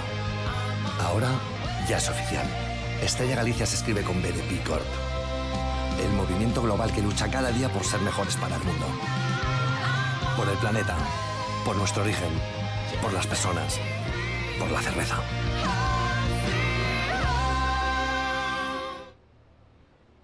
So waiting for scores on these, actually, 2 waves for. Well, let's watch the replay first. This is, I believe, a 3-8-3 for Gatien. That's his backup now. And we saw also, yeah, that's it pretty much. And all scores are in. And this is again replay. Now from the drone angle, 3-8-3, that goes together with a 6. The first of Yoran scored a 2.43. So Chico, Gatien, top 2 waves of the heat so far. We're 16 minutes still remaining, priority with Yoran. Let's check this one of Yoran, but a bit of pressure here for Yoran Cousine. You can see the intent there. A lot of willing to destroy a wave. So a lot of speed also there. Do you feel there was like a missed opportunity on this first section of the wave? He could go for a bigger turn right here? No, actually it was a really short space. Hmm. And then he had to gain speed. So Yoran is one of those surfers that if he gets a bit more speed down the line, has got to go up here. Not on this first one. You will. Sorry, I had my microphone off. So I feel like Yoran needed a bit of more space to open up and a bit more speed, because he's a big guy, and if he gets the speed and the space, he's gonna open up and he's gonna throw a lot of water and he's gonna do a massive turn. So this was the replay of gas wave. I think that's actually the 3-8-3, not the left we saw before. Okay, maybe the left was the 267, right? Yeah. As we see the last seat preparing. So you think there was no room? That's me just speculating and wondering. There was no room there for an air, for example, on that section. No, the section was too flat, and Yoran needs just a bit more speed to open up. And once he gets that speed going, then he can decide he goes for an air or a big turn. But the section was a transitional section. He took off 1 pump, 2 pump, and he really had to do that to gain speed. To, if the wave opens up after, he can excel or do like a big turn or air or whatever. But that part of the wave was exactly what he needed to gain speed. But yeah, the wave ended up closing out on him. So 14 minutes to go, and yeah, Gatien running away with this one. Chico, we just came from 2 events, both in the Olympics and for the Surf League World Tour at Tiahupo. Comparing with these conditions, totally opposite.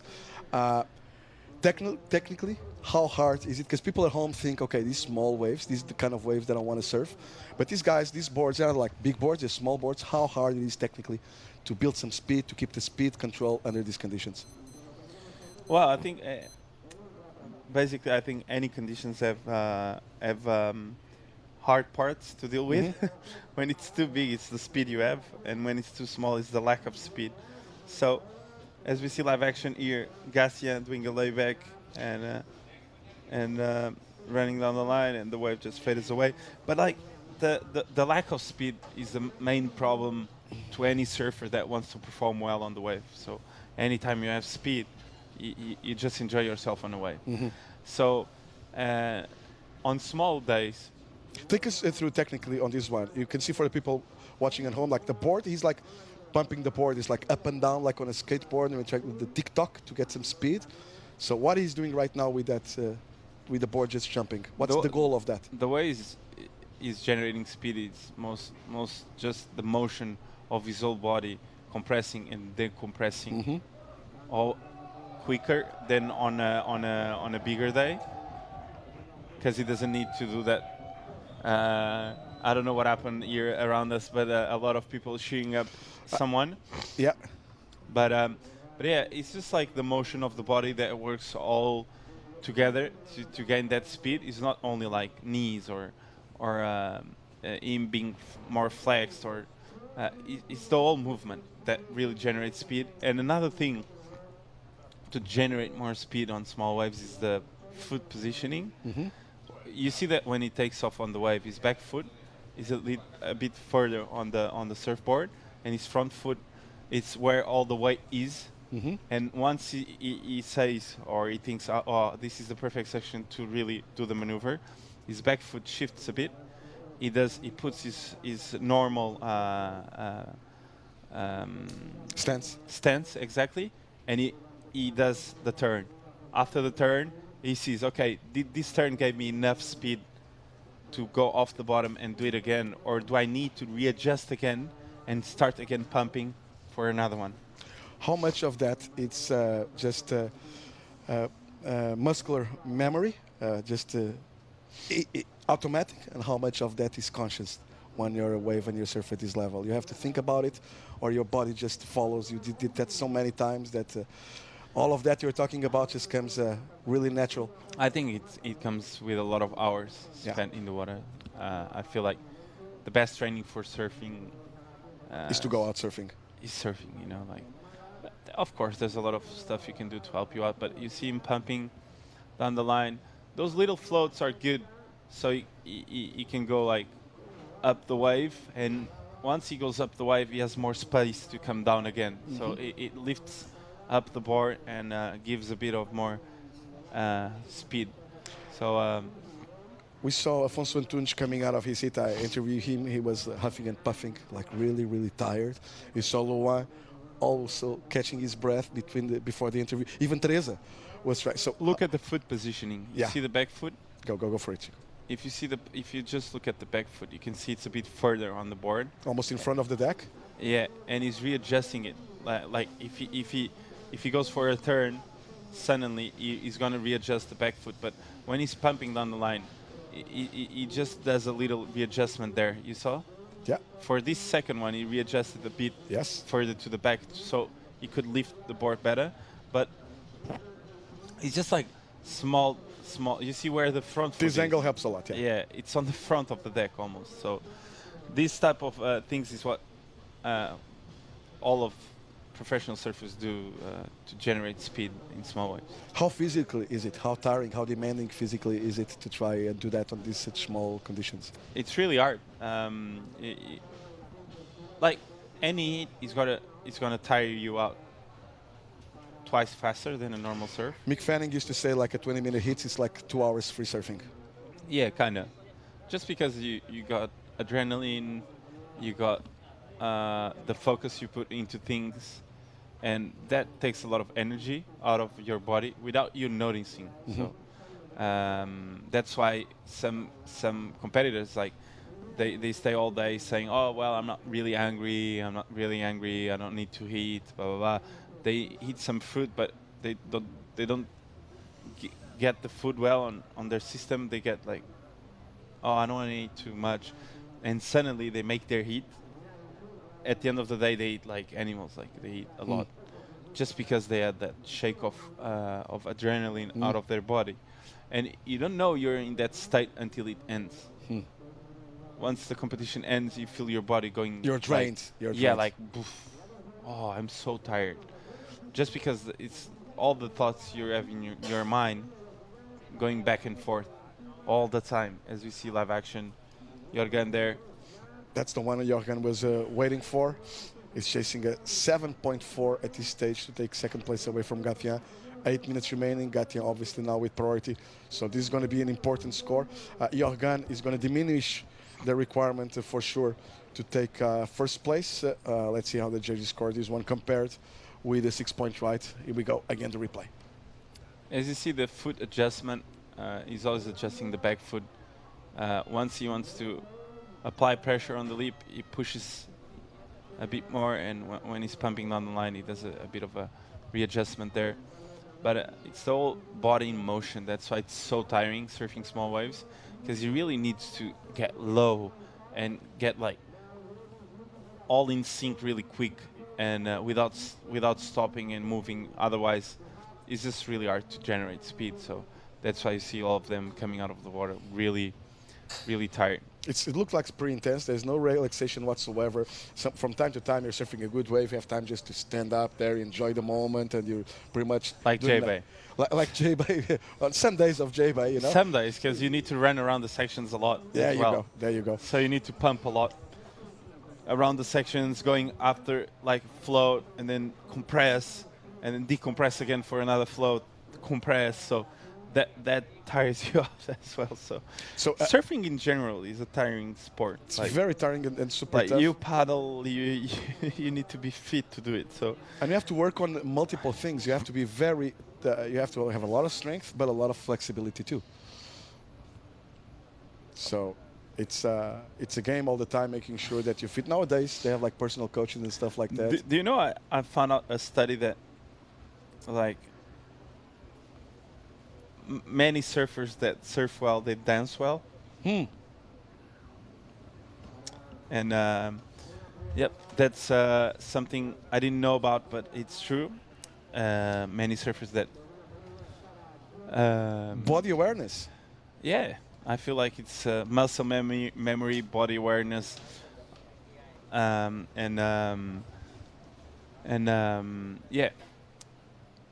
it's the body awareness that helps you, and it's funny to actually think that people that dance well actually perform better. Usually, It makes sense, huh? Makes a lot of sense to me, huh? What, like, yeah, to me as well. Like salsa, you think it's good for you for your surfing. Imagine from now on you wouldn't see like no animal flow anymore, no yoga, just salsa. Like, all the best surfers in the world start dancing salsa to improve their skills. But as we see some more lines approaching now. But I can see the connection there. You know, it's you have to be a lot of body awareness. And here we go. Gatien is you trying. See the foot adjustment there. Oh, poke the nose. But yeah, he went for the float, and the back foot was a bit further on the board. Then he readjusts, and he hits the lip with the foot on the right spot of the board. Then he pokes the nose. But that's another story. That's different. It's just the way he transitioned the weight from the back foot to the front foot. So, Yoran here chasing now a 6.33. No turns there by Yoran. After that, 3.5 on the second one of Yoran. Still chasing a 6.33. 4 minutes and 20 seconds remaining. I believe he does have priority. This is a replay of last one of Gatien with that small mistake at the end. There you go. That's for 1.5, so no changes regarding... Look at the back foot now. On this one, this is a one he did exactly. He puts there and he does the turn. Yeah. He fell, but after the first float, he had the speed, readjusts the foot, and he does the turn. So a lot of shifting of the foot to surf small waves, it's the key. Now, we're talking a bit with competitors about which kind of surfboards they're using. A day like today has like third the size, third of maybe the power of the waves. Will be still going out there on the same kind of board with the same kind of fins, the same kind of template of the board, or will be any changes for a day like today? Even on materials, going from epoxy to normal foam, you know. Any changes there? I think epoxy, when it's this size, it's always an option, but I feel like why is always an option? It's lighter, it's a bit more sparky, you can generate speed a lot better normally, but you throw less water when you do the turns. So many surfers don't like it because of that, because they like when they get the speed when they do the turn. Why do you throw less water? Because like harder, the boards float more. It's harder to put the rail properly into the water. I don't really know why you throw less water when you surf on. But you feel like that. Yeah. When I see myself filmed with epoxies, I throw much less water. So, but I feel like the main goal is to have like a normal board that works in really small waves. Not a normal one, but like 1 inch or 2 inches smaller than your normal one. The same model, not changing. And volume-wise, you're going like 1-2 inches smaller on the length of the board, and then volume-wise? Yeah, maybe you can have a bit more volume. But so a little bit wider, a little bit thicker, and a little bit not the length just coming down a little bit, yeah? Yeah, but I wouldn't say you need to put a lot of extra volume in there, because afterwards, once you have a critical section, you don't have the space to put the board there and really be critical when you're competing. So you see many guys just surfing small waves with their normal boards just because they like that normal board approach to the wave. in terms of score-wise, helps them out. Otherwise, you surf a lot more like you can stay a bit flat on your surfing, you know. Oh, a split kick here. Yoran taking the right. We're going to go back to Gatien. Wow. Wow. 6.33 for Yoran to take first place. We have no clue what Gatien did on the left, but that's good surfing from Yoran Kinner. Now we're wondering what did Gatien on the left. I'm pretty sure we're gonna. I think he did an air. Everyone was cheering in between Yoran's wave. There won't be a lot of. I might be wrong, but I bet you the wave was a shorter ride, not as long ride as the one of Yoran. So eager to see that. I can already see that we have access to that wave. I see that the judges I have in the replay of Gatien. No air there for Gatien. Sorry to disappoint you, but we heard some cheering, and I thought it was an air. I think that was for the first couple of turns of Yoran. You know, there's two Frenchmen out there, and I think they were cheering for Yoran because Gatien got a 2.57. That does nothing for him. He does not improve. We're down to the last 30 seconds, and Yoran was chasing a 6.33. The judges are looking at exactly the same that you're looking right down on your screen. This is the highest score of the day so far. Yeah. This is going to be the best wave of the day until now. Because even this last turn, it's huge. I think it's going to get like a 7.5 at least for that wave. And now the left of Gatien. Well, the left is not going to play. 8. Yes, 8 points for Yoran Kinner. And when I mean yes, I'm confirming, not celebrating, but 8 point ride, well deserved, well deserved. Let's look at this one once again. Excellent surfing. Excellent surfing. Good call, Chico. Best score of the whole day. And top to bottom, and he had 3 turns out the back with a lot of power. And I think Yoran he has a lot of power, so clutch moment here for Yoran, made on the last minute, and what an emotional event for Yoran. I know he's been through some hard moments over the last few months. Look at that. And this is a really emotional moment for Yoran. So stoked for both of them. Unfortunately, Gatien losing on the last minute, which is always super hard.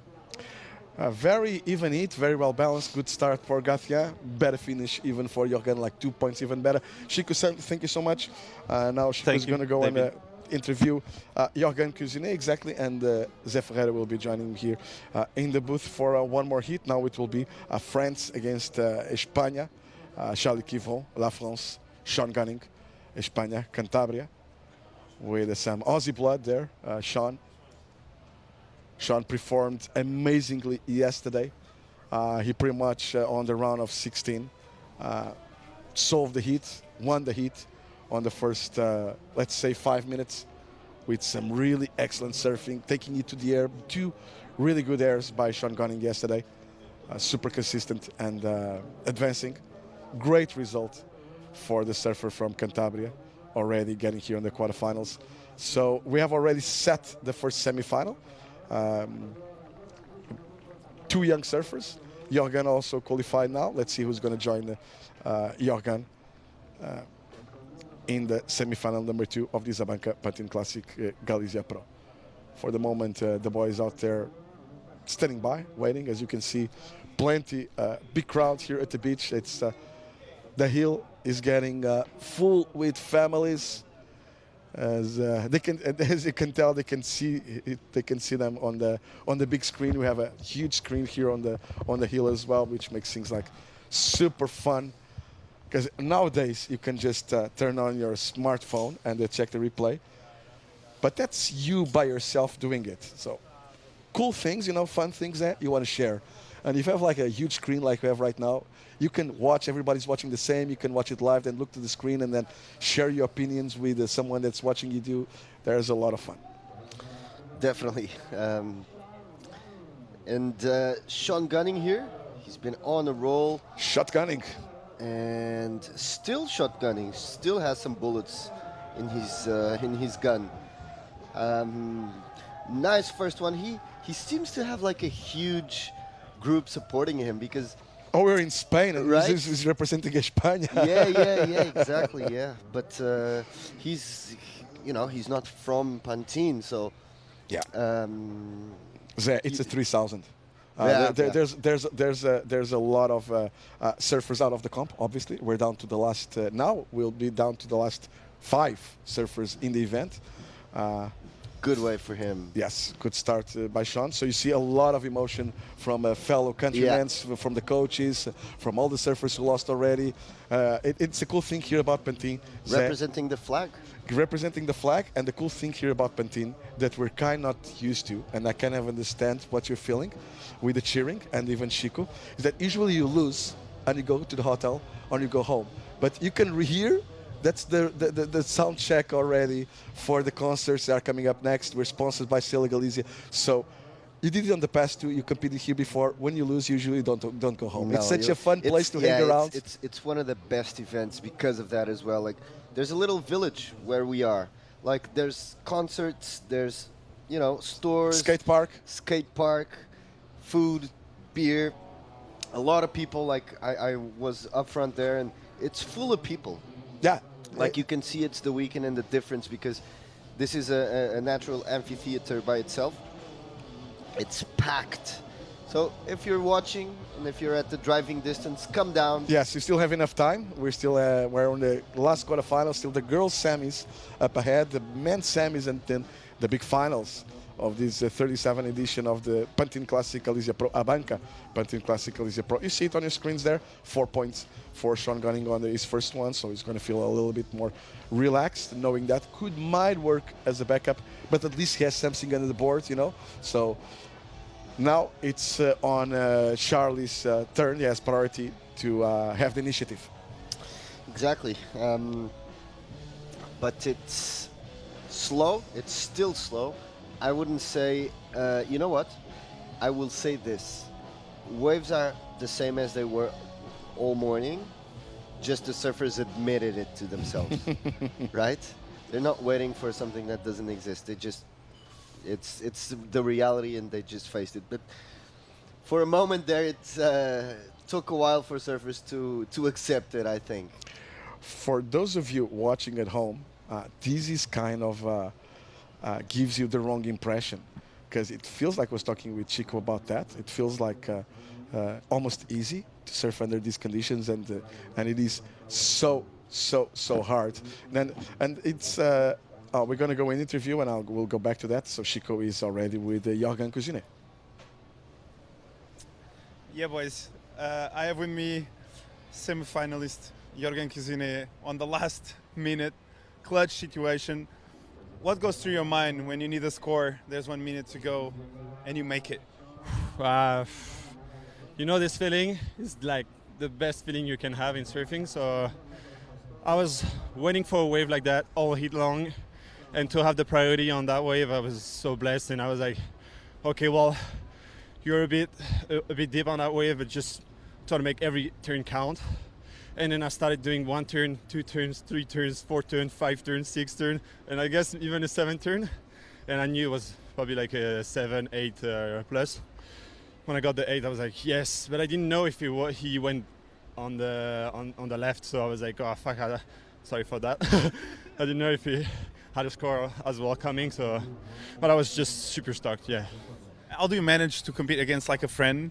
I know you guys compete together all the time, but how do you manage that winning process, loss, gas process for you guys? How do you manage that? You know what? In France, we have so many good surfers, so we always hand out to surf with them in the quarter or semi. I guess we have probably 20 guys that could be on the Challenger, and that's why we're leading the ranking. But I hope more Portuguese and more Spanish and more other guys will come in the future with us. And I'm blessed to make this hit, and let's see if I can make a couple more. I know you went through some emotional moments this past year, some injuries, some low moments, but now you're in such a good moment.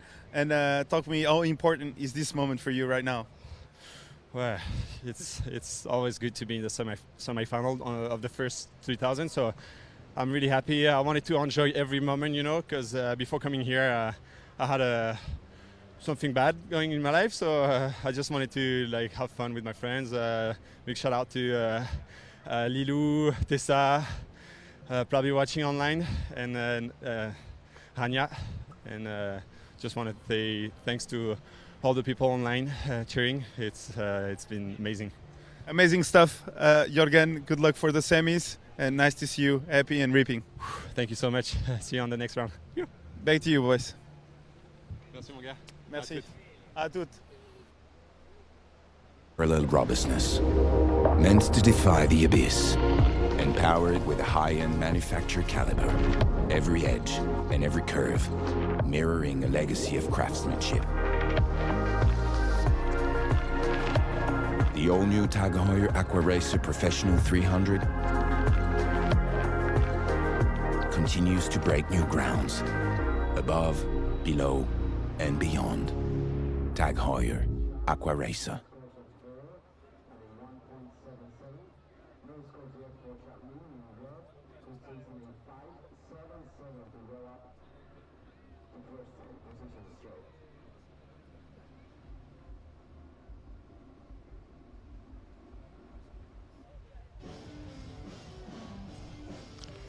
And still is Charlie Quivron waiting for his first opportunity with priority out there. And there's a replay of 1.77, I believe, for Sean Gunning. Just a quick kind of a setup turn there, and that was pretty much it. Super emotional interview by Joran Anze. Yeah, well, let's just watch this wave from Shot Gunning. Little carve there. Wave didn't collaborate much, but he's staying active. He has another one. Good first turn. No, this is live. Another one. Yeah. And then another. So good wave for Sean Gunning. Still has something. Charlie Quivron is out the back and finishes off well. So long wave for Sean. Yeah, Charlie kicks out there, realizing there's no potential there. I might as well at least keep priority. Exactly. 2 turns for Charlie Quivron. We'll look into that, into the replay, just in the moment. But yeah, you know, Jorgen's interview reminds you that besides surfing and training, surfers are human, so they have their own things. You know, they have people dying. Oh, around thank you them. so much for pointing They that, because I have, was thinking exactly the you same know, thing. relational issues as everyone else. They have, you know, financial concerns. You know, all that an athlete has. Everyone has them, right? We're all humans. Yeah. And, an actor has them. A singer has them. A football player has them. All of us But, who perform live into an audience, we kind of have to have like a double personality almost, huh? Yeah, I mean, especially if you're competing like these guys are. You have to leave everything out of the water. And Sean Gunning, 3 good turns there to start off. Look at this. This was this one. He really has this this backside game on hook. There you go once again, the first part of the wave, and on the outside it will be Charlie Quivron also taking this one. Scores already win for Sean Gunning, 6 points. And then a nice kind of first turn for Charlie. Then the wave closes out here. He kind of thinks about going all the way to the inside, but as soon as he realizes that Sean is on the inside, he thinks, oh, there's no more potential on this one. I might as well stay with priority, and he does. Meanwhile, let's watch again the replay now from the drone angle. This is the same angle we watched it live.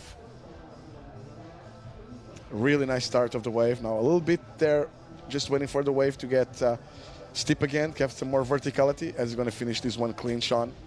There you go. One more exclamation point. Trying to realize, Sean, what Charlie was doing on the wave too. So 6 and a 4. Judge is still on standby. We're still on standby. Judge is still deliberating on scores on the first one of Charlie Quivron. But very well said, Zé, about surfers being humans and having like a life. I was watching Joran, and I couldn't help but think about Mick Fanning, the year that he made the finals at Pipe when his brother passed away. Wow. The day before. That was like as intense as it can get. And that year, maximum respect. I'm saying this out of maximum, but just like to confirm that he's kind of a superhuman. Let's just watch this one again. Actually, this is a 3.9 already, exactly. I believe. Exactly. But that year, Mick had that unfortunate situation with his brother. I think he got divorced that year, and he had the shark situation. So all that's in the same year. That's like right. I haven't actually put it together. It was and the same year of the shark. And he didn't win the world title because he was fighting for the world title. I think he had to win pretty much pipe to make the world title. He got like the semi, something like that. But it was him and someone else. I can't remember who. I think it was the year of the win of Adriano, actually. Yeah, exactly. The first win of Adriano was the first and only world title. And I think he was like the only contender. That was dependent on himself. I think so. Yeah. He had to win. If you win the event, he had to win the event. I remember he would be world champ, and I don't remember he went all the way to. I think he lost in the semis actually. Yeah, exactly. He lost in the semis. Exactly. He lost in the semis. I think he lost in. Yeah, it was like really close, basically. Very close. Yeah. I was obviously very happy for Adriano, his first world title, but yeah, for Mick that was a lot of. I guess you learn in years like that. Like it pushes you to the limit. We have 5.6 for Charlie Kivron, so that's really close to the 6 point ride we have of Sean Gunning. So the difference here pretty much is that the backup of Sean, that 4 point ride with Charlie, still lacking a backup. So the requirement for Charlie is only a 4.41. So this is very, very even. Mick Fanning is a very special human being. I was fortunate enough to have my first season in Hawaii in 2005. That was the year after the injury, the major injury of Mick Fanning, who took him away for almost a couple of years.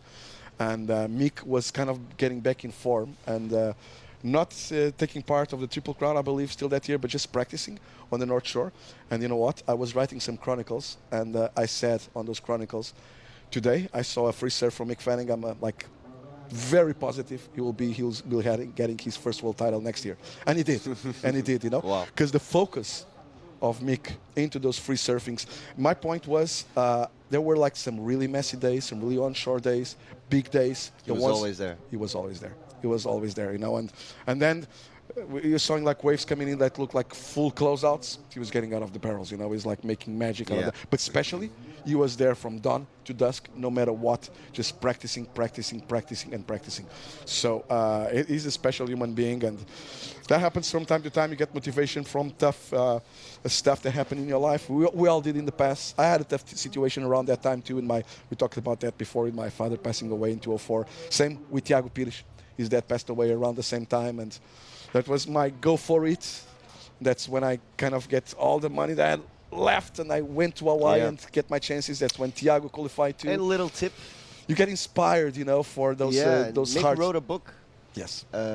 So if people want to dive in a bit into his personal story, that's a good tip. I haven't read it personally, but I know, for instance, Philippe Gervais read it, and he was amazed about it. He would always talk about it. And let's go back to the heat, because this is a very important one on this one, on Sean Gunning. He wants to improve on a 4. He feels like Charlie is getting closer. He tried that yesterday and went really good. Super consistent. That worked for him. But for whole different conditions yesterday. Yeah, exactly. It's hard for airs today. It's so weak. The waves are so weak. It's very hard to generate speed. And not a lot of sections for that. But he's going, look how fast he's going.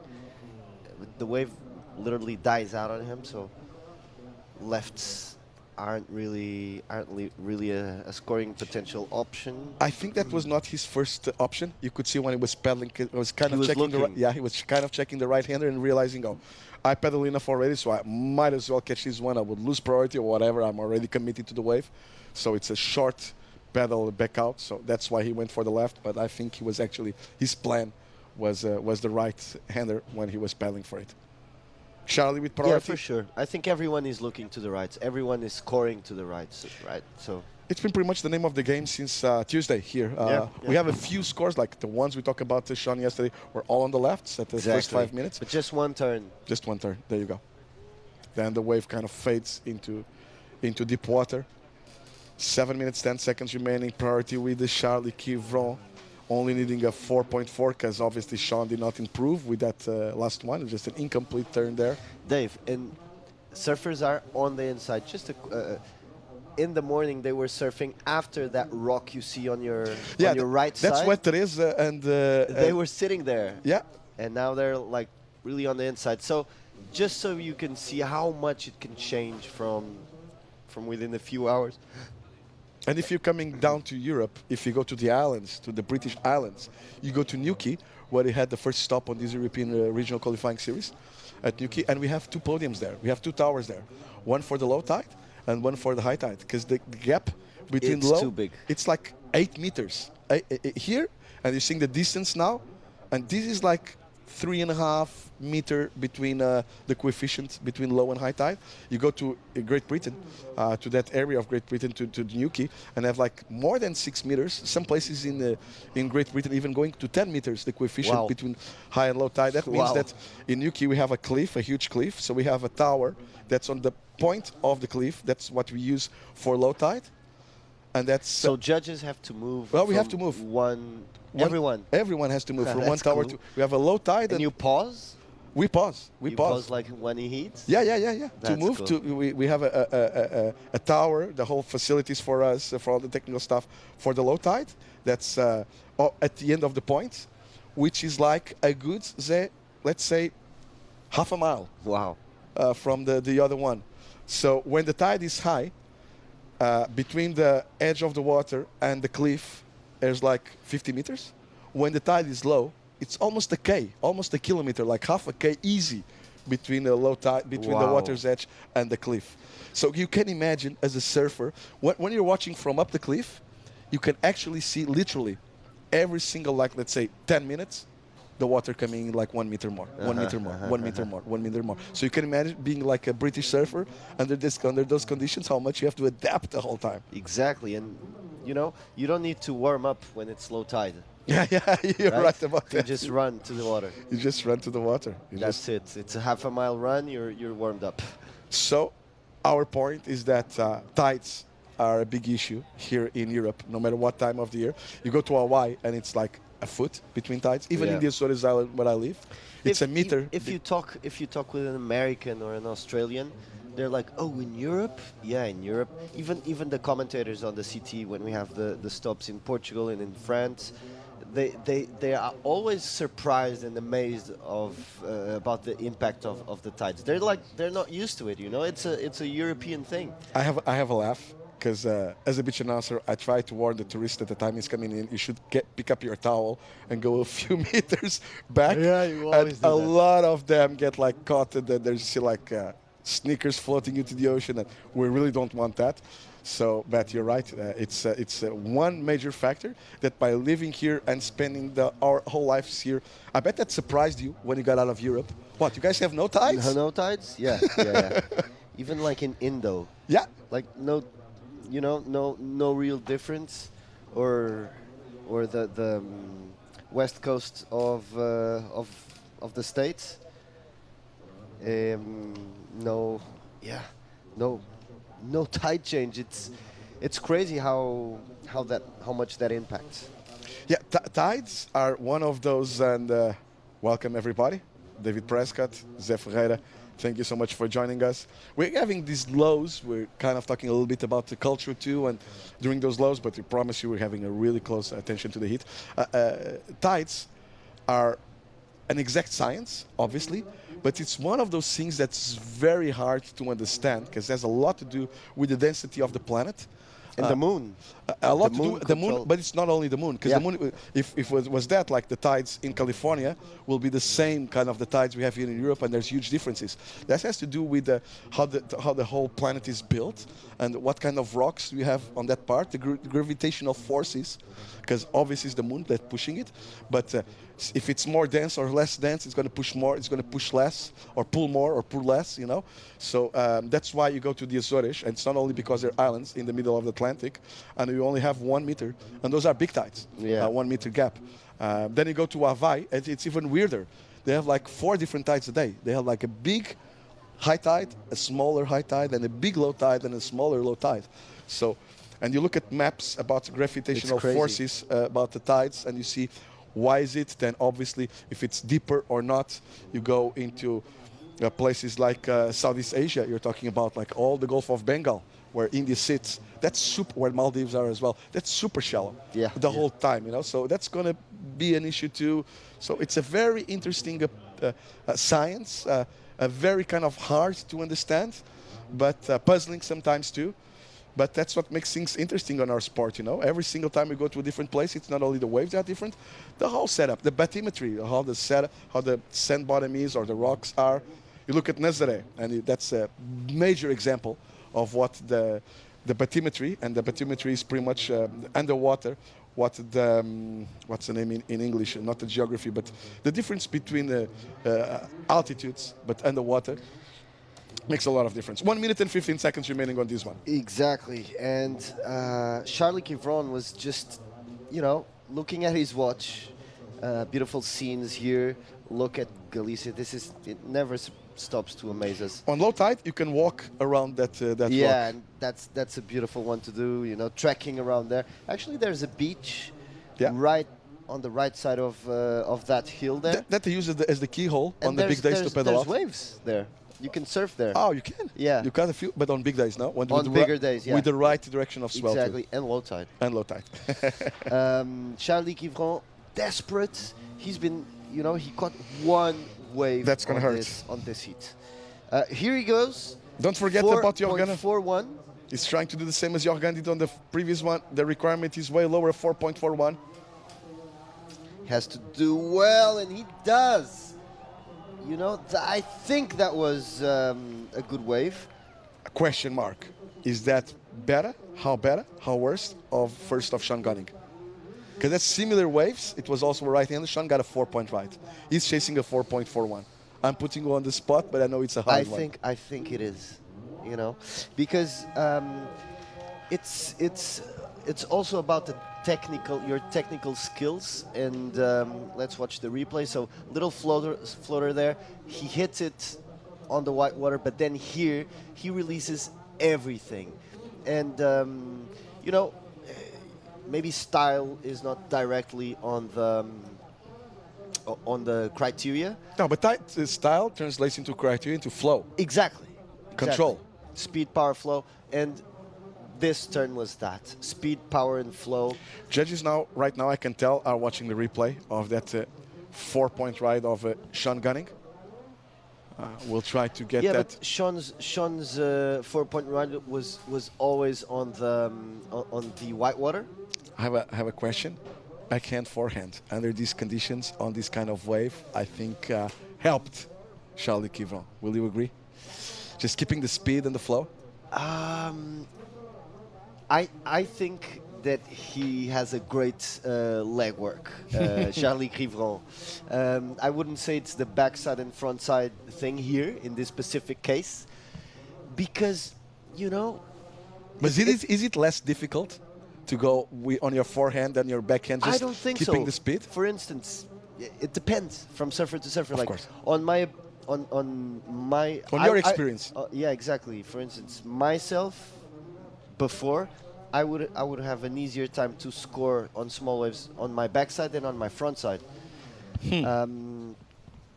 But yeah, I don't know about Charlie, but I'm fairly confident that he's got it. And this might take a while. This might take a while. Yeah, judges will definitely be, looking. I think they stopped watching replays right now. They had a couple of, it was pretty easy to which wave we're going to compare. It was obviously the first wave of Sean, that 4-point ride we were talking about. So I can see that the judges already stopped watching replays. Now they're debating, or not debating anymore. They don't debate between each other. The judges just tell them, watch. They're debating on their minds, pretty much, you know. There's separators, actually, between all the judges. They're not allowed to talk between each other. Yeah. Head judge can maybe give a reference of...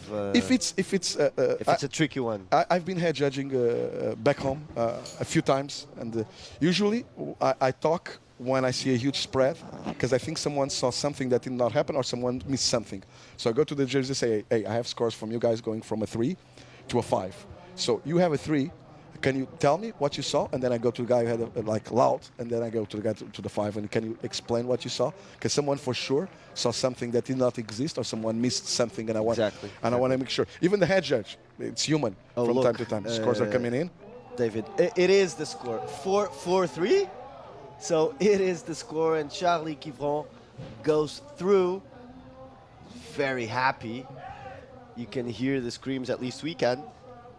Yes, 3 Frenchmen in the semifinals. Wow, and 1 Portuguese. Now, let's see if we have a Portuguese in the semifinal. That's Francisca Veselko now with the Noah Klapp.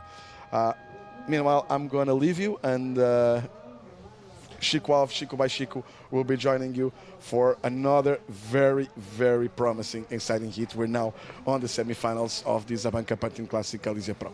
And I'm going to have a word with Charlie. I think he's still catching his breath, I'm pretty sure. Definitely. Thank you, David. We're looking forward to hear what Charlie has to say. He won that heat by 0.3. Well, that's, you know, scarce margin there, but great work, great effort. Right at the end, you could see he was looking at the watch, trying to, you know, see if anything was coming. He was lucky as well that wave came, but then showed a lot of cold blood, you know, using that wave, surfing it to the maximum. It wasn't an easy wave, an obvious wave for that score, so he really had to push, which he did. And a well-deserved score there for him.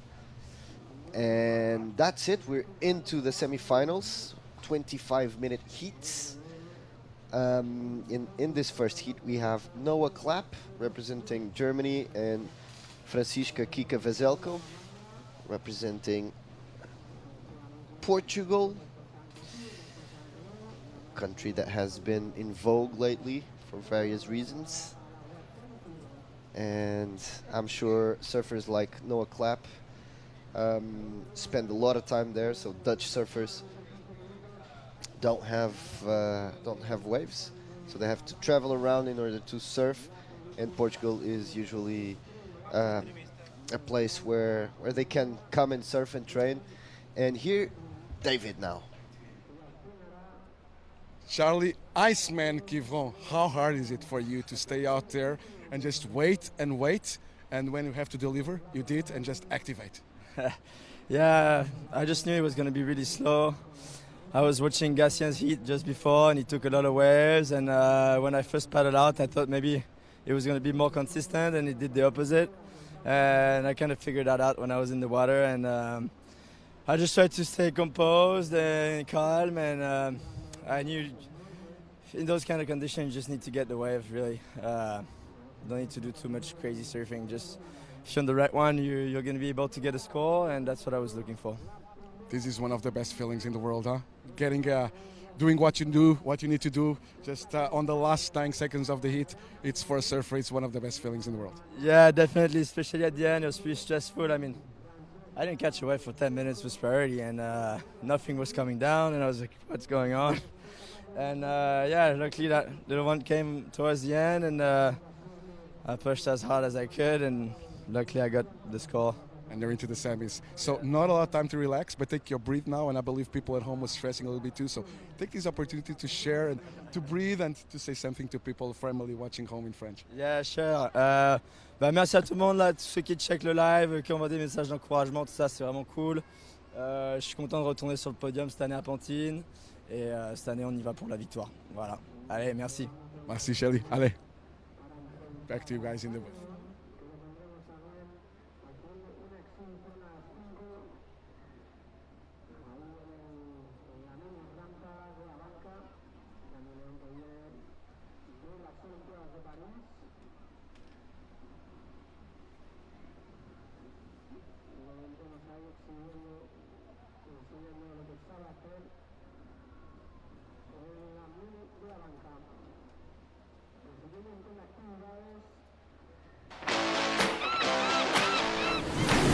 Red Bull te da alas. We have been protecting what we love for more than 15 years through environmental awareness and activism. We are not perfect, but we want to leave a positive impact. Welcome to the regeneration. You are the regeneration. We are the regeneration.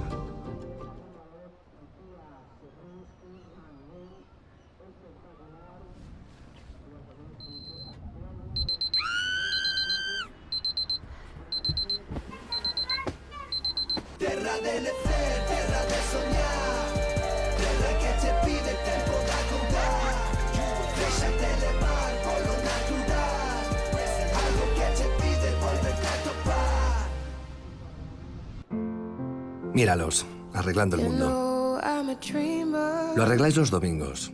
Lo arregláis hasta la hora que haga falta. Algunos lo arregláis sin salir de casa. Y otros desde la mesa de una terraza.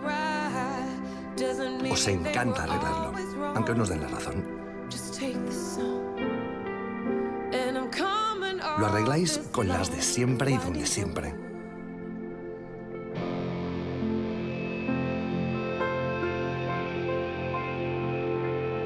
Llevamos toda la vida arreglando el mundo alrededor de una cerveza. Ahora ya es oficial. Estella Galicia se escribe con B de B Corp. El movimiento global que lucha cada día por ser mejores para el mundo. Por el planeta, por nuestro origen, por las personas, por la cerveza.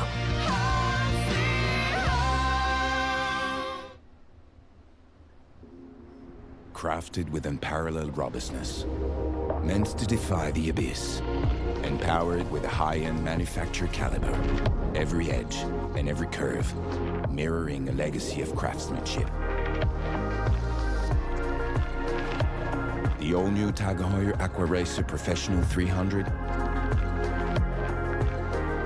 continues to break new grounds, above, below, and beyond. Tag Heuer Aqua Racer.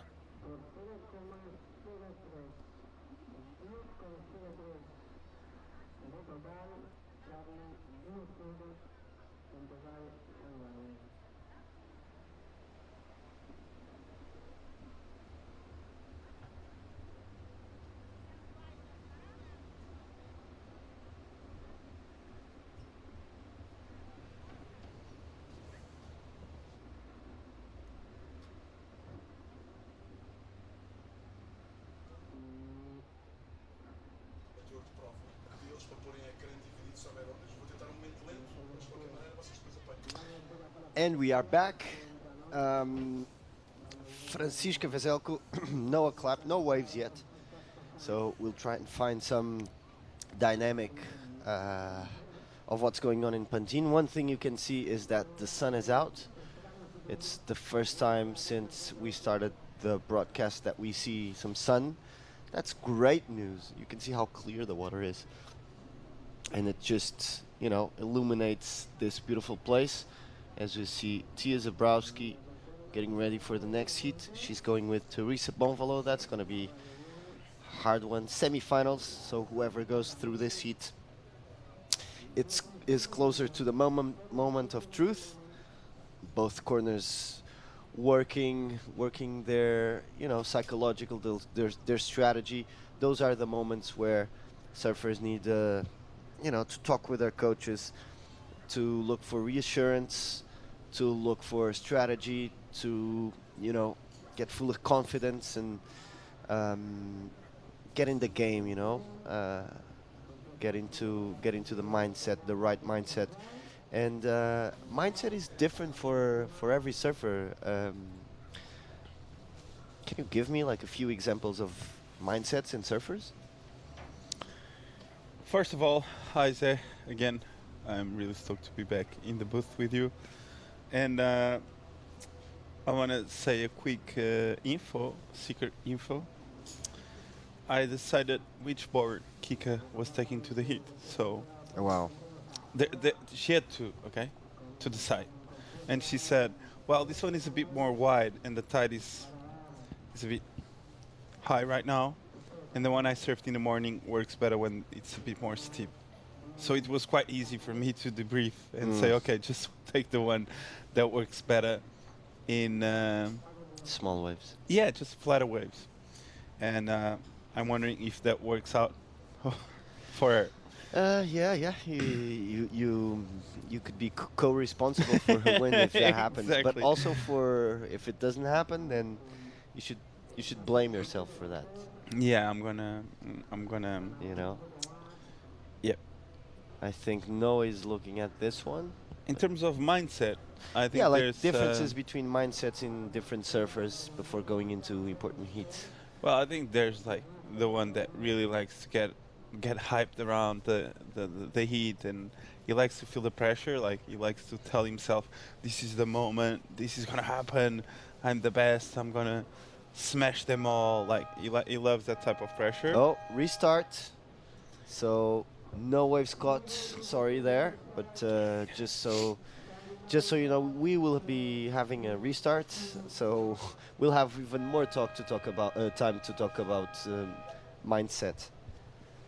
Right now, 25 minutes all over again, and the sun is shining, and we have some lines coming up. Here we are. I'm José Ferreira. This is Chico Alves, Chico by Chico, and it looks like we're going to have some action. Kika here in and out, so no more restarts in this heat. But those are the rules. If there's no waves in the first 15 minutes, which was the case. It's the second time this happens to us. And yeah, so she mindset of like, I'm the best, I got this, pumped up. That's one kind of mindset. What about like others? Well, there's like always the mellow one, the guy that likes to get in a zen mode, really connected to himself and just do his thing. And of course, there's the guy that kind of like wants to not be around too much. He always just shows up for his heat, and he feels good about it. And I don't know, there's a lot of ways to get prepared for events and for contests. And before heats, I feel like each individual athlete has his own bubble and his own way of doing things. And I think that's the beauty of our sport. And yeah, I don't know, I was the type that would love to be smiling and pretending I was not in a moment that it's important for me. I don't know about you, but you talked me through a bit on the other day, like about what you would like to do. But as we see, a big one. Closeout, and she loses priority on that. So not the smartest move there for Noah Klapp. Hard moment there for Noah Klapp. Paddle for that wave without any waves on her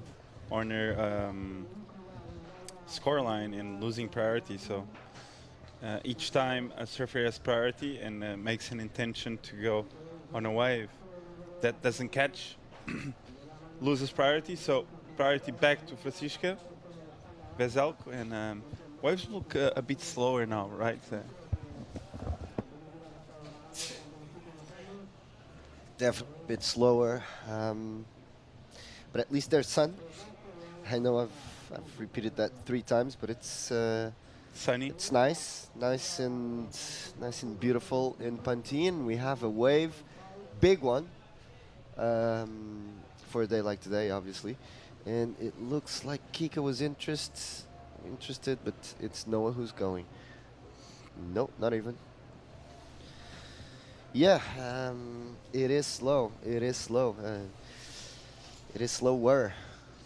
No more restarts on this one, so yeah, Kika caught a wave. So this one we know they won't restart. Looks like a bit of a line coming in out the back, and Noah kind of shifting away a bit more to the middle of the beach, identifying some potential there maybe. Or a second, like a plan B placement on the lineup. Noah Klapp sitting in the second position on the rankings, so Tia on the semis in first and Noah on the other semi in second. So great event for them again. Yeah, they're well and truly well in the rankings after this really. event. And I would say Noah Klapp is a very smart competitor. She's a good surfer, but when I see her competing, I feel like she's really pragmatic, taking smart decisions, going for it. And it's, you can be a good surfer, but if you're not a good competitor, it's, what's most likely to happen is that you won't do good results. There's so many good surfers that we all know and love their surfing, but then results don't come. And there's those surfers that we also know that aren't great surfers but are great competitors, so they do good. And for instance, wave selection sometimes from a certain point on is more important than good surfing, I would say. In the challengers, like top 100 in the world, everyone surfs really well. So at some point, wave selection is more important than your level of surfing. If we're considering a certain level, obviously, then you have those exceptions. But Kika Veselko, no exception to both competing well and surfing well. So nice first turn, and a second one, not lip turns, mostly snaps, but nice one. Nice one. Looked like a better wave for Kika. 2 snaps. The first one was a bit more critical, and the second one was good as well. And you see that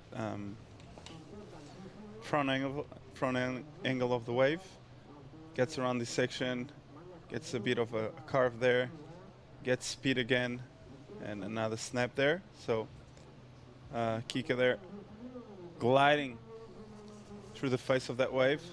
Looks a bit softer now than in the morning, huh? For sure. Softer, even smaller maybe. But she did a good job, milked this wave until the end, and I'd like to be that guy. Wouldn't you? Which one? The one on the rocks. Yeah. Looks, he's having a good time watching the best surfers in Europe in a quiet place. And look at this wave. This is actually a really good wave for Noah Klapp. Getting the first snap in and Kika out the back on a good looking wave. Oof. Nice wave for Noah Klapp. That's why she's second place. And then again, great wave selection. Strong turns. Nothing out of this world. Nothing spectacular, but smart surfing. And I think she'll get the best wave of the heat so far. Yeah, I think so. That wave looked the best wave of the heat so far in terms of potential and the surf she did. Looked like the second wave of the set looks a bit better. Hugs the bank a bit more. Nice snap there. Another one, waits for it to build up and gets up there nicely. So 3 clean turns there. Yeah. And really nice surfing, really solid. Yeah, this first was a lot of water and a lot of drive in that turn. You can see she created some acceleration and finishes off well. Couldn't fall on that last one. Kika went right behind, but in and out. And Noah was only needing a 0.37 to advance. So, but Kika has a score to come in. It will be between a 4 and a 4.5, I would say. And I think Noah will surpass that. 16 minutes to go now, so 9 minutes have gone. Yeah, this is such a chess match. Like, these conditions are really like all about the wave selection. And anytime like you see surfers like not really finding themselves out there, it's hard to make it. So 4-5 for Kika, and a 5.17 for Noah Klapp. Yeah, as we predicted, so pretty much a 1 point. Yeah, 1 point difference on that one, on those waves, and Noah jumps to first. But both of them still need another score. I'm not sure if that will be their backup score or their main score, because waves are so scarce that it's possible that a 4.5 or 5 points is a keeper. And it also depends from heat to heat. Tia Zabowski there. What is Tia Zabowski's mindset then? Well, she's 13 years old. But she has a mindset. She's in first in the European region. And I feel like with 13 years old, with such a high level of surfing, she just wants to have fun. Like she knows she's having fun, and she's not in the timing to have that deep think about mindset and how. So she's a bit more uncompromised. Yeah, exactly. She has all the time in the world. She's enjoying herself here, surfing well. So she's just enjoying right now. Very well, and these were the winner waves. That's a huge set, we can say. That set was huge. That set was huge. Like, for what we've seen these last few heats, this was one of the biggest sets we saw all day. So it's the closest thing to a tsunami. Look at the lines coming. It's the closest thing to a tsunami that we'll have today. And sometimes it's funny because some of these waves that come in far away from shore on these tides, sometimes they get really, really like flat. Yeah. And like the medium-sized ones, even on the small day, we can say the middle-sized ones are the good ones to catch. So the one Noah Klapp got was a medium-sized one, but a bit of a double up. So it always helps to push you and generate speed easier. So Noah Klapp, I think she got the best wave of the heat so far in terms of scoring potential, and that's why the score reflects that. And a bit, some more lines approaching, and I feel like Kika might get an opportunity soon. So let's see. 13 minutes. The time keeps on ticking down. We can't stop it, so we have to work with it, especially when you're competing. Some surfers take watches to the water, some don't. Did you take your watch? Yeah, I used to use watch, but like a really small one. I didn't like the weight of a watch on the hand. Really? The weight? Yeah, like a big one would really not be my. I used to use those simple ones where there's only like start and stop, nothing else, and then leave the water, take it off, and leave it on the car. Okay, so you use only for competing. Yeah. Or training. Yeah, exactly. As we see Tia there, with the tennis ball there, warming up, the bands, looking excited for the second semifinal. So Tia against Teresa Bonvalot. So quite a age gap on that heat.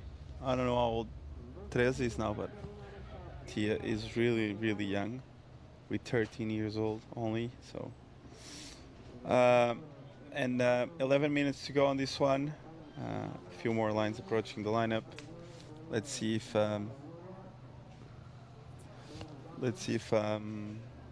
as we see, Teresa Bonvalot with and Manel Gamer, her coach, getting ready,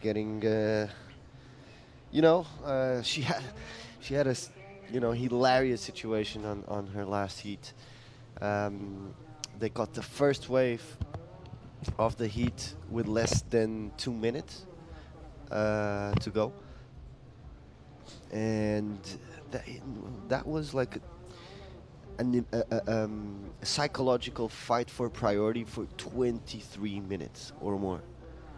So that just shows you, you know, how strong-headed you need to be sometimes to commit to what you decided. But that's it, you know.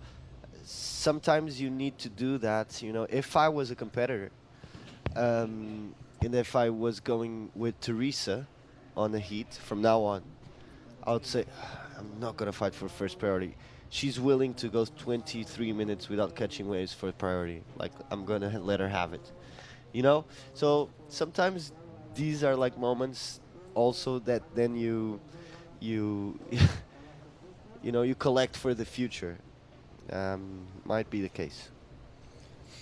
Yeah, in this case, I feel like, yeah, they might have that on the back of their mind, but also for Teresa, we are just strategy in terms of what could possibly happen if she does that again, you know. I feel like on that case scenario that she put it herself, there's a lot of luck involved. Yeah. And this time went her way, but can easily like simply not go her way. True, true. And she has the surfing and the talent to just surf and win without needing those types of situations. That's my opinion. And if she had surfed the whole heat, backside with her technique, most likely she wouldn't need all that strength and energy to make it happen. Yeah, yeah. It was, but I think both of them were in that bubble, you know? They Yeah, were of like, course. both of them were pushing for, I'm going to have priority, I'm going to start, I'm not going to give you the inside, I'm not this, I'm not, and both of them, you know, lost 23 minutes of the heat, so, and yeah, you're right, Teresa was lucky to go passing it, and both of them apparently didn't know, we didn't know as well, that if they didn't catch any waves, they would, the one who would pass would be the one with the highest seating. Yeah, but the thing also is, I felt like it was like one of those moments where it was a lot of pride involved. For sure. In that interview, anyway, in that situation. So we want to go for a quick interview with Charlie. With Iago. With Iago, sorry. Well, one of the most invisible men on the event, but one of the most important ones. I'm going to interview him in Spanish. It's the sponsor from the event, Iago Barreto. Iago, más que tudo, felicitaciones y muchísimas gracias. Dime una cosa, nos quedamos, es un evento, primero, ¿qué hace la diferencia aquí? ¿Cómo es posible tener una estructura tan grande y hacer esta magia? Porque parece que estamos en un evento como de World Tour, al máximo. Explica un poco todo el investimento y cómo pasa eso. Efectivamente, bueno, muchas gracias, lo primero de todo. Y la verdad que hay que decir que Pantin Classic, ¿no? Es un evento que va más allá del surf, de ahí que tenemos, bueno, estas grandes infraestructuras que, bueno, año tras año y los últimos años, pues lo que hace falta al final para poder tener un evento profesional a la altura a la que tiene que estar, obviamente es la financiación. La financiación se consigue mediante patrocinadores, tanto públicos como privados, ¿no? Las administraciones públicas. Obviamente todas ellas buscan un retorno y unas contraprestaciones en las que tengan visibilidad y cada una de ellas pues o se capitalizan diferentes áreas para poder darles su visibilidad a cambio.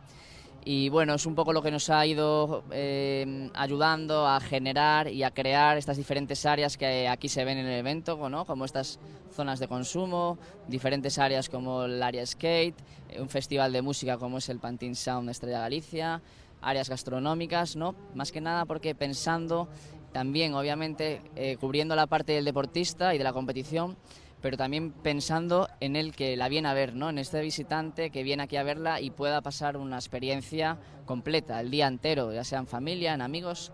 Entonces, de ahí es un poco que se intenta cubrir todas esas necesidades para, bueno, para que el público esté lo más a gusto posible.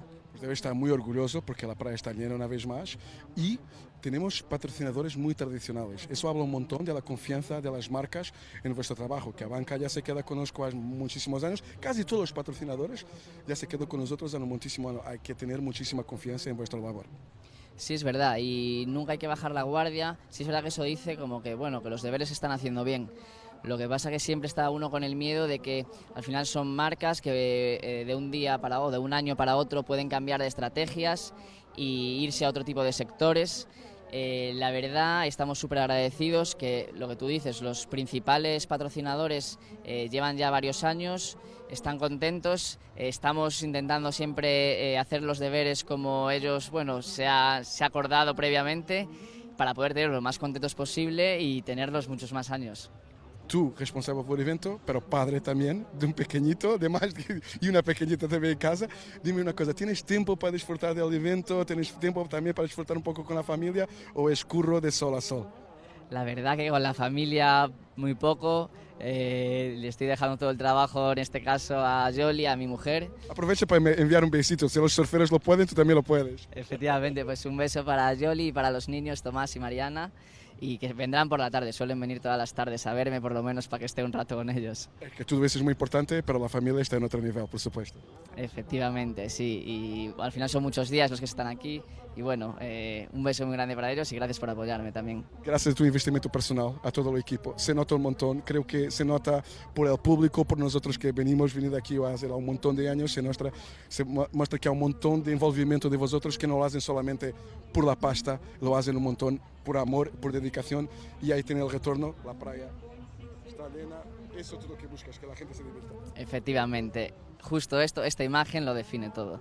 Muchísimas gracias, gracias Iago y felicitaciones una vez más. Gracias en nombre de todos, vale, y suerte para el futuro. Ahí está, volvemos a vosotros. Well, great moment there. Let's go back to the heat and first turn and then a second on the whitewater. Not much happening during that interview, which was nice. Apparently this was a 3 points and Francisca Veselko had this. It's a 2 points first snap. And then the wave dies out. Yeah, Kika there, having a bit of trouble trying to find the good ones, and yeah, great interview there by David Prescott. Yeah, Iago was really open about, you know, about the structure, the financing of the events, the relationship with the sponsors. You know, that's what's behind the event. You know, you can say what you always listen to, and say that, like, you know, paint a different painting. But it's good when people are direct and frontal about things. At the end of the day, events need financing. That comes from sponsors. Sponsors want return on their investment, and that's why you have a big structure. Wow, nice turn from Noah Klapp. She risks to better her score and to, you know, make life harder for Kika. Yeah, Kika there, looking for the next wave of the set. I feel like Noah has been sitting more towards the left side of the peak, and she has been finding a couple of good ones. Look at this. Nice turn off the top. So she needs to better that 3. I think she will probably improve with this single maneuver. Yeah, definitely. Was a great maneuver there, as you see. Is that Cole Hausman? Yeah, I think Cole Hausman is around, and you see, you know what I'm saying? Seeing, like, you know, like how Noah is always paddling towards the left, and really sitting towards the left and catching all the waves here. Look. And Kika's been paddling really towards the right. And Noah's been this catching. wave has good, looks good. So 2 stronger turns with a little carve to finish. Is that better than her last wave of 4.1?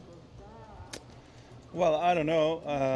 I want to see the front angle of it before we can understand. But looked like she took this on the priority again.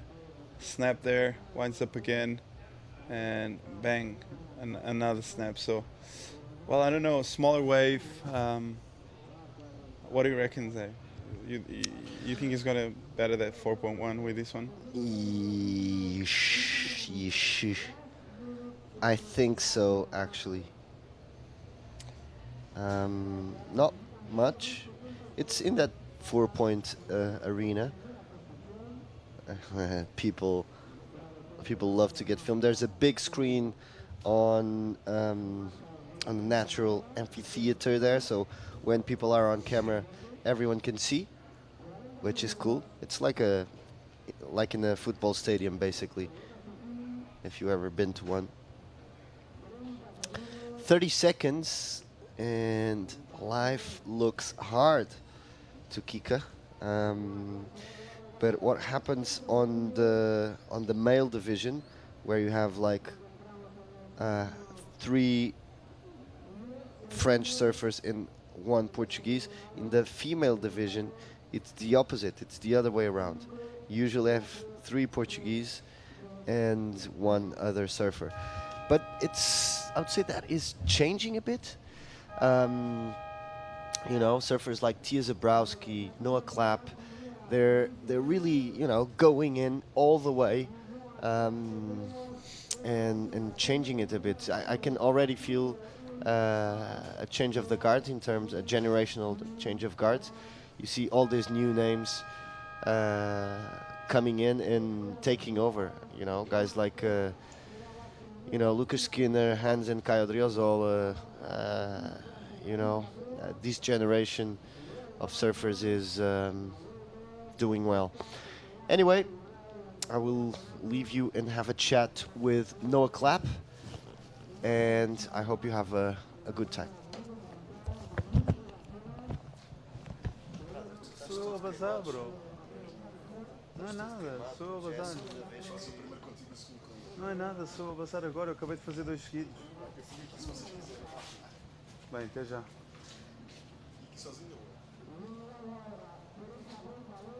Tu és um abusado. And now David Prescott and like you heard, Zé, he's going to go and have a chat there with Noah Klapp. And we're already with semifinal number 2 underway. There you see it on the top left corner of your screen. Teresa Bonvalot, Portugal. Tia Zabowski, La France. So I was kind of eardropping on you guys, and I believe that the subject should be not 2 different generations, but there's a few age gap between Teresa and Tia Chico. Yeah, I think Tia is 13, right? Yes. And Teresa is, you know? I don't know. I don't know. That's why I passed the ball to you. I think she's like, I don't know. I think she's like 23.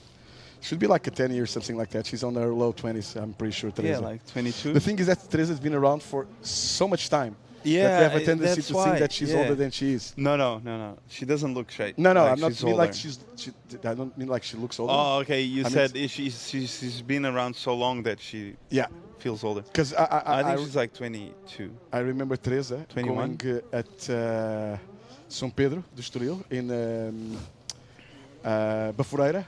Yeah. Getting a wild card there. I believe it was the Challenger Series at the time, or a Prime event at the time, or yeah, it was for the girls event we used to have at Kinshu. That year we went all the way there. She got a few hits already with Carissa, and Carissa didn't qualify at that time yet, you know. So that was a while back. I was still living in the mainland, so it was like more than 10 years ago. So Teresa was very young when she started getting her first opportunities there to compete at the highest level. We could tell from her early age that Teresa was something special. Surfer coming from that area, from Cascais, that I was talking about, where we had that event, that all-girl event back in the past. Yeah, Teresa is 24. 24. Almost on spot there, Chico. I said 23, right? Exactly. So yeah, almost on. And it's better that you said she was 23 than 25. You got it wrong by giving her putting her younger than she is. Well done. And we see Tia here starting off this heat with a bit of a snap there. Do you think any advantage? Because, well, let's watch Teresa. A strong pedal for this one, taking a left. She's been selecting a few lefts throughout the whole event. Nice snap there. The first one looked really good. The second one a bit more hard to navigate through because the wave was really hard. Now, is she surfing in the middle of the beach? We were seeing most of the surfers taking off on right-handers. Now Teresa taking off on the left, but she's so aware of the ocean that I'm not even second-guessing her decision for sure. And there she goes. Not a very vertical wave so far, but some work done. Yep, as we see, I think, she's surfing in the middle of the beach, I think. Yeah. You might be right. We talked about that. I'm seeing the distance she is from the cliff. And even the shape of the left looks like, you're totally right, Chico. She's surfing on the middle of the beach for sure. Now I'm wondering where Tia is sitting, if she's sitting close by. We have already scores for 2 rides of Tia Zabowski. Combined score of 4 points, that's the total. But a 2.33 and a 1.67. And now waiting for the scores on this, the first one of Teresa. As we see now. Zé Ferreira, take it away.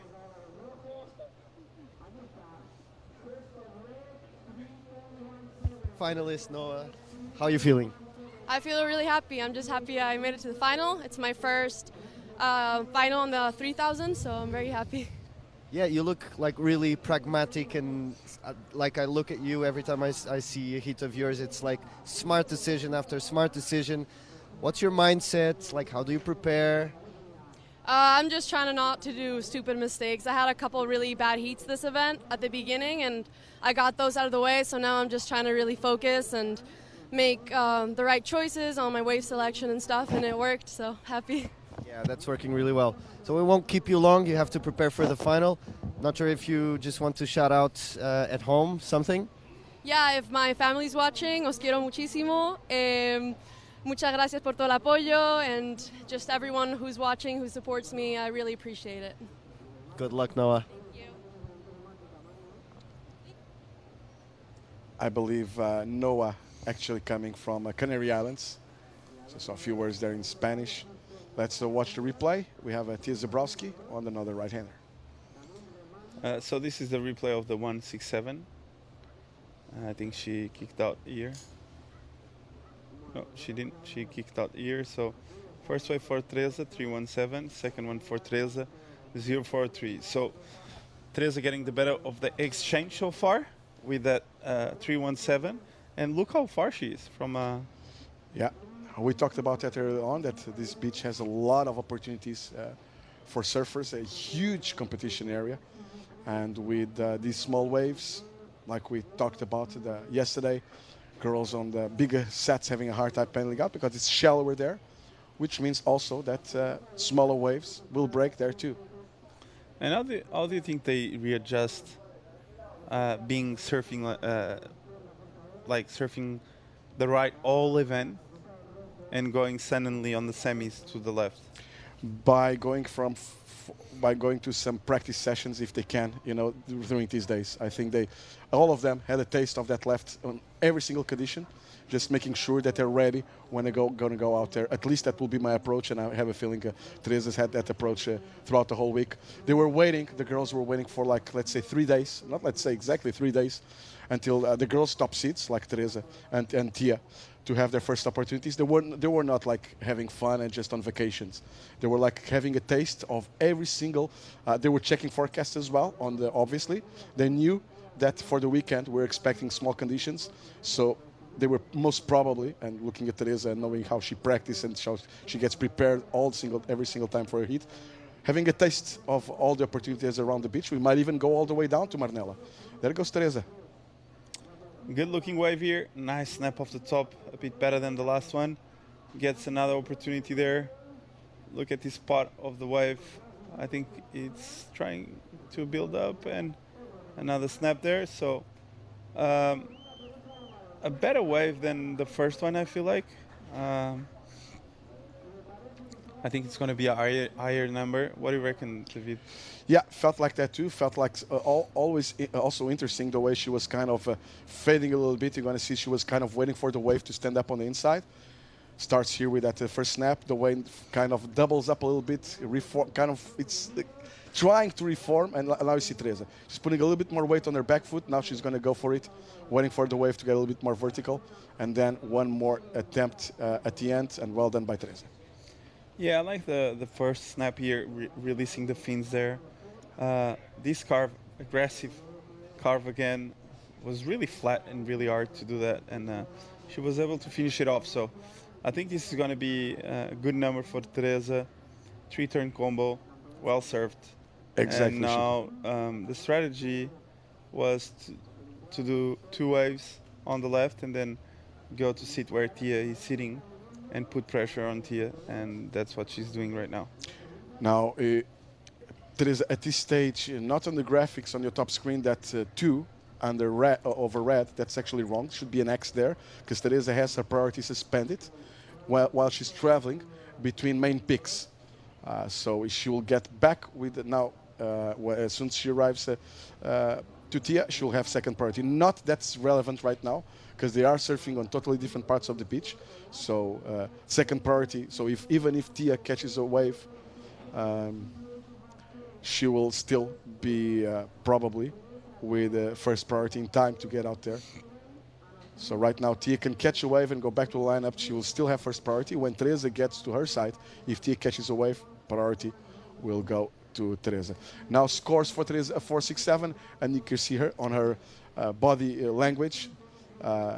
I felt that felt like a celebration more than a frustration out of that splash on of water.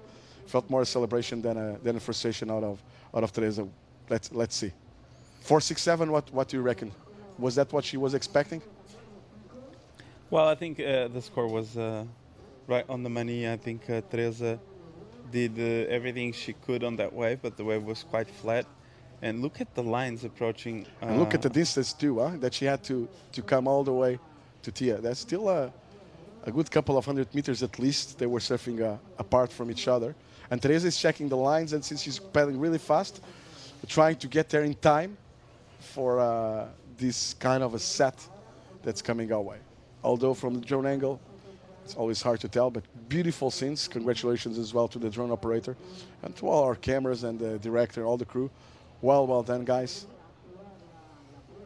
And Tia might go for this one. Looks like a good one. Tia up riding now. Nice snap there. Gains speed and smashes it again. Floats over that section and kicks out. So plenty of speed on this wave by Tia Zabowski. Yeah, Tia generates a lot of speed. It has been one of her strengths this event. The speed she carries from the takeoff helps her do this straight up to a turn, another one releasing a bit more of the fins, and the third.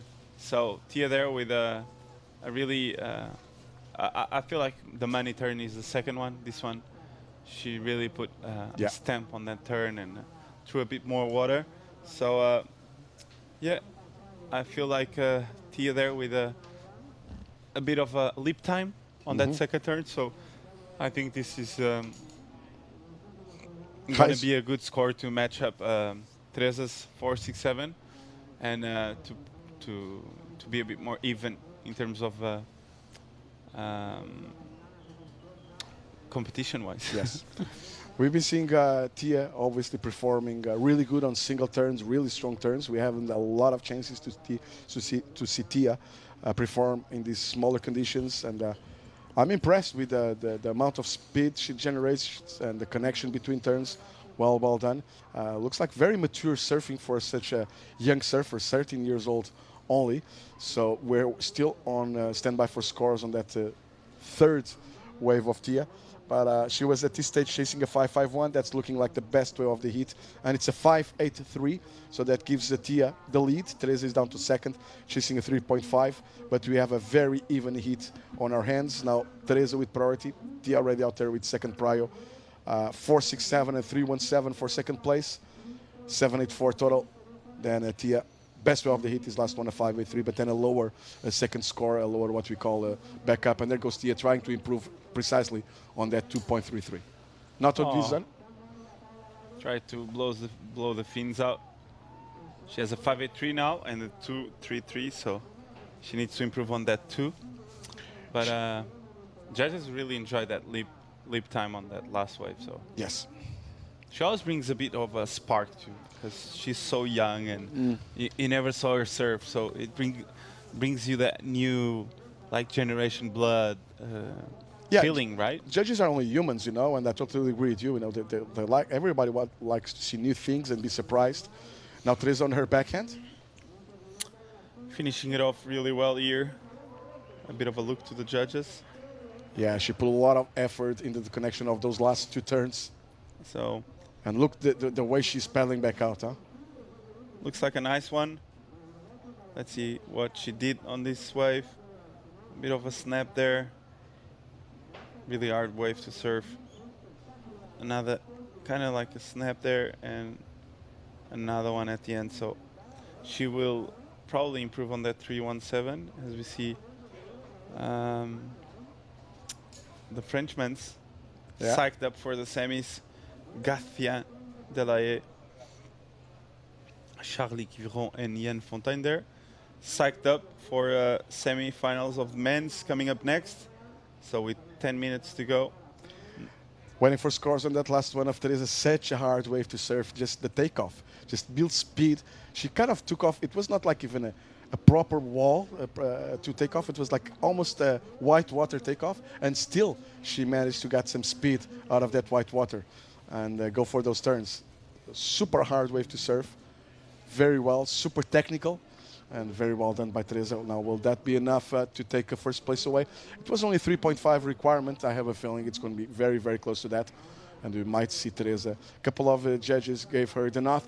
And let's see, 2 more judges to score. And it's looked like Teresa is going to take the lead from Tia with just under 10 minutes remaining. There you go, 3.77, barely, but she does. Takes the lead, and he's getting like even more close now. Teresa takes the lead, but the requirement for Tia, it's only 2.61. Tia with priority. As you can see, a super family event. There you go. Moms, dads, babies, dogs, the whole family. And this is the perfect event to come with the family. Oh, I'm going to bring he's now 2.5 years old. Next year, maybe he will be still a little bit too young. And Dad has to work all day long, so I have to make sure he can be around by himself. Well, there's plenty of people actually to take care of him. When you talk about the skate park, they have like teachers there. You know, the kids are not left there by themselves. Every single activity we're talking about here for the families, for the kids, obviously they have like they have like people there to take care of the kids, to teach them and to stay with them the whole day. So, and it's free. So for me, as a father of a young one, it might be a super good plan to come here to Pantin with him. It will be. He will be sitting by my side on a couple of years here on the couch, I promise you. If he has the same blood as you, I'm sure he will. I talk a lot, so he's been used to talk a lot since he was very young. He talks a lot, you know. He's the kind of kid that just approach you and blah, blah, blah, 2.5 years old. And he got his first time on the Judge Tower. He was 6 weeks old when he got for the first time on the Judges Tower. And it was a World Tour event already. It's going to be a nice story for him when he grows up and to tell the friends, you know. Our tour rep, Rob Gunning, was saying, oh, they're going to ask Gabriel Prescott, what age were you when you first got into it? He was going to say 6? 6 years? No. 6 months? No. 6 weeks. Yeah, we should put our kids here. It's a really good environment, you know, and I'm trying to expose him pretty much to this from young age because it's super healthy and super fun. Now, talking about fun, Teresa wants to have fun on this one. As we see here, Teresa on a hard one. Really small wave here for Teresa. Not much happening on that wave, but Tia Zabowski with priority needs to improve on that 2.33, so she needs 2.61. So yeah, with 7 minutes to go, it's all about these last minute decisions. Teresa there just trying to have a look to see if she could improve on that 3.77. and beautiful scenes here. Green water. You can see Tia there with a bit of a quite. If someone watches just now, you think she's cold, but she's not cold. She's just calmly waiting for a set wave. So we know that Tia is a bit more comfortable on this one, although she's in second because she has priority and she only needs a 2-6-1. So Teresa knows that, as we see. Next seat coming up next, we have the men, Afonso Antunes and Loa Knox on the first semi. Coming up next, Afonso this morning on a close one with Nicolas Paulet made through, and Loa Knox eliminated the future start from Basque Country Anzo Odriozola. And yeah, a couple of close matchups on the quarters, and I'm sure we will see a lot of action as Teresa stands up and bang, flares the fins out, and she can't make it. So a bit of a hard wave to generate speed and actually make the turn. So let's see it again. She gets up there and gets the speed going and bang. But I felt she missed just a bit of speed, actually. So it has been really hard to generate a lot of speed because it's so small, and the tide, it's high as well. So it isn't easy for our surfers to generate too much speed. And with 5 minutes to go, it all comes down to these last moments of pressure. And Tia Zabowski is still in the lead, still in second, needing that 2-6-1. So I was saying she was in a comfortable position, but with 4 minutes to go, needing a 2-point ride isn't that comfortable. Sorry, I left you here for a while, Chico. I'm multitasking. We are going to present the finalists just before the final, so I will be there after the men's semis, so I can present them. Like kind of we do in the Triple Crown in Hawaii. It's been a tradition here. I in really Pantin. enjoy seeing you presenting awards and all that type of. Thanks. I haven't been doing it for a while, and not here in Pantin. Well, but you have done it for the last 30 years. Yeah, I've done it a few times. I've done it a few times. So I appreciate your nice comments. It's not one of the things that I enjoy the most. You know, like I guess it's second nature. But the human mind, it's a funny thing, you know, because you ask me at my birthday if I can deliver a speech for my 5 friends at the table, and I cannot. You ask, I cannot. No way. I cannot. And then you ask me to talk to 50,000, and it kind of feels easy. And talking to public, it's one of the most common fears for people. And for you, it's just that easy. I think it's second nature, and I kind of get on the, not double personality, but it gets in you. But thank you so much for your comments. But this is the ones we're talking about with 3.5 minutes remaining. Tia has priority. It's not, well, like you said, 2.61 might seem like an obtainable score, but under these conditions, well, what she needs is a wave, and then she'll figure out if that's enough for 2.61 or not. So that's, I'm pretty sure that Tia is not looking for a wave with potential for 2.61. She's looking for a wave that's going to give her something like to improve, to be solid. She doesn't want to be in first and then to have Teresa needing a 2-point ride. So, as we see Cole Auschman there, he's here watching the event as so well. that was Cole. Because I saw a guy with the haircut the same of Cole. Was that actually Cole? Yeah, Cole is here. And with 2 minutes to go, Tia Zabowski still needs the 2.61. Yes. Right, David? Time is running away for the Tia. time is running away. So good for Teresa. Tia might be... What do you think it goes through the mind of a surfer with 2 minutes to go needing such a low number and with such a big lull right now? I can't believe this is happening to me. I think that's Cole Auschman is watching, and I can't believe this is happening to me. Yeah, so yeah, you know. But at the same time, well, now more serious, I think that we've been hearing them from surfers the whole time is that it's out of my hands. you know. The wave coming my way, it's out of my hands. No, I really need to stay focused, to stay composed, because if the opportunity presents itself, I need to be totally on the right set of mind. But she's trying to get noise away from her head. That's what I think she's trying to do right now. And Teresa, meanwhile, is going to try and improve and put more pressure on Tia. Not with this one. Now Tia is going to take off on this one, Chico. Yeah, Tia out the back with such a beautiful wave. Wow, that's going to be... What do you think? Well, what I think it's going to be really close. I don't know if it's enough or not, but there's more lines approaching the lineup. And they will have time to catch a few more waves, I feel like. Is that a high 1 or a low 2? Well, I don't know. Not an easy call, huh? I don't want to be in the judges' head. But like you said, maybe that's not going to be the decisive one. There's one wave just passed them by. I thought there were a few more waves coming. There's one score they can compare with. That's the first of Tia, the 2.33. Yeah, we can compare to that. Also the 317, the first of Teresa. Was a set wave, so as we see, a bit of a trying to blow the fins there. As we see this wave again, runs it and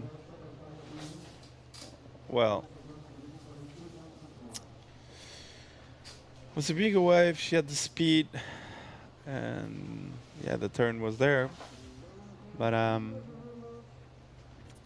we need to wait and see what the judges think about it. They're doing exactly the same. They're waiting, they're reviewing, they're comparing, thinking about it. I wouldn't like to be in their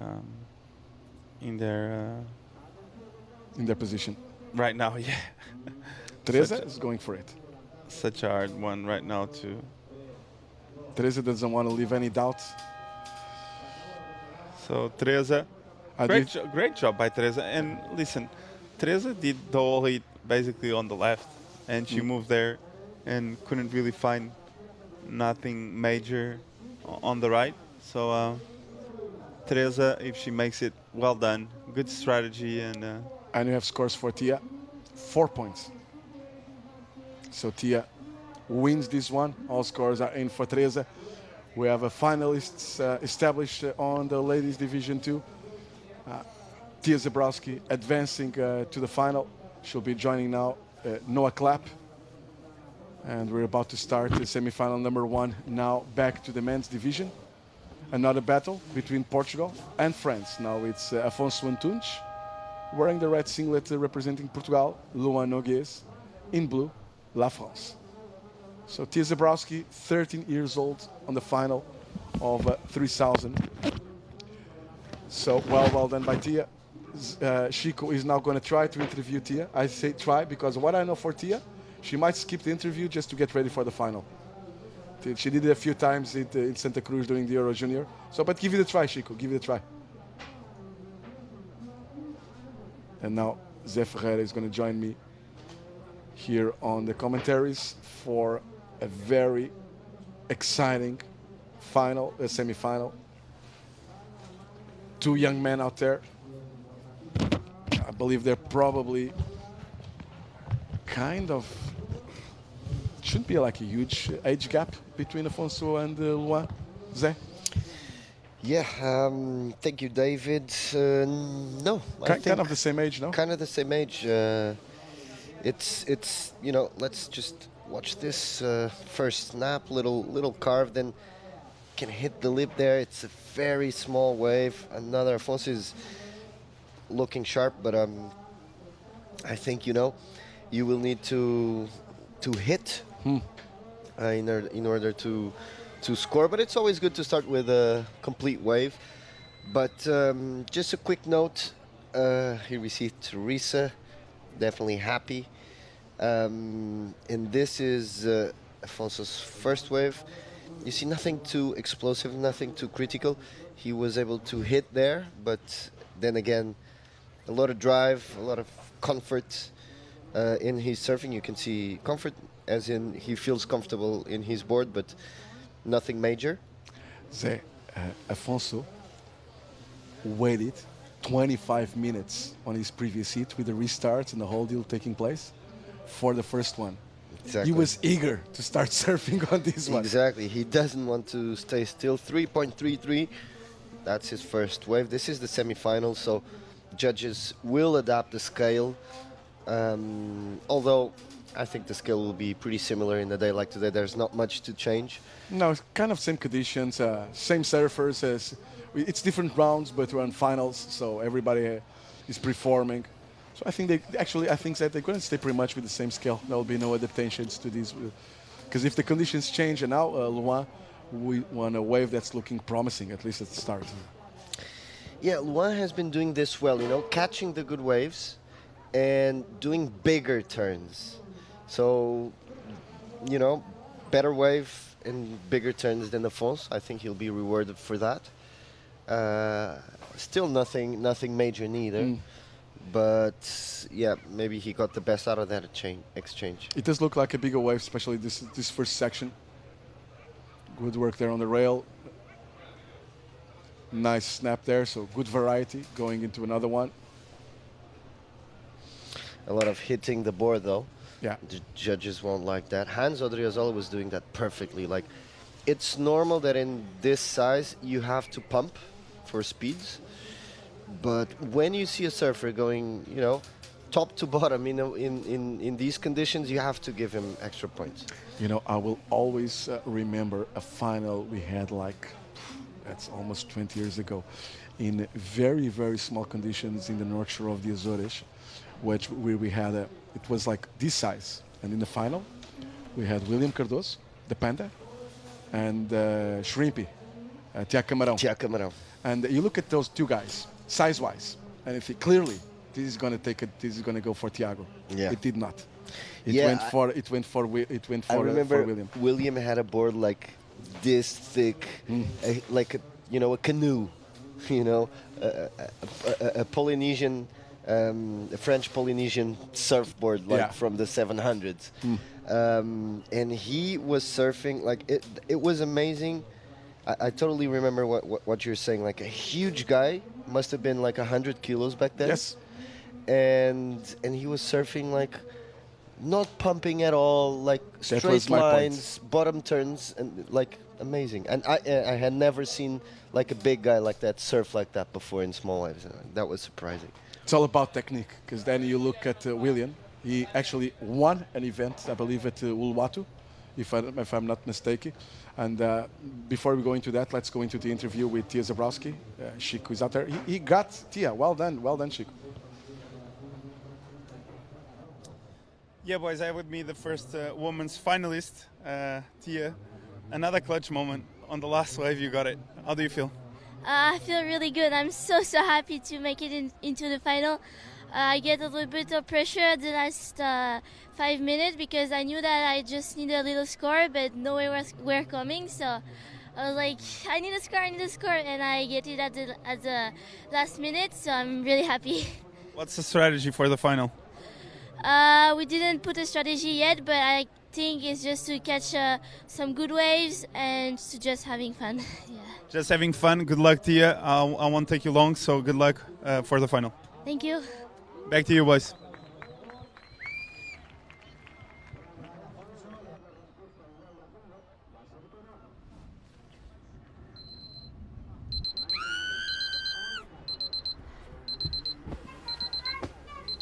Terra delle fe, terra de soñar, terra que te pide tempo da contar. Déjate levar por lo natural, algo que te pide volverte a topar.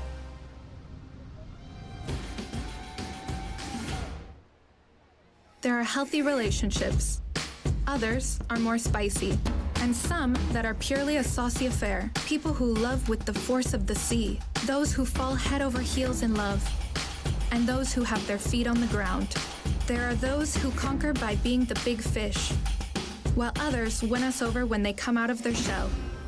When it comes to taste, there are no rules. But whatever you are craving, Galicia loves the sea. And That's Afonso Antunes on a really good wave so far. Actually, that's one no. Oh, that's one. Okay, Afonso was on blue on the previous one. Thank you so much, there. Thank you. But great wave. Great wave, great wave. I was thinking that will be too fast because during the interview we saw a ride by Afonso. That now I'm correct. They're waiting for scores on Afonso, and then we saw Luan up and riding. So that was a little bit of a brain fart. But now we see the replay of Afonso Antunes. So hits it off the top there. Then again, not a lot of speed, and the judges will, take that into account when scoring him. I just think Afonso is surfing very well, as you can see. That's super hard to do, but you can't only surf well. You need to be on the good waves. And I feel that Luan Noga is doing a better wave selection. It's very critical. This is a 3.6. We already have the score. This is a 3.6. And this is Luan Nog. So you can see the wave stretches a bit more. He's able to get some speed to do a stronger turn. Not a lot of rail in those turns. I was going to say no verticality into Luan's surfing when you compare it's more with like Afonso. It's more flat. It's flat. It looks flatter actually for me. That it look the wave quality. I agree with you, but there's no verticality into the turns of Luan. But I think look at the one behind was the best wave. But it looks to me that the judges have been rewarding those first turns, fins free a bit of water, as we see Charlie Quivron. So this first heat is a youngster's heat, and the second heat is a senior's heat. There you go. Right? So two generations represented in two different semifinals. So that will clash in the final. That will clash in the final. Exactly. Judge is still deliberating on the last one of Luan. Let's see how it goes. Scores are starting to come in. It's looking maybe a point, half a point better, depending on the judge. It's a 4.5, so 0.9 spread there. Luan in the lead. Afonso second with priority, chasing a 4.48. So on both rides, Afonso, Luan getting the notch and getting a little bit better than Afonso. Just not even half a point better on the first one. On this one, a little bit more spread. That's a 0.9 for Luan against the 4.5 of Luan against the 3.6 of Afonso. 15 minutes remaining though, so plenty of time ahead still. Priority with Afonso, so that goes for Afonso. And but that 4.5, that's true. Making the difference. Joran Cousinet here, getting ready, listening to music, getting in the zone. Yes. Cheeky smile for us. Maybe not. Too much focus there. Yeah. He knows he has a hard job ahead of him. There's plenty of points between losing here in the semis and winning the event. It's almost, I believe, almost double the points if you lose here in the semis and you win the event. So super focused there is until here. Super important. We talked about how the round of 16 was probably the most important round of the whole year so far for these surfers. But the spread in points between semis and winning the event, it's a huge one. So very focused was there, Joran. For sure. Basically, I wouldn't say that if you win here, you're in the challenges for next year, but there's a big chance that if you win here, you have your place very secure. Yeah, because then maybe you need to go through a few other heats in Anglet. Anglet is another 3,000. Yeah. But it's if you win one, you're you have one foot on the challenges for next year. So these guys know it.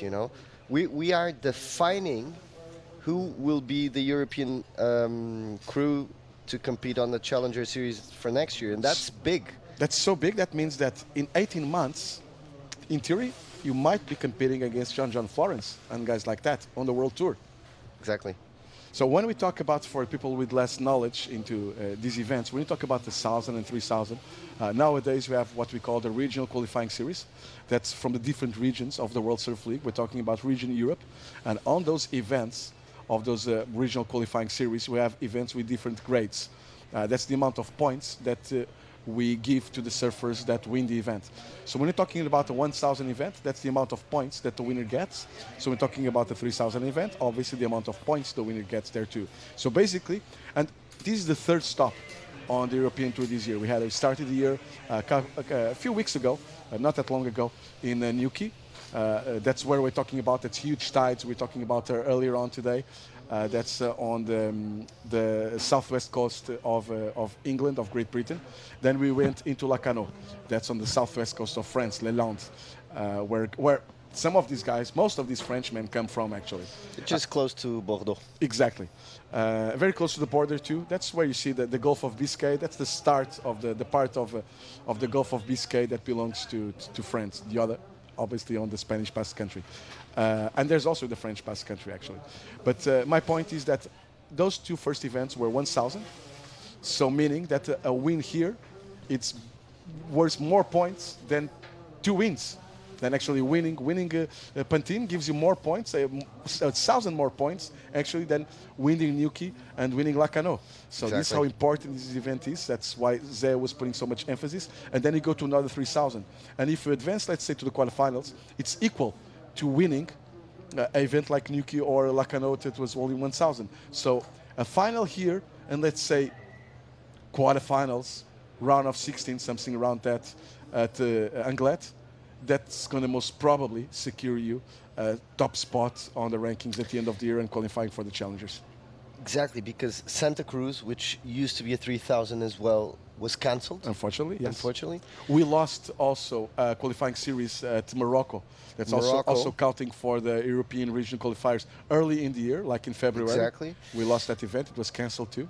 And I'm not sure about contests next year, because you know, usually we used to have Costa de Caparica around March, April, and it used to be a QS that was counting for the Challenger Series qualification, and I'm not sure if that's a big question mark, because we're talking about the importance of Anglet as being the last event, and Caparica is traditionally exactly the last event. The last event. That's where we saw Guilherme Ribeiro last year, for example, qualifying for the Challengers, and Kai Adriozol as well, and Yolanda as well there too. So that might be, there's still a question mark over that event. I have a feeling we're going to run it.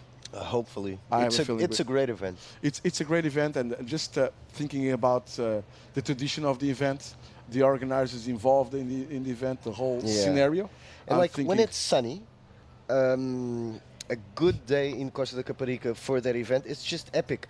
Look, and what is being built there can be what Pantin is in 20 years, right? Because you have a surf festival as well.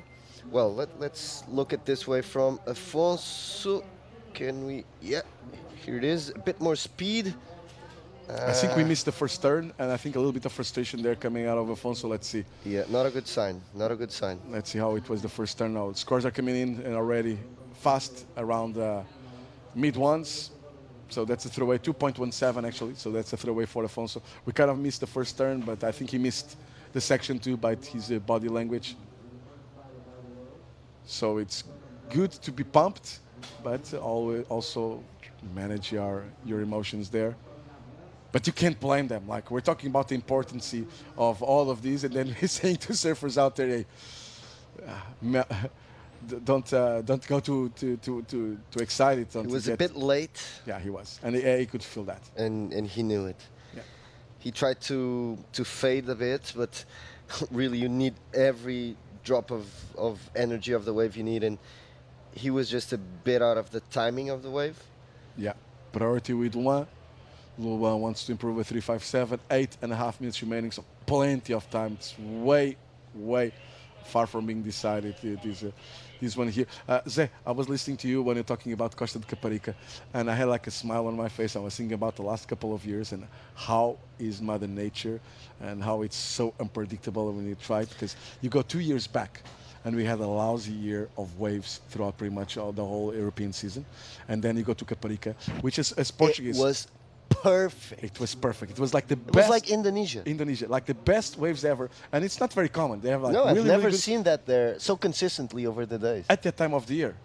And Exactly. then, so it was like solid head high to overhead. Now let's watch live here. Afonso once again, under Luan's priority. Chasing a 4.48, the wave not delivering there for Afonso. Exactly. He does need a bigger wave, although Luan has priority, and so Afonso is doing everything he can.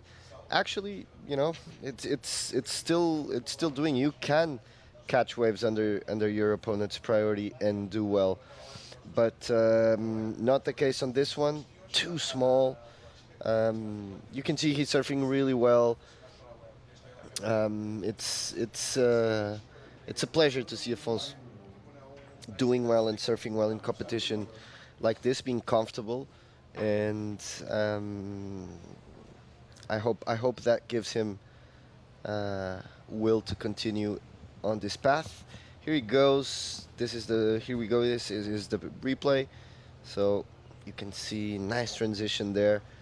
No rail in the water. Similar size wave as the previous one. Yeah, won't count for much. Yeah, 2.6. The previous one was a 2.17. Only 2 waves for Luan. Only 2 waves for Luan. And perfect heat so far. Yeah, there you go. A 4.5 and a 3.57. That's all you need. Different approaches, you know. See, some surfers like to surf more, be more active. Some surfers are more selective. Under these conditions right now, I don't think there's a perfect formula, anyways. Yeah. Also, but I got a little bit distracted here. I just some technical issues to solve. But we're talking about the Costa de Caparica, and we're saying how good it was a couple of years ago. Looked like Indonesia, perfect waves. Then remember this year what happened? It was a tornado. Exactly. We're calling it the hardest event to run. It was for all of us. We talked with the tour rep and the WSL and the judges. For myself, it was the hardest event to run ever. We saw the forecast was like showing 5-6 meter waves with 100k an hour winds. Yeah, it was crazy. I was commenting. You were there exactly. Yeah. You were there with Chico exactly. Or I think it was with Chico. With Chico, with Paul Evans, and I think Gervis. I'm not sure if Ben Mundy was with us this year. I think it was 2 years ago. But yeah, so very, very unpredictable, but still. The normal was what happened the year before. You know, like those so perfect. Yeah. But having like good conditions, clean conditions that time of the year. But what I felt like it was like a sign that if it's not a tornado, that event is full of people. Is that like as soon as the sun opened up a bit, you had people like watching and going, and you know people want to and yeah. Well, Luan, no, not the best decision there. No, that was a mistake. Priority will go now to Afonso for the 4.5 minutes remaining. Okay, so he has the game in his hand now. 4.48. It's not a big score. He does need to choose the right wave. That's not easy. That's the hardest task. And then turn it into a proper score. Exactly. You know, we're talking about Caparica that day. What Afonso needs to do right now, Zé, it's what Yolanda Hopkins did on that day. She found a couple of barrels. When a day, remember that at Caparica, that huge day of, we're talking about the hurricane almost, she got a couple of barrels where nobody else was even considering that. So that's what Afonso needs to do right now, find some magic and find a proper one and just deliver. Obviously, Nogues will try to sell a wave there. And Afonso is up and riding, I believe. We just saw the priority going away on our screen. And we can hear the shouts. But I'm not sure if that was Afonso. Afonso lost priority, and he had first prior out there. So there was a wave ridden by Red, and he's on his way back out. That's him. Yes. Woohoo! Let's watch it. Hey, Let's remember, we're Portuguese. La France. Yeah, well, you know, Yes. sometimes you can't hide it. I'm sorry. Yeah. You know, I think people understand. If it was a French, Oh, the French a French person commenting, I think the Latins like we are. We've been through that a bit. So Yeah, and they're Latins like we are, and we're how we say emotional people, and so are the Frenchmen, obviously. So and the AI is not yet here, so it's still human beings. Gladly. Gladly. Enjoy it while it lasts. What idea? Don't even say that. No, enjoy it while it lasts. Don't Now, even say that. Like, let's wait for scores for Afonso with the Luan with priority. Afonso now gets second. let's watch. Wave looks nice. Speed. This is important. Nice little floater. Then nice turn. This is the best turn of the heat so far.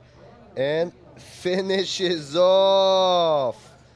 What a wave. What a wave. Well This done. is by far the best wave of this heat.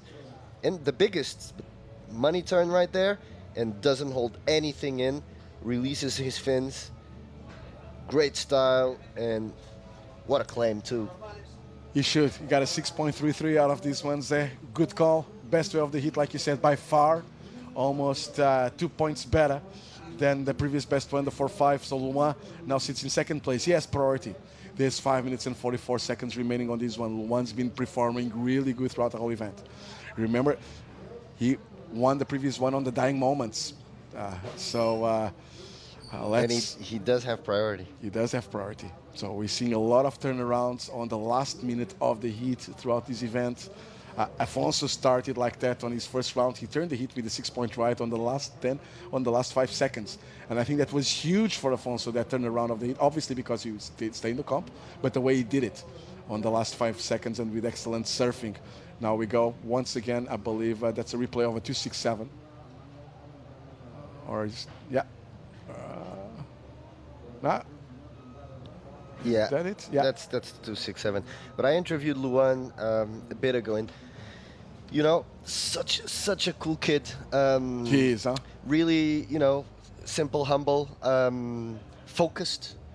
Like you can see, he's a focused person, and he's been making really good, smart decisions throughout the whole event.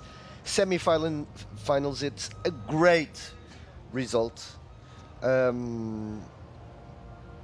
we have some action there, so we're not going to give anything for granted until this heat finishes, because 5.44 is going to go. Is something that he can easily do. So here we go. Moment of truth. Nice first turn. Requirement of 5.44. He has to go big here. Afonso is answering out the back. That's a very strong attack from first place by Luan Nogues. Yeah, you know what? I don't think he's got it. Has to be 1 point. And Afonso... And Afonso did another good one. Yeah, he was answering. You could tell on the drone angle that we lost it, but Afonso was paddling for a wave at the same time that we saw Luan up and riding. We're going to have the replay of that last one of Afonso, I believe, as well. So Luan was looking like one, not even a point, like 9/10 of a point under the 6.33 of Afonso. So requirement was a 5.44. And let's see if Afonso improved or not. Also, we haven't had a chance to check to see Afonso's last one. This is a replay of Luan's last one. So first turn is a bit flat. Then he misses that section there. That one is a bit better. That's also a flat move, and yeah. 3.2, the score is in. And we Yeah. talked about that, how he was missing a little bit of verticality into his turns compared with what Afonso was doing. So we're only missing one score now, and it's for Afonso Antunes. So Afonso Antunes is in the final. Luan Nogues, great result, and that's the answer from Afonso. We're still missing scores on this one, and that's the first time we had a chance to see it. Wow. It's Afonso is looking really great on his board. 4.17, he improved. Very happy. Zé, I know it's your time to leave, but I do have to leave not only to interview Afonso, but I have to do the presentation of the finalists for the ladies. Yeah. Now we have. I still have. Well, actually, I don't. I need to be there and prepare it. So I'm sorry. I'm going to leave you here with Chico. I need to prepare the presentation for the whole beach. You're going to see it. You're going to see it on the screens too. It's going to be for the webcast as well. Nice, Dave. That will be in keeping 10 traditions minutes, alive. Yes, Pantin is a special event. That's why they call it the classic. Since the first edition, it's the classic. That. Very Chico. well. We're going to leave Chico here. I'm going to the interview. No, you do the interview. I'll do the interview and I'll stay there. If you don't mind, Zé. No, go for it. Thank you so much. Very well, Joran Kinner and Charlie Quivron. Another great heat. And right from the start, you can see Joran Kinner chose to have the priority, and Charlie Quivron chose not to.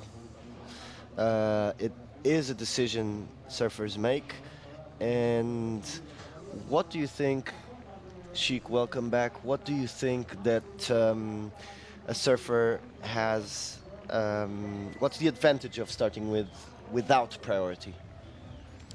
Well, I feel like priority is really essential when it comes down to this type of conditions. And of course, at the start of these heats, they're always kind of fighting for that inside spot. So, and a heat like this, like the level of Joran and the level of Charlie, this first wave of quality will define a lot the heat. We've seen there's not too many opportunities out there to do some huge numbers, so it's really important to catch the good ones as we go for a quick interview with Afonso Antunes, the winner of the last heat.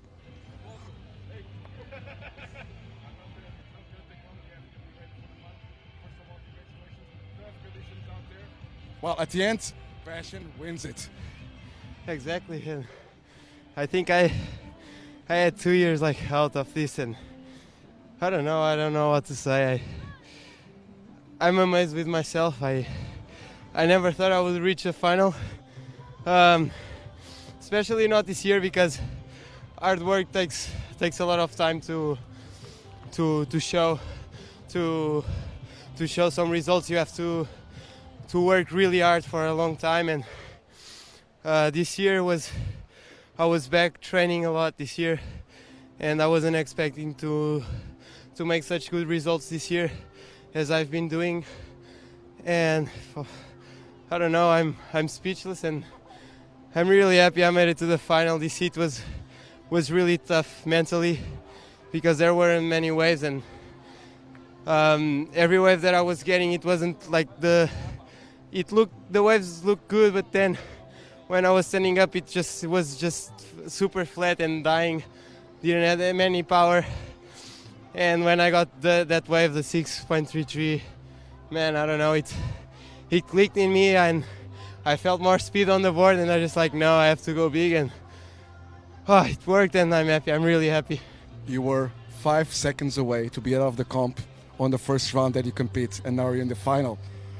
Surfing is hard, and it's fun to crazy. How crazy is that, huh? Yeah, it just reminds me.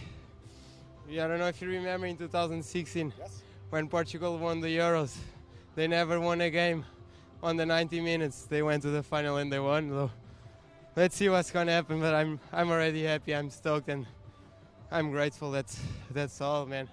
Just 2 years out of this and coming back like this, it's really great. I feel good. Now, release that and go for a break. But first of all, people are watching home. Dad's watching home. Send a few words to them.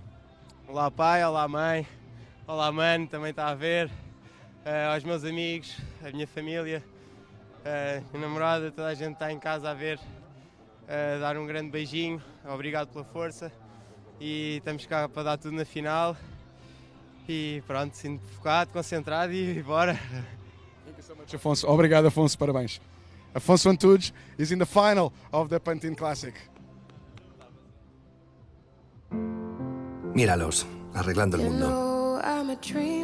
Lo arregláis los domingos. Lo arregláis hasta la hora que haga falta. Algunos lo arregláis sin salir de casa. Y otros desde la mesa de una terraza. Os encanta arreglarlo, aunque os nos den la razón. Lo arregláis con las de siempre y donde siempre.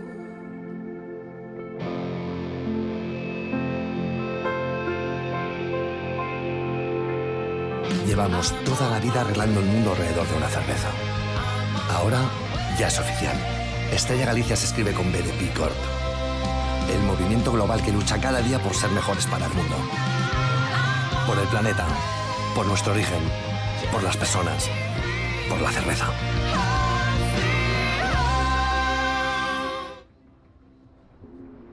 Crafted with unparalleled robustness, meant to defy the abyss, and powered with a high-end manufactured caliber, every edge and every curve, mirroring a legacy of craftsmanship. The all-new TAG Heuer Aqua Racer Professional 300 continues to break new grounds, above, below, and beyond. TAG Heuer Aqua Racer.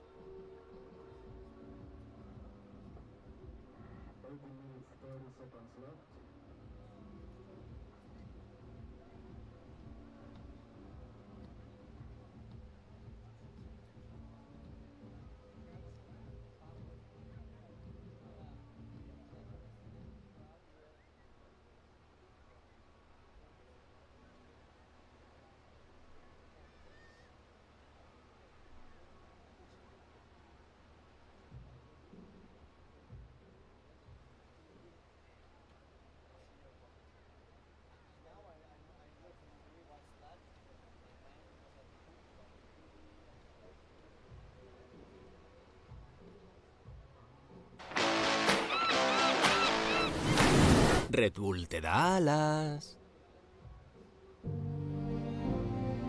We have been protecting what we love for more than 15 years through environmental awareness and activism. We are not perfect, but we want to leave a positive impact. Welcome to the regeneration. You are the regeneration. We are the regeneration.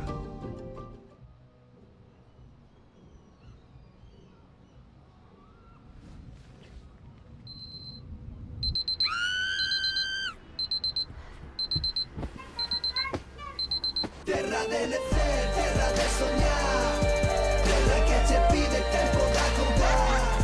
Deixate levar por lo natural, algo que ci pide volverte a topar.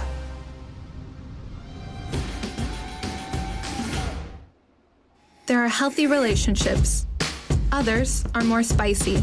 And some that are purely a saucy affair. People who love with the force of the sea. Those who fall head over heels in love.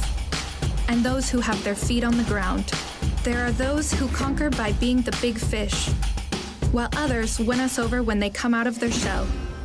When it comes to taste, there are no rules, but whatever you are craving, Galicia loves the sea. And welcome back. Not much happening in this heat. 1 minute for a possible restart, but we have some paddling there. Let's see if any of them is interested.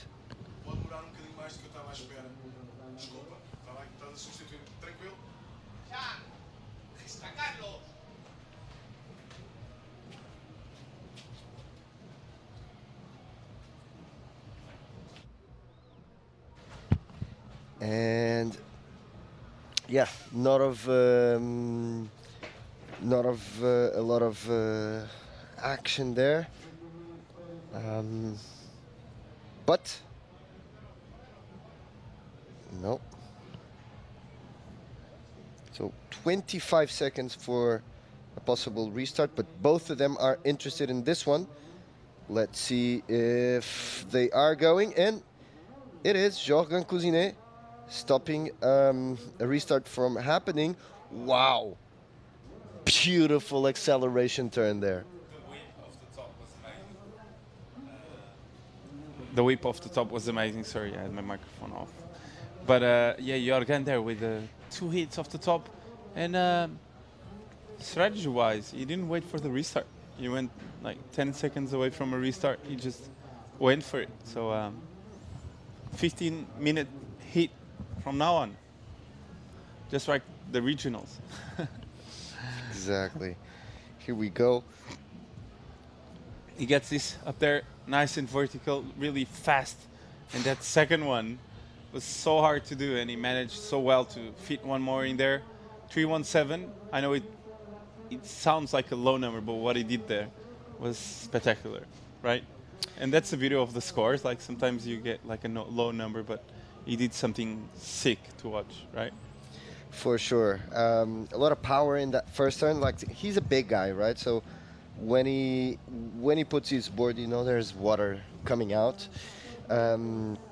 Charlie Quivron, I would say, you know, I've always thought about this, but he's like Europe's Dusty Payne.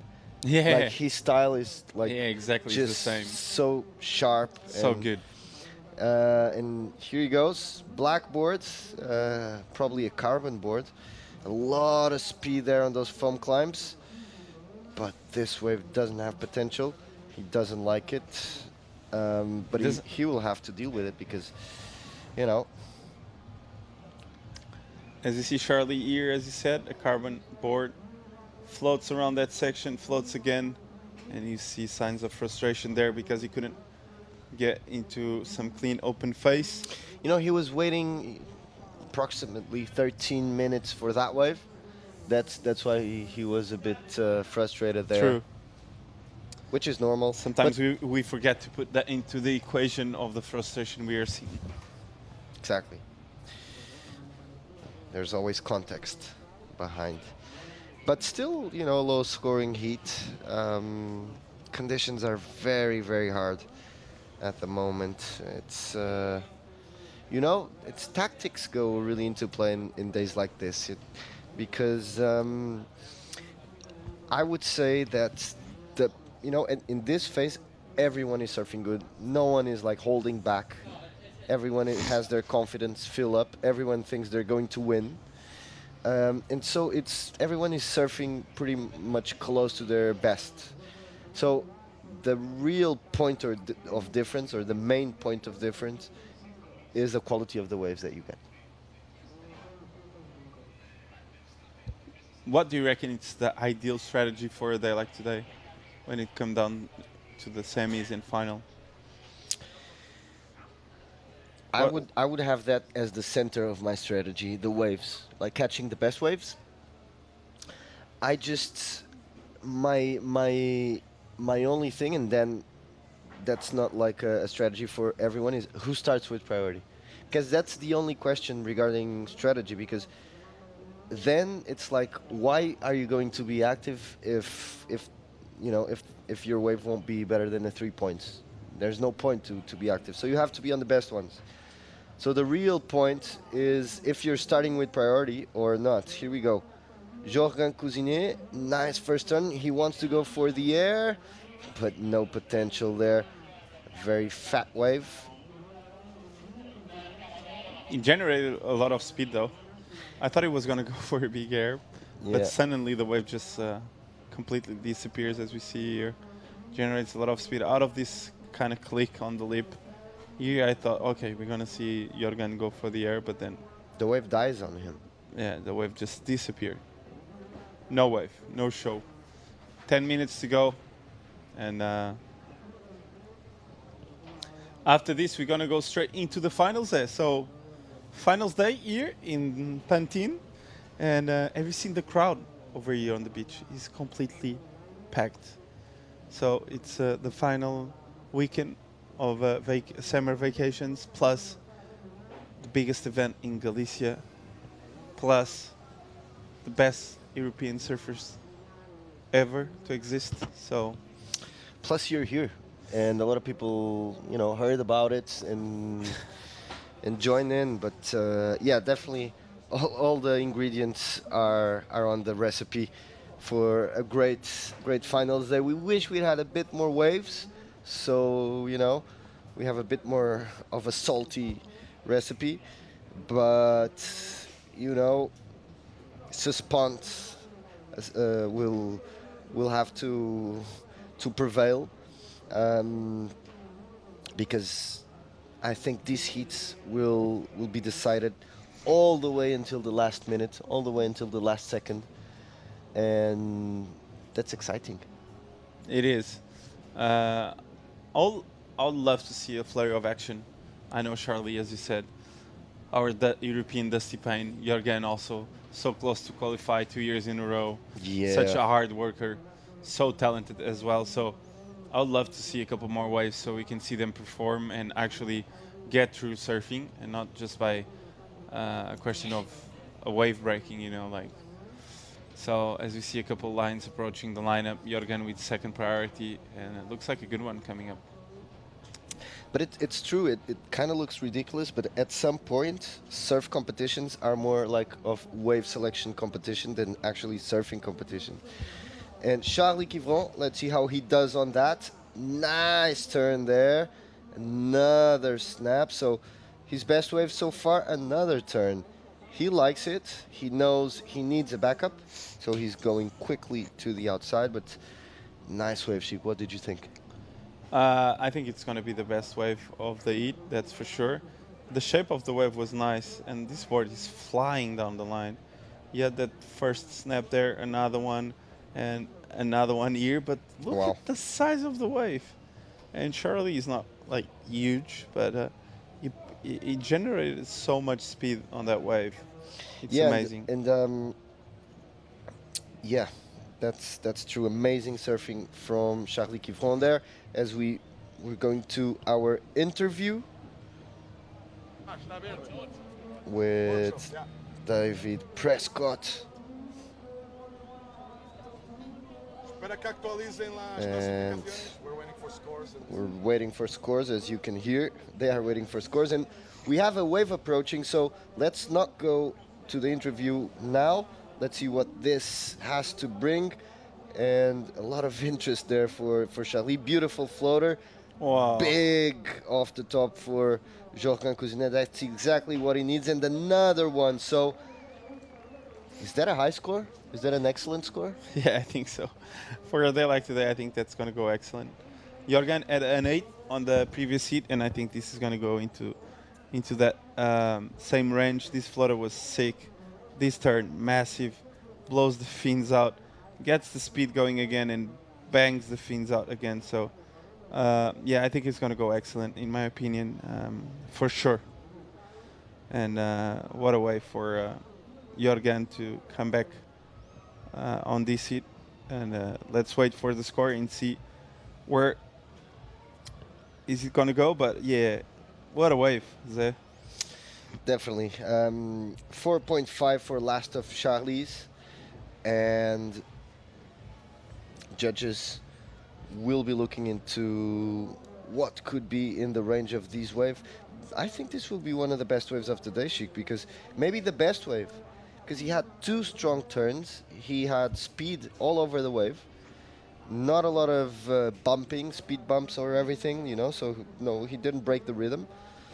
And now Charlie Quivron, he saw the wave, he knows he has to respond. And let me just tell you, what he's doing of like top to bottom surfing in a wave that small is just incredible. Oh, that last turn was was massive. He might have closed the heat. Yeah, I think so, because Charlie made a mistake of going on that first one, and out the back, there was a better one. So I feel like Jorgen now just sealed the deal, kind of. Let's see the replay. So, yeah, Charlie took the decision to go on this, and this was not the ideal wave he was looking for. Jorgen got a 7.5 for the last, and he got this one behind Charlie's wave. So Looks like a fun wave. Third turn. It looks like a different day. Yeah, and look at this. Oh, he smashed it. See how he pushes the back foot. But yeah, we're here ready for the interview. I have here with me the two finalists representing France, Teresa Zabowski, representing Germany, Noah Klapp, the two finals of the event. Now to face the crowd too, Pantin aqui arriba con nosotros, las dos grandes finalistas, un aplauso. Noah Klapp de Alemania, Teresa Zabowski de Francia. Girls, have a good final. May the best one win, and most of all, have fun. Go for it.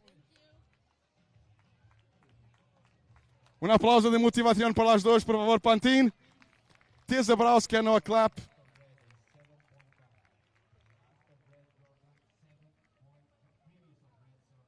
Beautiful, beautiful words from David there, in his element.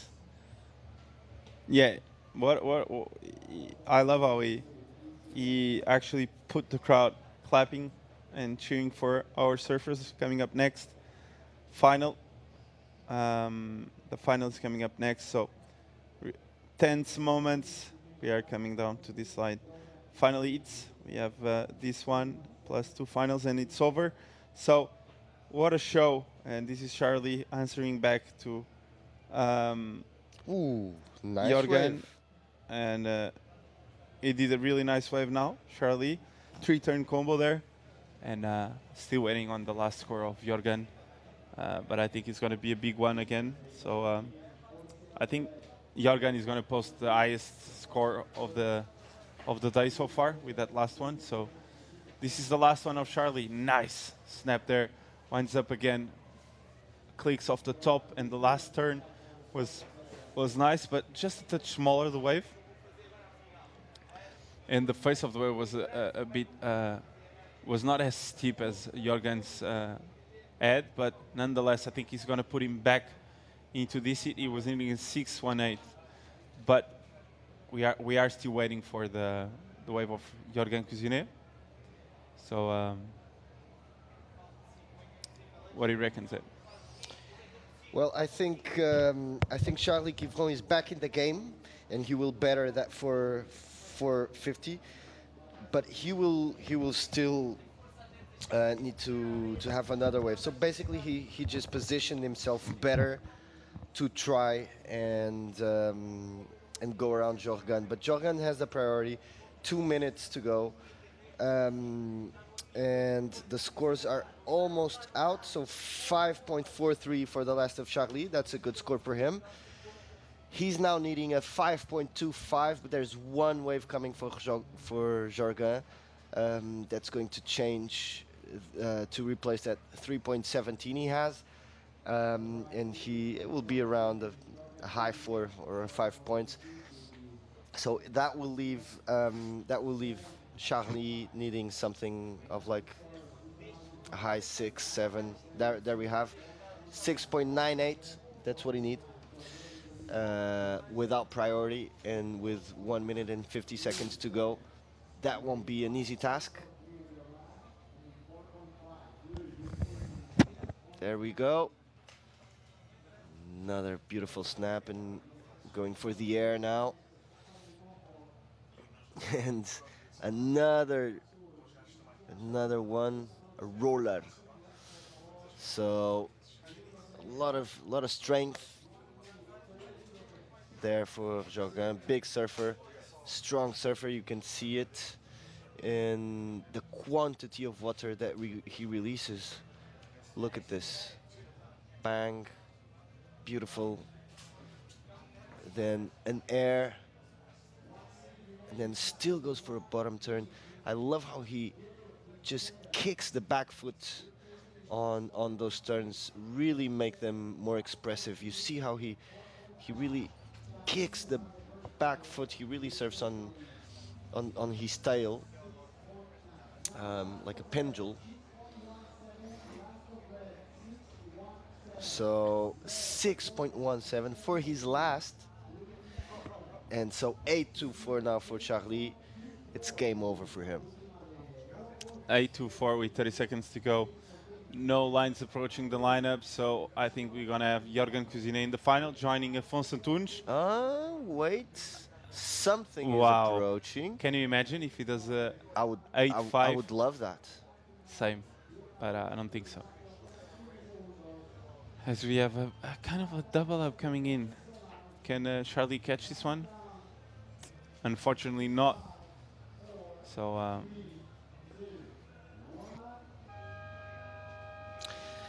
Very well.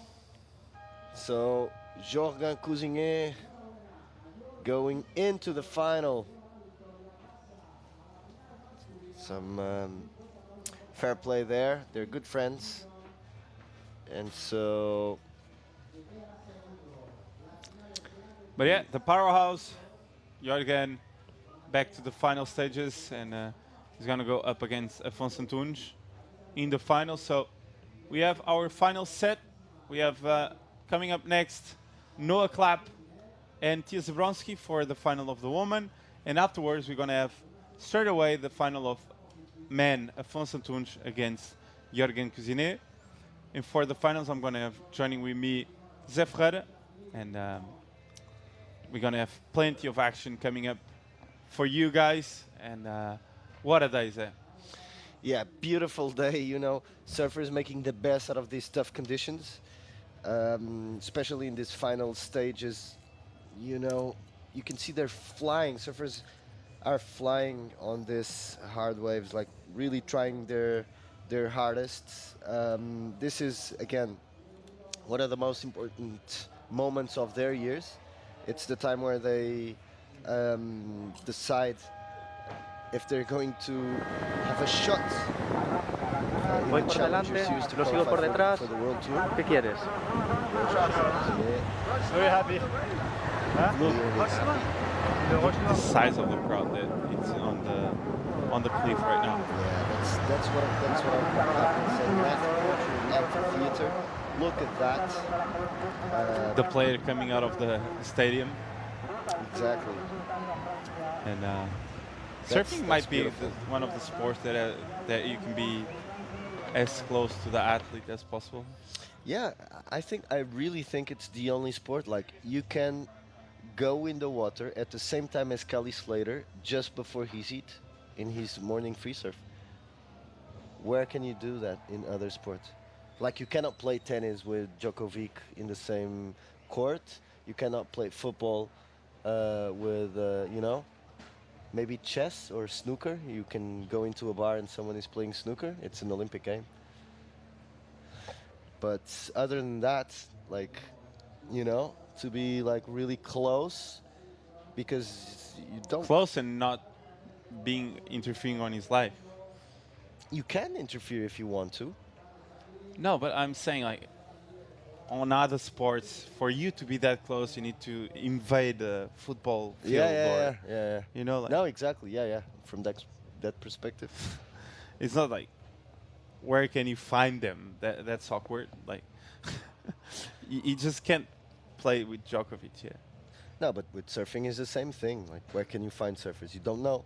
You have to be a contest, right? But if not, kind of. If you go to Hawaii for like a month in December, they're always around. yeah, all of them in the water. Because of the contest. But I'm trying to think about sports that don't require that.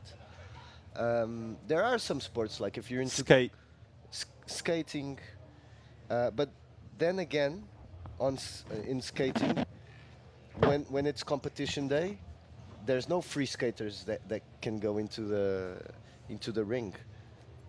Like, that doesn't exist. It's closed to the competitors, but the beach isn't closed.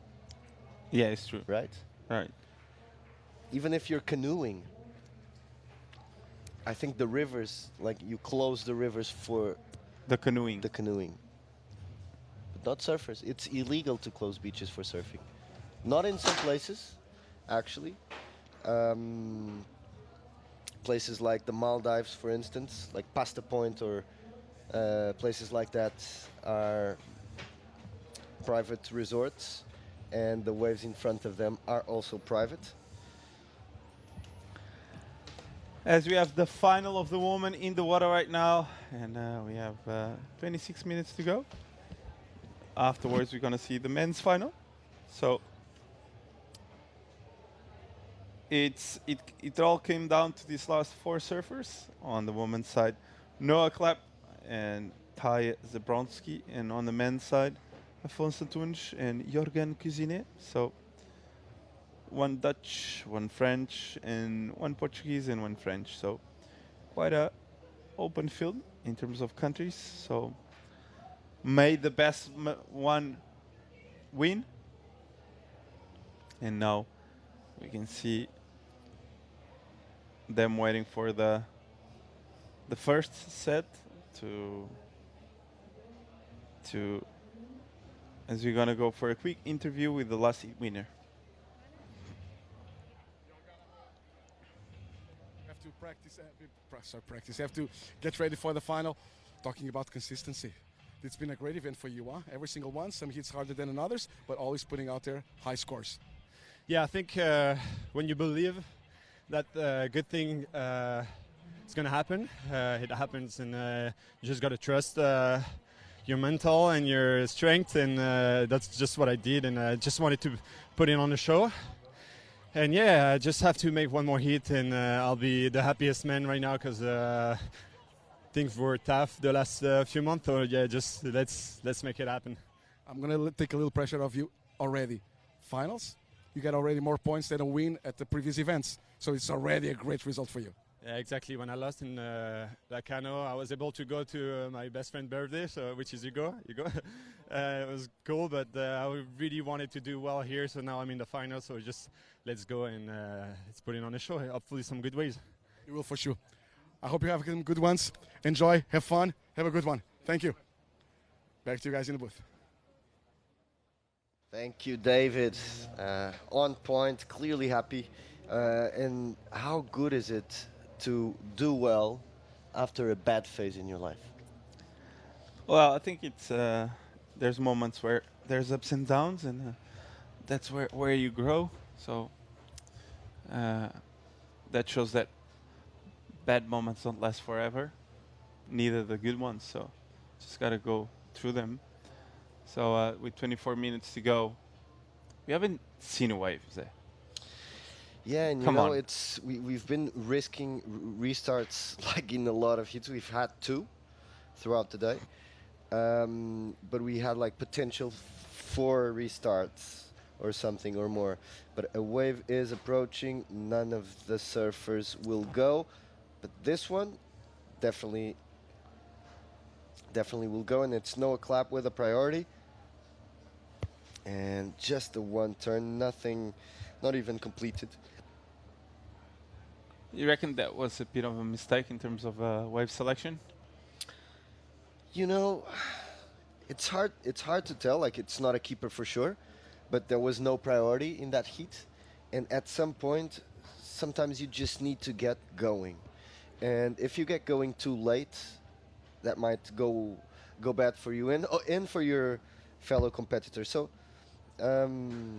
you see, like, it's, you know, that there's no absolute truths in a day like today. You know, each heat is a heat. You just got to start. Both surfers here in different angles, and Tia Zabowski, she's a smaller surfer because she's 13 or 14 years old, so she has an advantage with that, right? Really light. Nice first turn. Let's see about the second. Wow. And spicy on that last one. Yeah. Throwing the fins out, showing a bit of variety. So Tia Zabowski there with she's got always that flick of the tail to the back of the wave, so it always adds something else to the turn, right there. Yeah, and one thing I feel like it's very important is like to start well. It's important to start at all, as we were saying, but even if you don't make an amazing wave, like Tia had a good wave, but it's not an amazing wave, but it's a completed wave, and this builds confidence because this is the final, remember. And although like everyone is confident on a rhythm, here in the final there's a question, especially if you never won an event, which is, am I going to win? Am I actually going to win? Yeah, it's and so this can play on you as well. as you see, Klapp riding. Oh, we saw her after the semi-final, going into the final, saying, "Oh, she didn't really want to make mistakes in terms of wave selection," and it's the third one there. Yeah, but also keep in mind that she might have a strategy which is don't be too selective. Catch waves, try to catch waves. You know, I don't know. I don't know. Actually, it's not usual to see Noah not going for like good decisions. I identify her for that. Actually, like it's one of the things that comes out when I think about her is like she's a smart competitor. So might be part of her strategy. But yeah, Tia Zabowski 4.67. That was a great wave, and there she goes again. Yeah, just racing down the line and bang! Wow. That turn was massive there, throwing the fins out, and I love the way she's not afraid of falling. Actually, she just went for it and threw everything at this last turn. Look at this, races down the line, a bit of a click off the top. I think this was her first wave, so nonetheless we can rewatch it again. But let's see the last one. Last one was money. Look at this. This is the first one again. Yep. I think we're going to try to put her actual last one, which is the... No, not this. So this is her first wave. We need her last wave. Great stuff there by Tia, and this was a replay of Noah Klapp. 6-8-3 there for that single maneuver. As we see now on our replay, this was the wave. This is the one. Look at this, bang! Throws the fins out, puts a bit of a new look into that turn, and that turn was big there. You know, bottom turn, vertical, a lot of fins out. So it's a big turn in a small wave, and she made it look big. So that's why some of the judges gave her 7.5. And, you know, no surprises there. She's been surfing amazing throughout the whole event. And better here from Noah Klapp. She's trying to do the same, you know, one big turn. It paid off before. That's a 3.33. So she now needs, we now have a situation. 11.5 for Tia Zabowski. Great score for the first 10 minutes. Noah Klapp is needing an 8.17. 8.17. A really hard number to attain on a day like today, right? I feel like Tia is kind of running with this one. She's got priority again, so another priority mistake for Klapp, catching probably a low scoring wave again. So Tia, everything is going her way. Do you feel like on this man-on-man heats, once a surfer gets the rhythm, it's really hard to stop him, Zé? Or you feel like it's possible to just turn the complete story of the heat around? Yeah, it's completely possible. Completely possible. It's rare. Tell me 3 surfers that can do that really easy. Like they Medina, Kelly, John. Easy. Like it happens a lot. You have to have like a moment of clarity. You need luck for the waves. For that specific situation, I think you need luck. So what do you think Klapp needs right now? Klapp needs the waves to come for her and for her to surf them. Because at some point it's like, I don't have anything else to lose, you know? So when the heat starts, I think there's a window for feeling nervous because you don't know what's going to happen. But when the heat starts to establish itself, if you're in second place, you're like, might as well. So if the opportunity presents itself, You know, you've served 3 heats. You're in the final, so it's very probable that you're going to do well, even if you risk it a little bit. That's why those situations happen, like in critical moments. Were you a good guy on turning heats around? Me? Sometimes yes, sometimes no. It's Sometimes rare. yes. It's rare. But actually, the one I did was here in Pantin a few years ago. So great memories, great memories. I'm sure Pantin, you know, people have great memories from their time here. Even if they don't do well in competition. I don't only mean the surfers. I mean people that come with the surfers, you know, crew, entourage, coaches, family, girlfriends, friends. It's a nice event. It's a very, very nice event. Do you have good memories from Pantin? Well, when you were competing? Yeah, I did I think I did 2 or 3 years, and I didn't make many heats. No, I made like once I made 2, and once I made 1, and once I lost straight away. So I found it like a really magical place. Still probably good memories, no? Of course, it's such a beautiful spot to come down and compete. I just found the wave a bit hard in terms of wave selection. Depends on the years, but when it's the right hander out the back and there's the rip, sometimes it's really hard to identify what's a good one and what's not. So. And Noah Klapp seems to be trying to identify that wave, but she identifies it as being a bad wave. So she doesn't go. 14 minutes and 45 seconds, and situation stays the same.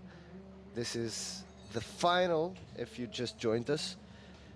It's been a long event, a lot of heats, good surprises we had on the semifinals, and actually in this final, you know, you can feel the European surfing is being washed by these new generations, right? Tia Zabowski, 13 or 14 years old. Noah Klapp, very young surfer as well, from the new generation. Impressive stuff. 13 years old.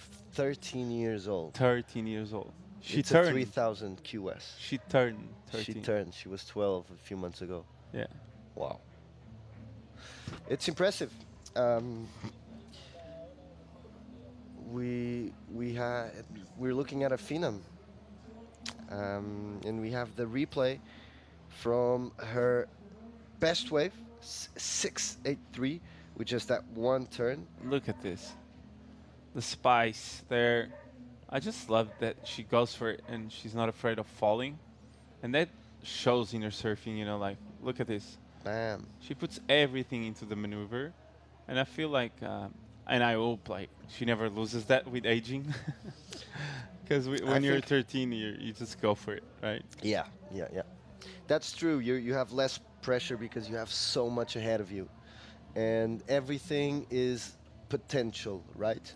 You don't have to actually do it.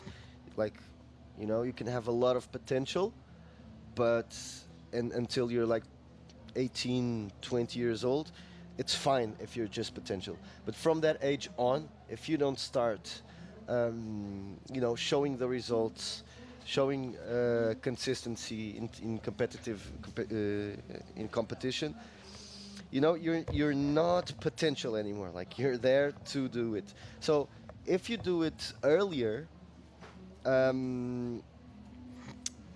it won't, you know, you still have to do it later as well, but at least you're used to it already. You know you can do it. So it's then you have to find a dynamic between like not starting too soon in order not to burn out or get tired of competition. I feel like that's happening more and more to surfers these days. Start competing too soon, and sometimes even in their formative years, you know, I think surfing it's important to feel surfing in at its core. You know, traveling, catching good waves, and Noah Klapp having a look there. So it's trying to find that balance with your coach in between, like traveling, having fun, evolving as a surfer, like getting better technically. Because if you go to Indonesia, let's say to Lakey Peak, you'll be with a coach who's filming you and then analyzing it. You'll be able to evolve a lot. You can be a professional surfer or like a common surfer, amateur surfer. You will evolve. That's what you actually need. But yeah, it's in between that and when do you start applying that in competition. So I ask you, is there like an age to start competing? Do you think there's like a reference age where surfers shouldn't compete before that? Well, I think anything you do for longer, you get more experience, and that's why people that are good at something, they have done it multiple times. And I feel like if you start compete a bit younger, not like with like too young, but like younger, it's good for you to gain some experience, understand how things work, and I think that's part of the process, and it's important. So I don't think that there's an exact age. I think it all comes down to the education coaches give to their athletes, and to let them know if they're prepared or not for that next step. Like, oh, Zaya, can I do the QS? And I'm 15 or 16, and my coach needs to say to me, like, no, you're not in the moment to do it. It's gonna make you feel bad with yourself. Just train a bit more, and I'll let you know when you're prepared. You know, like, and I feel that can motivate you more than actually let him go and just have a couple of frustration needs and start second guessing things. Because when you're that age, 14, 15. First of all, I feel like every 15-year-old is on the QS these days. Like, it's rare. And Noah Klapp. Strong turn there on the smaller wave. What she's trying to do is break that require of her in two pieces. So she's going to try to do two better waves instead of searching for an 8 points, which is hard. If there's a good wave coming, would you catch it right now, knowing Klapp is on the inside? Obviously. It's 9 minutes to go. So you do need to improve on your score. Or do you catch it instead of staying with priority? Yeah, I would catch it. 8 minutes to go, it's too long to start playing that game. But I'm not saying I'm right. Maybe the right decision would be to wait the rest of the heat. No, because if you wait now, like Tia did, for the next opportunity, it's going to take at least 4 or 5 minutes. And if the other one takes another 4 or 5 minutes, the heat is over. Yeah. So she's not even taking off. Right? Right. I don't know. I think that might be the case, or like 2 other sets can come. So it's tricky. It's tricky. I wouldn't go on the wave. You wouldn't go on a final. I wouldn't go.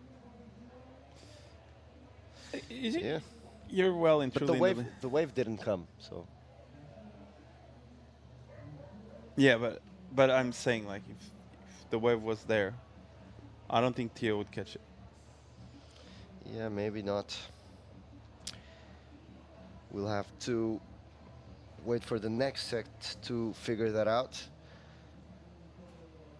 And conditions are definitely not getting better. Outside they are. A lot of people watching this event. Music is starting. I see a lot of beers in people's hands.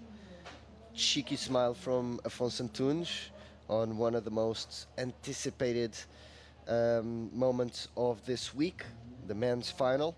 The other one is the women's final.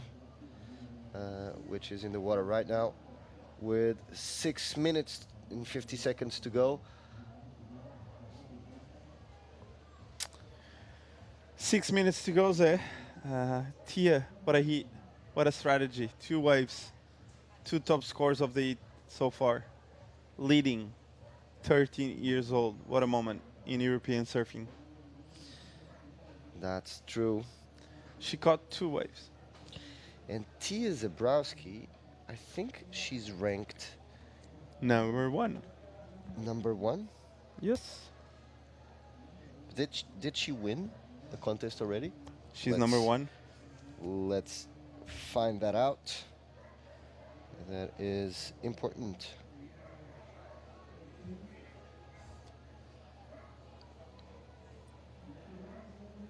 Six minutes to go now, and yes, she did. She did. She won. Oh, that's interesting. She won against Noah Klapp in the final. So it's the second final they have together? It's their second final together this year. I'm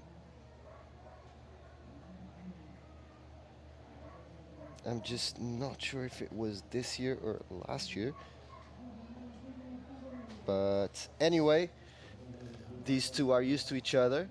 So very, very, very close, even in terms of generation and age. I'm sure they're not many years apart.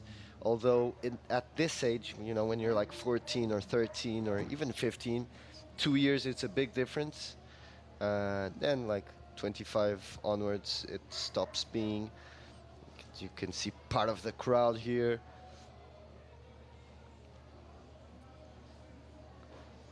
All good people. As we have 4 minutes in the final, and it's gonna be all about this last few minutes into this heat. So a lot of pressure in this last few minutes, and Tia might be feeling really calm there. Yeah, you know, situation is getting harder and harder for Noah. It's you know, it's a hard situation as it is. Look at the quantity of people there watching. A bit cloudy, but it's really warm actually. As we see, the amount of people here on the beach is crazy. There's thousands and thousands of people here. What an event to be around, and looks like Noah Klapp had a look at this one, and Tia had a look as well. So a bit of a block there, and looks like there's nothing behind. So interesting situation there. Noah Klapp was having a look, and Tia said, no, no, no. Stop right here. I'm going to go. There's 3 minutes to go, and I'm going to block you. She did just that, and with 3 minutes to go, Noah Klapp has priority. Can she do a 7.9 there? Can she do it right now, today, in front of thousands of people? Well, she can do it. She has that potential. The thing is, will the wave allow it? I think that's the question, because, you know, it's really hard out there. Small waves, even the frequency, it's you know, small. It's very slow. Let's put it that way. And a 7.9 when the conditions are like that, you know, it's not looking good for Noah. But this is surfing, and so anything can happen until the last second. But truth is, Tia Zabowski has been doing an amazing performance, an amazing campaign throughout the event with, you know, pristine surfing. She's been innovating, quick, fast, powerful, even for her size and her age, you know, her tender age. As we see Joran Kinner, what is he listening to? I think he might be listening to some French rap, probably. And Afonso Antunes might be listening to Rebecca, I would say. Rebecca. Meu Can you nome sing? é Rebecca, e o teu qual é? You remember that one? Actually, no. I think Afonso might be listening to some traditional Portuguese music, and Yoran to some French rap. I think he might be listening to, Afonso might be listening to his brother's band. His brother, João Maria. I'm not sure if he still does, but he used to have a rock band. Or punk rock, I'm not sure, but they were good. And it looks like the wave of the heat is coming. But maybe it just looks like it, and it's not actually coming. No, but it is. Noah Klapp is interested. No, she isn't. Oh, but look out the back. Wow, biggest set of the day. Is that a tsunami? That set looks sick, though the set is coming out the back. 7.9. Imagine if she catches like just the perfect wave of the day, and They don't even know what to do. Like, they haven't seen a wave this big for like 2 days. Let's see if she can do it. Close out. Was the one behind. Yeah, this is the one. Oh, 20 seconds, unfortunately, for Noah Klapp. A bummer. What an event to her, though. What an event Noah Klapp had. Wow, congratulations to Tia Zabowski taking it away, and they're going to say hi and giving her Noah Klapp very well, a well-deserved pat in the back. And there she goes, your winner of the 2024 ABANCA Pantin Classic Galicia Pro, Tia Zabowski. She must be happy. Yeah, Tia might be happy for sure. What a final she had. All event was amazing for her. She had the clutch moment there on the quarterfinals, the clutch moment again on the semis, and now let's see the replay. She just demolished these finals there with turns like that. So Tia proving that with 13 years old is not too young to start competing. Start winning competitions. Yeah, and with that comes competing. So Tia Zabowski, what a performance, and what a moment.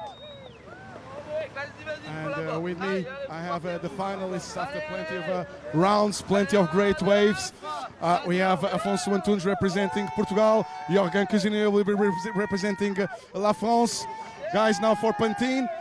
Estes são nossos finalistas. Aplauso a Afonso Antunes de Rojo de Portugal, Joran Kinner de Azul por la Francia.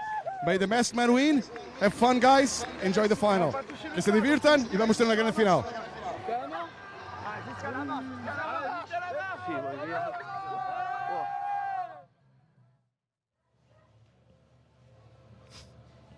There we go. Tia Zabowski being brought back on shoulders as the rule requires. This is law in surfing. When you win a surf contest, a big surf contest, you have to be brought on someone's shoulders. There we go, Charlie Martin there filming. Big moment. And Afonso Antunes helping the champion in hopes that Tia Zabowski can pass him the virus of winning. And that is amazing. Está.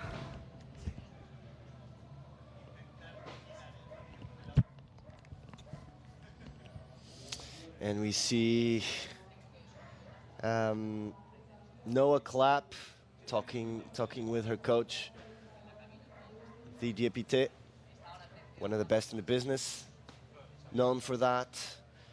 He's also coaching the German team. And Afonso Antunes clearly excited there. You know, when you're running that fast into the wave. Here we have a more composed Joran Kinner, you know, more experienced, maybe I would say more moderated. You know, he's been in finals, he's won. Teresa Zabowski here, the winner, your 2024 winner. A lot of high fives there. Autographs from kids not much younger than her, which is fun. And clearly happy. She won't be able to take that smile off for a while. And your runner-up, great event for her. But yeah, 2-0 for Teresa Zabowski there, Chico. Amazing stuff here in Pantin. Look at him, Yoran Kin, Afonso Antunes. What a moment for Afonso as well. First ever final in 3000. Afonso working really hard over the course of the last 2 years. And results are here. And he's really stoked to be against an experienced surfer, I would say. Yoran is used to these big finals, and yeah, look at the crowd. What a moment for both of these surfers to compete with this amount of people watching. Is an extra fuel for sure for them. And yeah, I love when there's big crowds watching competitions in USA. It's lovely. It's lovely. But anyway, we have the winner down with David Prescott. Give it away.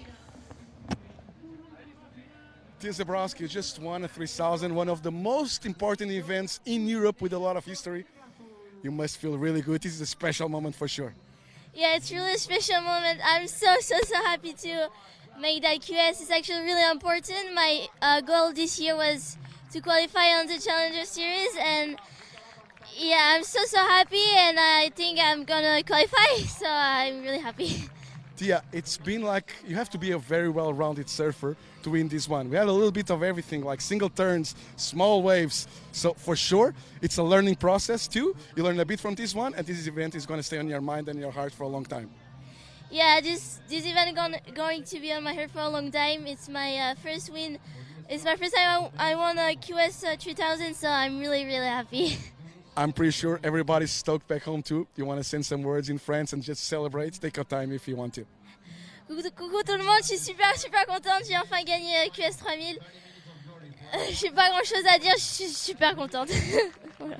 Yeah, félicitations, merci beaucoup, et bonne chance pour la prochaine année. Tu peux être qualifié très bien. Thank you so much, Teresa Zabowski, the winner of the 37th edition of the Pantin Classic. Great job. How happy was she? I just love. She said in French, "Coucou famille," which means hi everyone back home. I'm super happy. I don't know what to say. I'm just super happy. So, Teresa Zabowski, back to school. Yeah, and you know, she's September, a kid. She's a kid. She's gonna be back to class and saying, "Yeah, I just won a 3000." You know, I'm Exactly. Teresa Zabowski. And the name she has, it's a winning name. I feel like. Zabowski. Yeah, I just feel like it's the type of name that wins comps. So, Tia making justice to her name, and what an event! Congrats! And now we are live with the final, men's final. Afonso Antunes, Portugal. Yoran Kin, France. And look at an interesting fact straight away is that Joran has been starting with priority every heat, pretty much, and not this one. Afonso has the priority on this one. Oh, but there you go. He just turned it around. What is he doing? What is Afonso doing? I feel like he felt like that could have been a block, and once you get blocked to not go on a wave, they assume priority to one of the surfers, so he was asking for them to give him the priority as we see them paddling towards the right. So yeah, and they're like snaking each other, you know, in this beginning. Look how close they are. And I would say that Joran has the upper hand on that one because he's more experienced. You know, he goes into a final like this, he's calm. Like he's, you know, he has his vibrations on the right place. No, you know, expectations that are too unrealistic. While Afonso is the first time he's on a situation like that on the 3000. So he's learning. Everything is learning there. So you have experienced against hunger, and you know it's very unpredictable. You know you can't really predict what's going to happen. Both of them have clearly been the best surfers of the event, and a lovely crowd there. They know they're on film, and these guys know they're on film too. They're the main attraction. they are the main attraction, and they are the top 2 surfers of this event. So I feel like one thing that can go Afonso's side is the mojo he created on this event. And that's something he's feeling for the first time. And once you get in that role of winning, it might be pressure off right now. And Afonso pressure off is dangerous. Yoran has already won, so he kind of has like the obligation to do it again. As Afonso is just having fun and he's loose. So it's dangerous when an athlete comes all the way to the final and it's his first final and he's all hyped up, and I think Afonso feeds off that. So I feel like there's a contrast in between the state of mind of each surfer that is in the water, but I feel like both of them have a lot of mojo. And statistically, if we go to the scores, Yoran has been posting bigger scores today, all around. So it's going to be a tough one for Afonso to win, but finals are to win, and I know Afonso is in the final to win. So Definitely.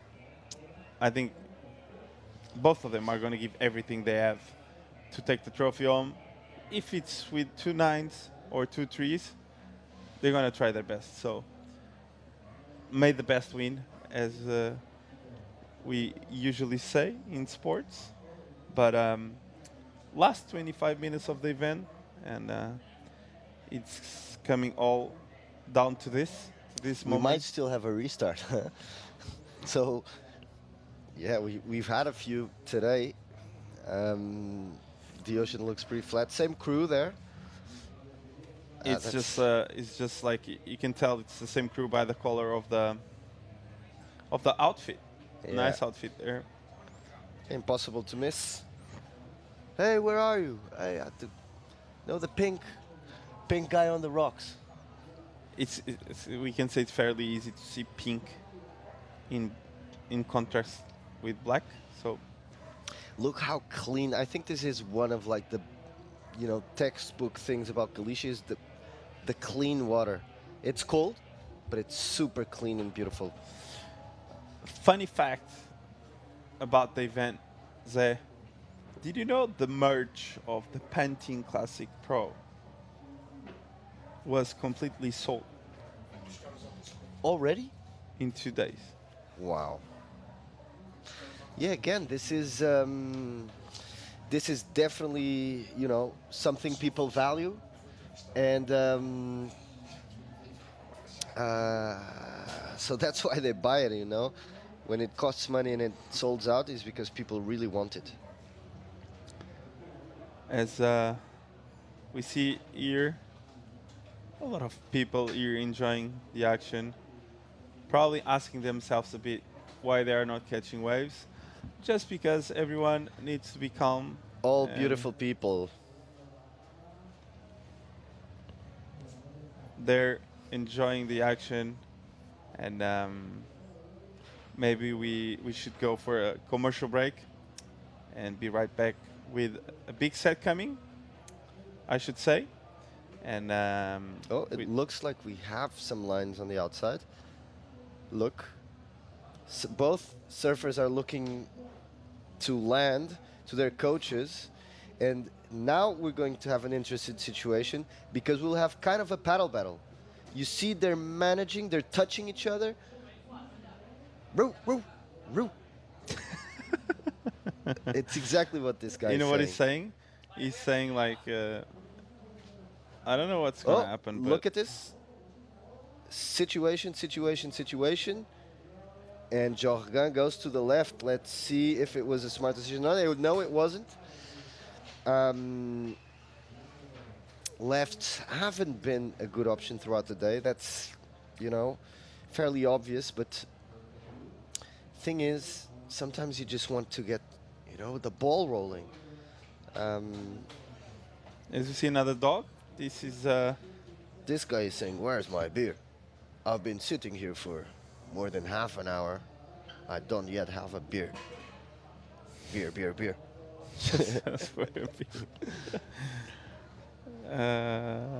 As we see now, Afonso with priority. Yoran started off with a 0-4-3, so nothing really major. And last 20 minutes of the event, and a bit of a lull in the action.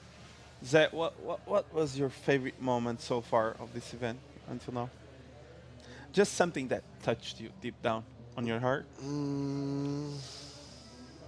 My one, okay, I'm gonna say it. Please go ahead. Being here, commentating with you and David Prescott. That's sweet. That's nice.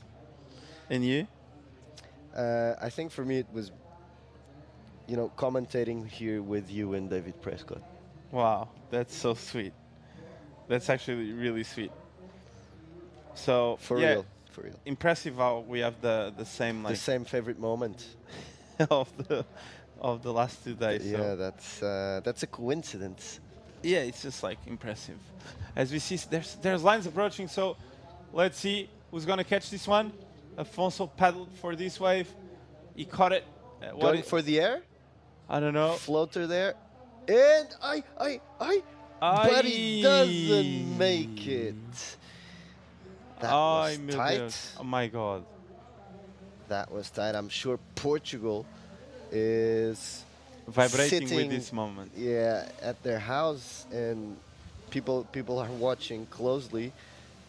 It generated a lot of speed. Look at this. Float. Air. Wow. Oh, that air was sick. Would have been a good one. So aguentem os corações aí em casa. Shout-out para todas as pessoas em Portugal que estão a ver o nosso Afonso Antunes a representar na final. Just giving a shout-out to Portugal for all the people that are watching nervously at home, and the same in France. A lot of people following Joran's campaign to win this event, but not only to win this event, right? Both of these surfers, I feel, Chico, are on different trajectories. So Afonso is basically, coming back to a certain competitive rhythm, and Joran Cozinha is also, but for Afonso the goal is to go on the Challenger Series. For Joran is to go onto the CT. So different goals, different journeys. Same mindset. Exactly. You should write a book or make a tattoo out of that. Let's do it. On your back. Let's write it now. In Arabic. You want to write it now? I write it now. And here we are with a bit of a lull in the action again. Quite a slow final until now. And we are still waiting for... yeah, we have been waiting quite a lot. I think the ones that waited the most today was me and you. For sure. We waited a lot. Because if you're a surfer, you wait for 30 minutes, but we wait a bit more. We waited all day for the set to come. I feel like we waited a lot today for a flurry of action. Yeah. But that's it. That's the commentator's life. You gotta go through these days, and yes, 18 minutes to go. And it looks like there's something out the back again, yet again. Let's see if any of these surfers. And here we are, and here you have it. This is the prize for the winner, as you can see, winner here. And who are you going to give that to? I don't know, but this is the coastline of Galicia. Oh, I don't know that's if you knew true, about. that's true. It's the coastline, so amazing. Look, wave. As you see the wave live. Yoran with the first hit, snap, another snap. Wow. Wow. How consistent.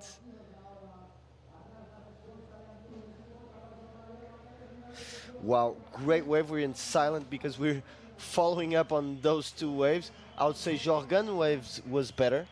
Very, very solid. But then Afonso also had a nice wave, I think, with 2 turns. We'll have to see that again, and in order to compare both waves.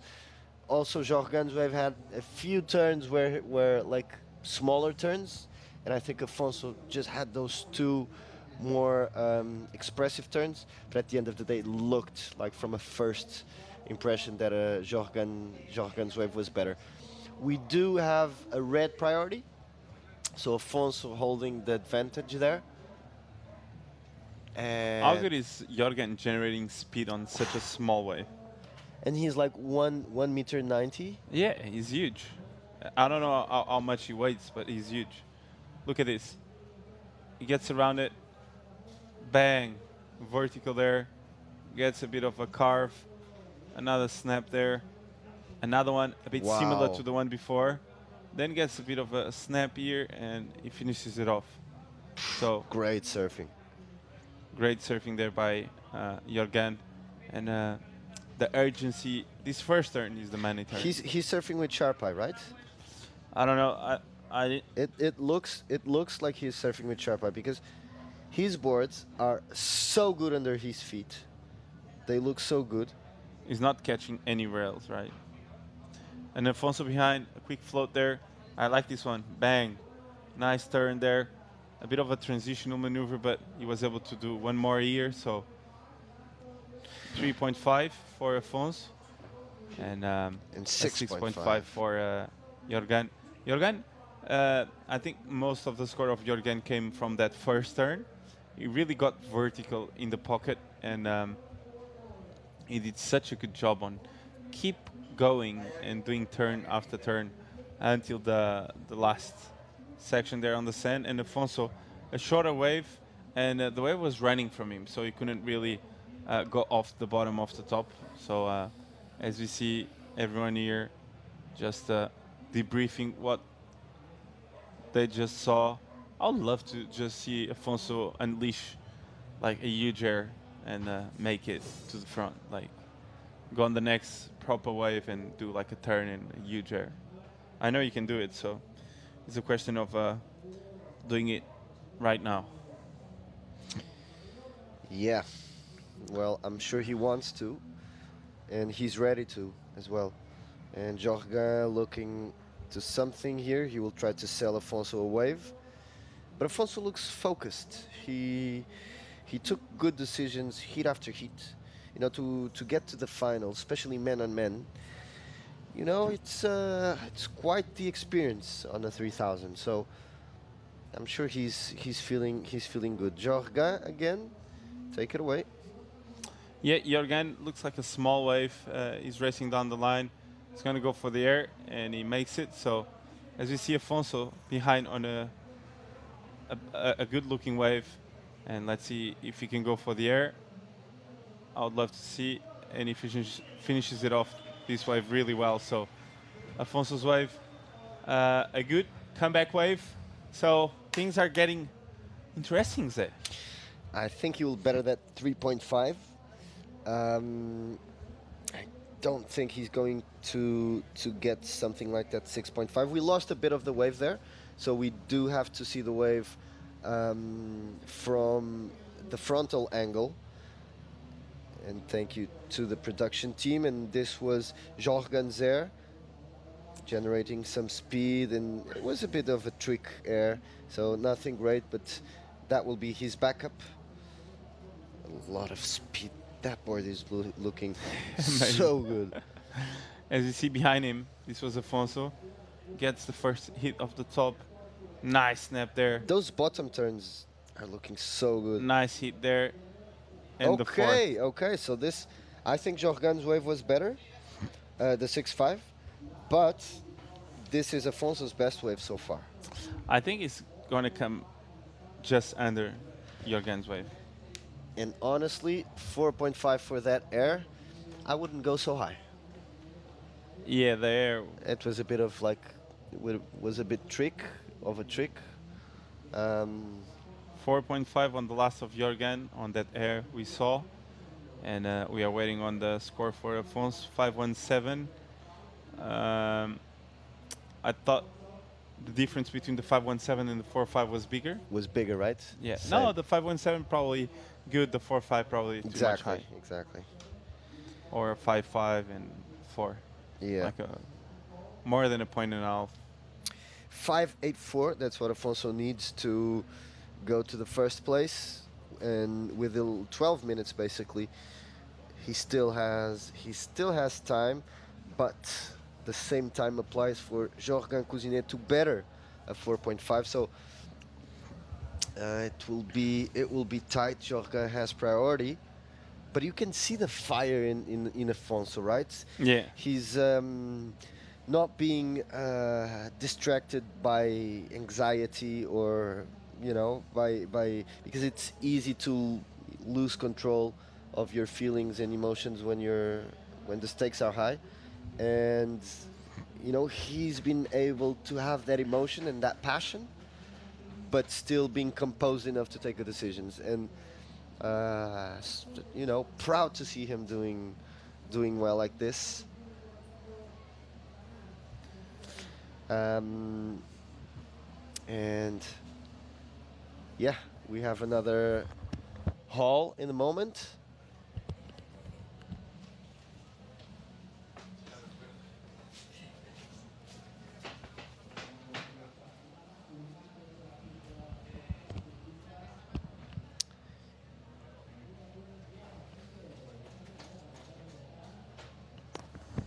And yeah, tough moments when you're, what goes through your mind when you're like sitting in the outside like that? Well, on a final with 10 minutes to go, I'd love to see waves coming. I'd be desperate to just surf and go blow for blow with the guy I'm competing against. And yeah, Afonso there. With a bit of a comeback wave, I feel like 517 needs a 584. So ideal scenario for Afonso, mistake from Joran, and Afonso gets the second wave of the set and does it. Ideal scenario for Joran. Next wave that comes, he catches and he does a 7 or 8, and it's going to be really hard for Afonso to come back. So there's two scenarios, and I feel like this is going to be an intense final until the end, just because they both can do excellent numbers any time of the day, as we see Afonso here on inside runner, and the wave just disappeared. Yeah, it's a bit unmotivating when you don't need a high score, but there are no waves. 5.84, and imagine how desperating it is. You can do something. That something that you can do will allow you to win, and that win will be like super important for you. But for some reason there's no opportunity in the field that you are in this case the ocean. So Beric de Vries, he was saying something cool the other day, which I really agree with, is that the ocean has its rhythm, and it's there like regardless of you, So either you fit in the rhythm of the ocean and are connected, or the ocean is not going to help you just because of that. It's you that have to be in the mindset to fit in, not the other way around. And there are surfers that like you consider lucky, and you think, oh, this guy always catches the best. He's lucky. No, he's not lucky. He's maybe vibrating. You always been the guy that catches always the best one. Me? No, Yeah. no. Always, Actually, always. no. You were so lucky. Jervis No, you is were that so guy. lucky. You were Jervis so is lucky. that guy. You always had the luck on your side, as you see. I don't think I was ever lucky. But I had to work so much on my wave selection that I became a bit smarter, maybe than you. Sorry to say that live, but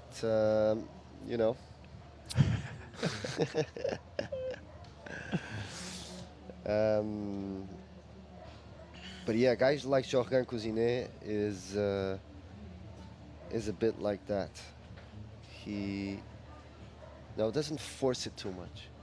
That's what I feel like. Those surfers that really have that intuition, they don't force it much. They paddle well. They move a lot. No, it's true. Like they're, but they don't force it.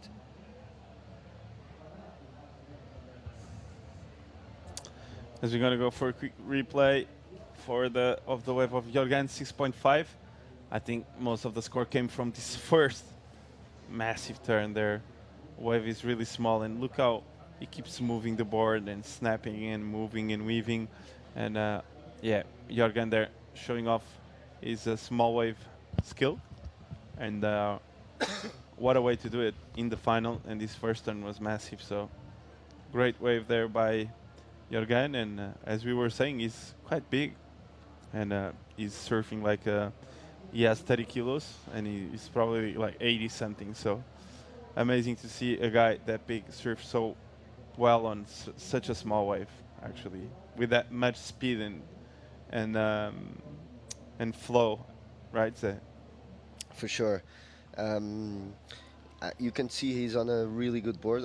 I think every time I look at Joran, I feel like he's on a good board. So he must have worked a lot in his boards, especially because he's not your typical 1 meter and 80 centimeters or 1 meter and 75 centimeters surfer, which is maybe the average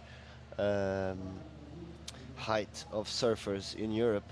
He's 190 or something. Like, he's tall, and a tall guy is usually a heavier guy, so maybe 90 kilos, 85 kilos, 90 kilos, I would say, because he's strong, he's muscled guy. So he did have to work a lot in his boards in order to float in conditions like this. And here he goes, big set, nice floater there to start, and boom! Whoa. Beautiful turn, another turn. And let's see, and finishes off very well. And Afonso goes for the air, likes it a lot. He needs to go fast to the outside because he will want priority, Chico. But I know that air sounded good. It looked amazing. We'll have to look again into that, but Joran's wave was great too. Yeah, well, if Yoran's wave wasn't that good and Afonso had that wave, Yoran was in trouble. But I think the answer to Afonso's wave was right in front of him, and I think Yoran is going to get rid of that 4.5. So the question mark is how big there was and what's the score of the wave of Yoran. And I think he had 2 maneuvers just before the air as well. So I need to analyze each individual wave to understand what the score will be. So this is the first one. Gets around it, gets a nice snap there. Another snap on that section. A lot of spray there. pumps around it and finishes it off, okay? Is that better than a 6-5? I don't know. Then Afonso comes behind, does the first turn, second turn there, runs it, and goes for a big air. Wow. All right, so that's better. I think that's the best wave of the heat. Afonso's wave. Yeah, for sure. But the thing is, how much will he need after this wave of Joran? I think the wave of Joran will be something around a 6 because it's not as good as his first one, in my opinion, obviously. That will put Afonso needing what exactly? Okay, 6.5 on Joran's last wave. He So needs a 783. 783. Was that last wave of Afonso an 8? You know what? When you're going against a guy like Joran Cousine, he's throwing buckets of water. And if you compare the top turns of Afonso with Joran's top turns, you feel that Afonso's top turns are just missing a bit of strength. The air was massive. But there's one thing. Afonso did something that Joran didn't do in any wave of this heat, which is going for three turns. Look, the score is coming. Without... the score is coming. Let's wait and see. Without bumps in between. So 2 minutes to go. 3 straight turns with acceleration and risk. So yes, if you ask me, I think he deserves it. Yeah, I think he should get it as well.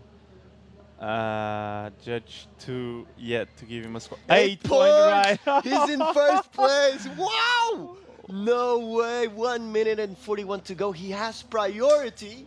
And now Joran needs a 6.68. I can't believe this. Yeah, amazing stuff by Afonso. I can't believe it. I told you I would love to see Afonso do this. He knows how to do it. Just unleash himself and really put himself in a position to win this. And he really deserves this score. Like I think because he's not judges are not as used to seeing him do good as Joran. I feel like he needs to try extra hard in order to have more scores. That's natural, it happens. And so I think this was like just a recognition that he, has been the best surfer of the event. As we see a couple more lines approaching, Afonso needs to block Joran on this one. And let's see if he can improve on that 517. Nice turn there, another snap. And 30 seconds. 30 seconds! It looks like there's something approaching, Chico. Tense moments here. 20 seconds. So Portugal is on their couches, biting their nails. Oh, Afonso's got it. Sick moment here. Everyone that is watching, first win for Afonso Antunes from Portugal. Woo-hoo-hoo! Afonso Antunes, winner of the 2024 ABANCA Pantin Classic Galicia Pro. What a moment. What a moment. And the way he won it was incredible. The way he just went for it and he unleashed himself. 2 turns, massive air to the flats, and he got it. So, incredible moment there for Afonso Antunes. Uau! Abraço para todos os portugueses que estão a ver este momento. Merece festejo em português, Chico. Ganda Afonso. Ganda Afonso. Incrível. Parabéns à família Antunes. Devem estar todos muito contentes ali em casa. Massive moment here. Joran and Afonso. Incredible. Great sportsmanship there for both of them. Yeah, that's beautiful right there. I'm sure Afonso is close to crying, if not crying. What a moment there. And David Prescott getting ready for their interview. Let's look at that 8 points again. So nice first turn, no speed bumps in between, and then risks everything. So he really deserved it. Look at this. It's not a full rotation, but it's a very inverted air. And there you go! Incredible stuff. Incredible, huh? I think David Prescott is going to cry. I think he's crying. There he goes. Nice one, Afonso. Família Antunes deve estar on fire. On fire. E Santa Cruz. Amazing victory here for the Portuguese surfer. Sick event. As we see there, the younger brother of João Maria Mendonça on the water, Manel. There we giving go. him props. Is As this you see, Gui? Yeah, Gui Guilherme Ribeiro. Ribeiro. There. João Mendonça, Joaquim Chaves, the Portuguese young crew. 23 years old, I would say. So 22. Great to see the other way around. I've seen a lot of times Afonso cheering up Guy. Now it's Guy cheering up Afonso. What a great generation we have there. Joaquim Chaves, João Maria Mendonça, sorry, there, hugging Afonso Antunes, the winner.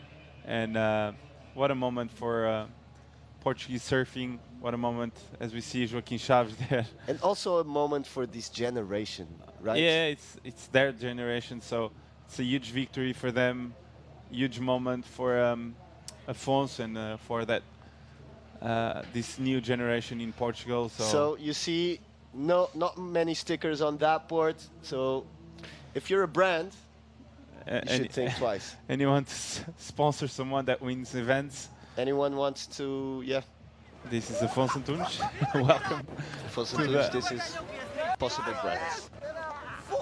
There we Sick. go. Amazing stuff here.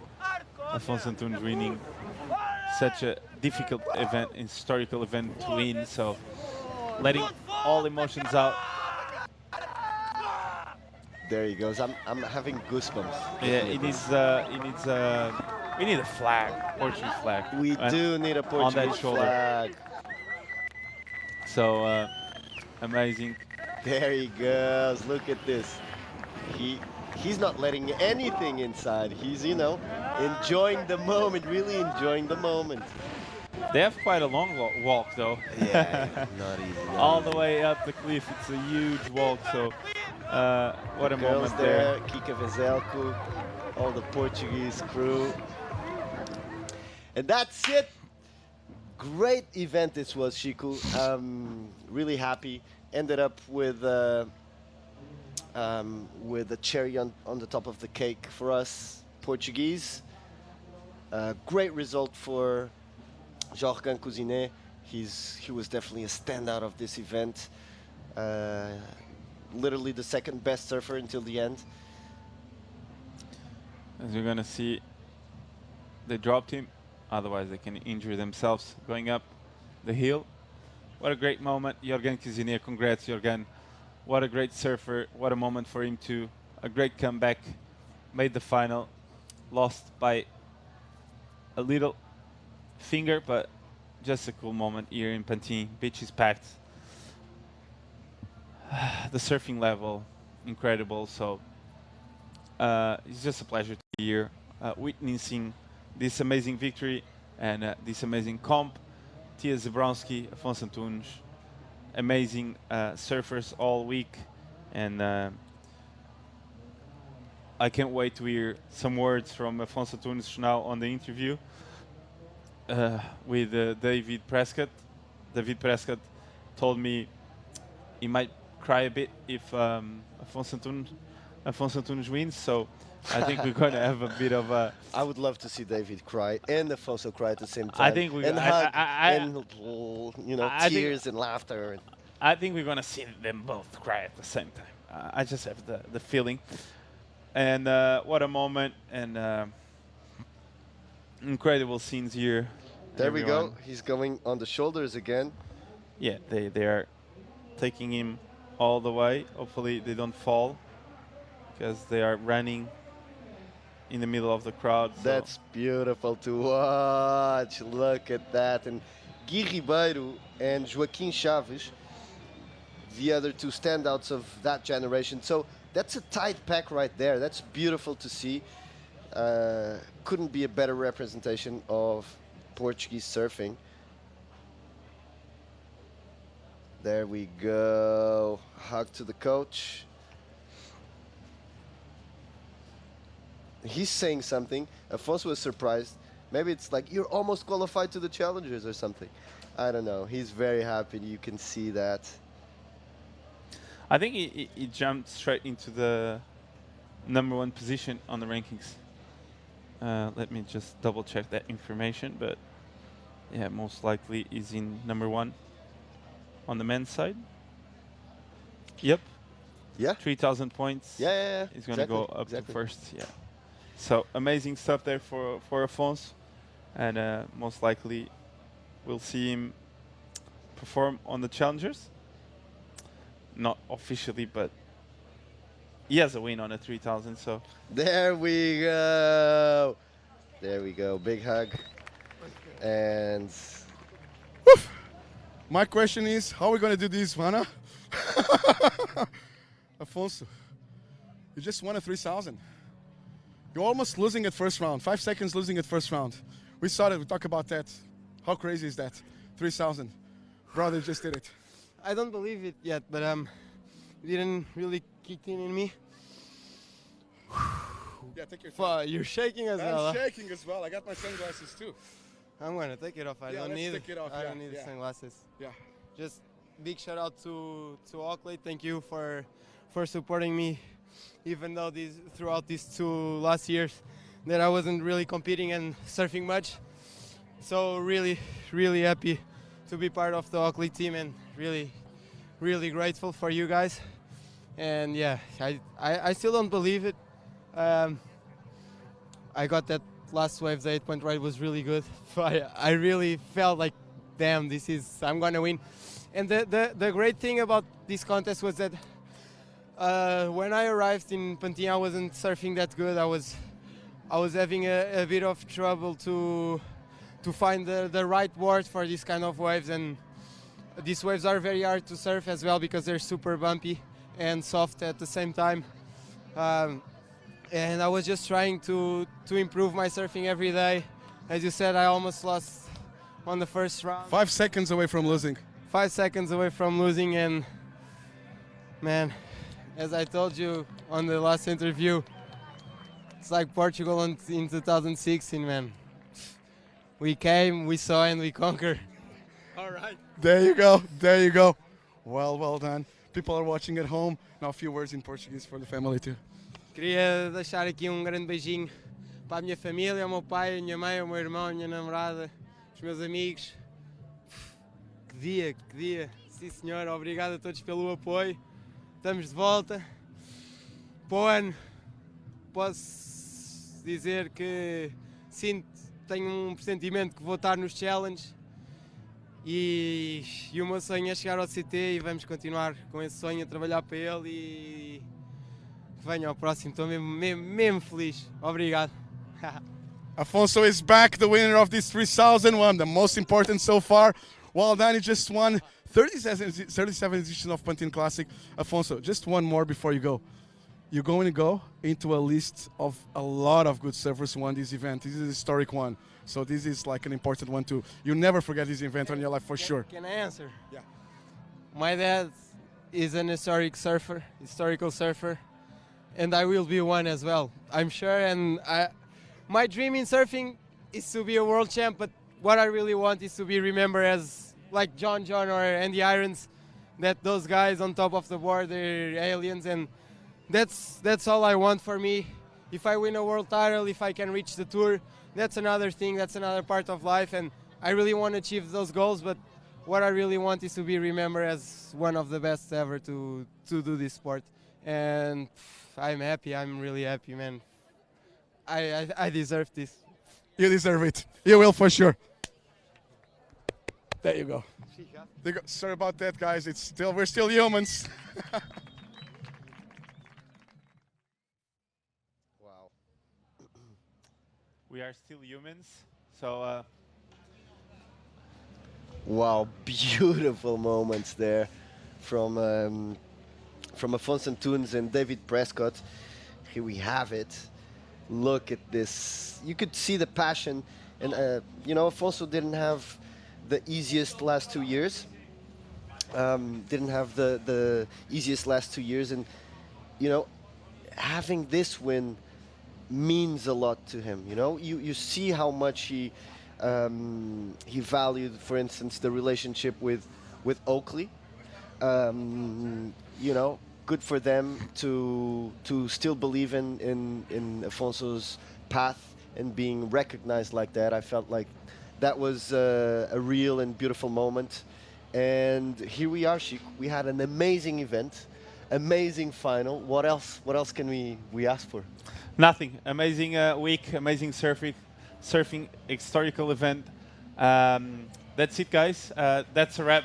We've got our winners. This was an amazing moment. Thank you, Zé. Thank you, David. Thank you, everyone that is here in Pantin, to the crowd, supporters, sponsors, everyone that is involved in this event. And see you guys next year. See you guys next year, and aloha.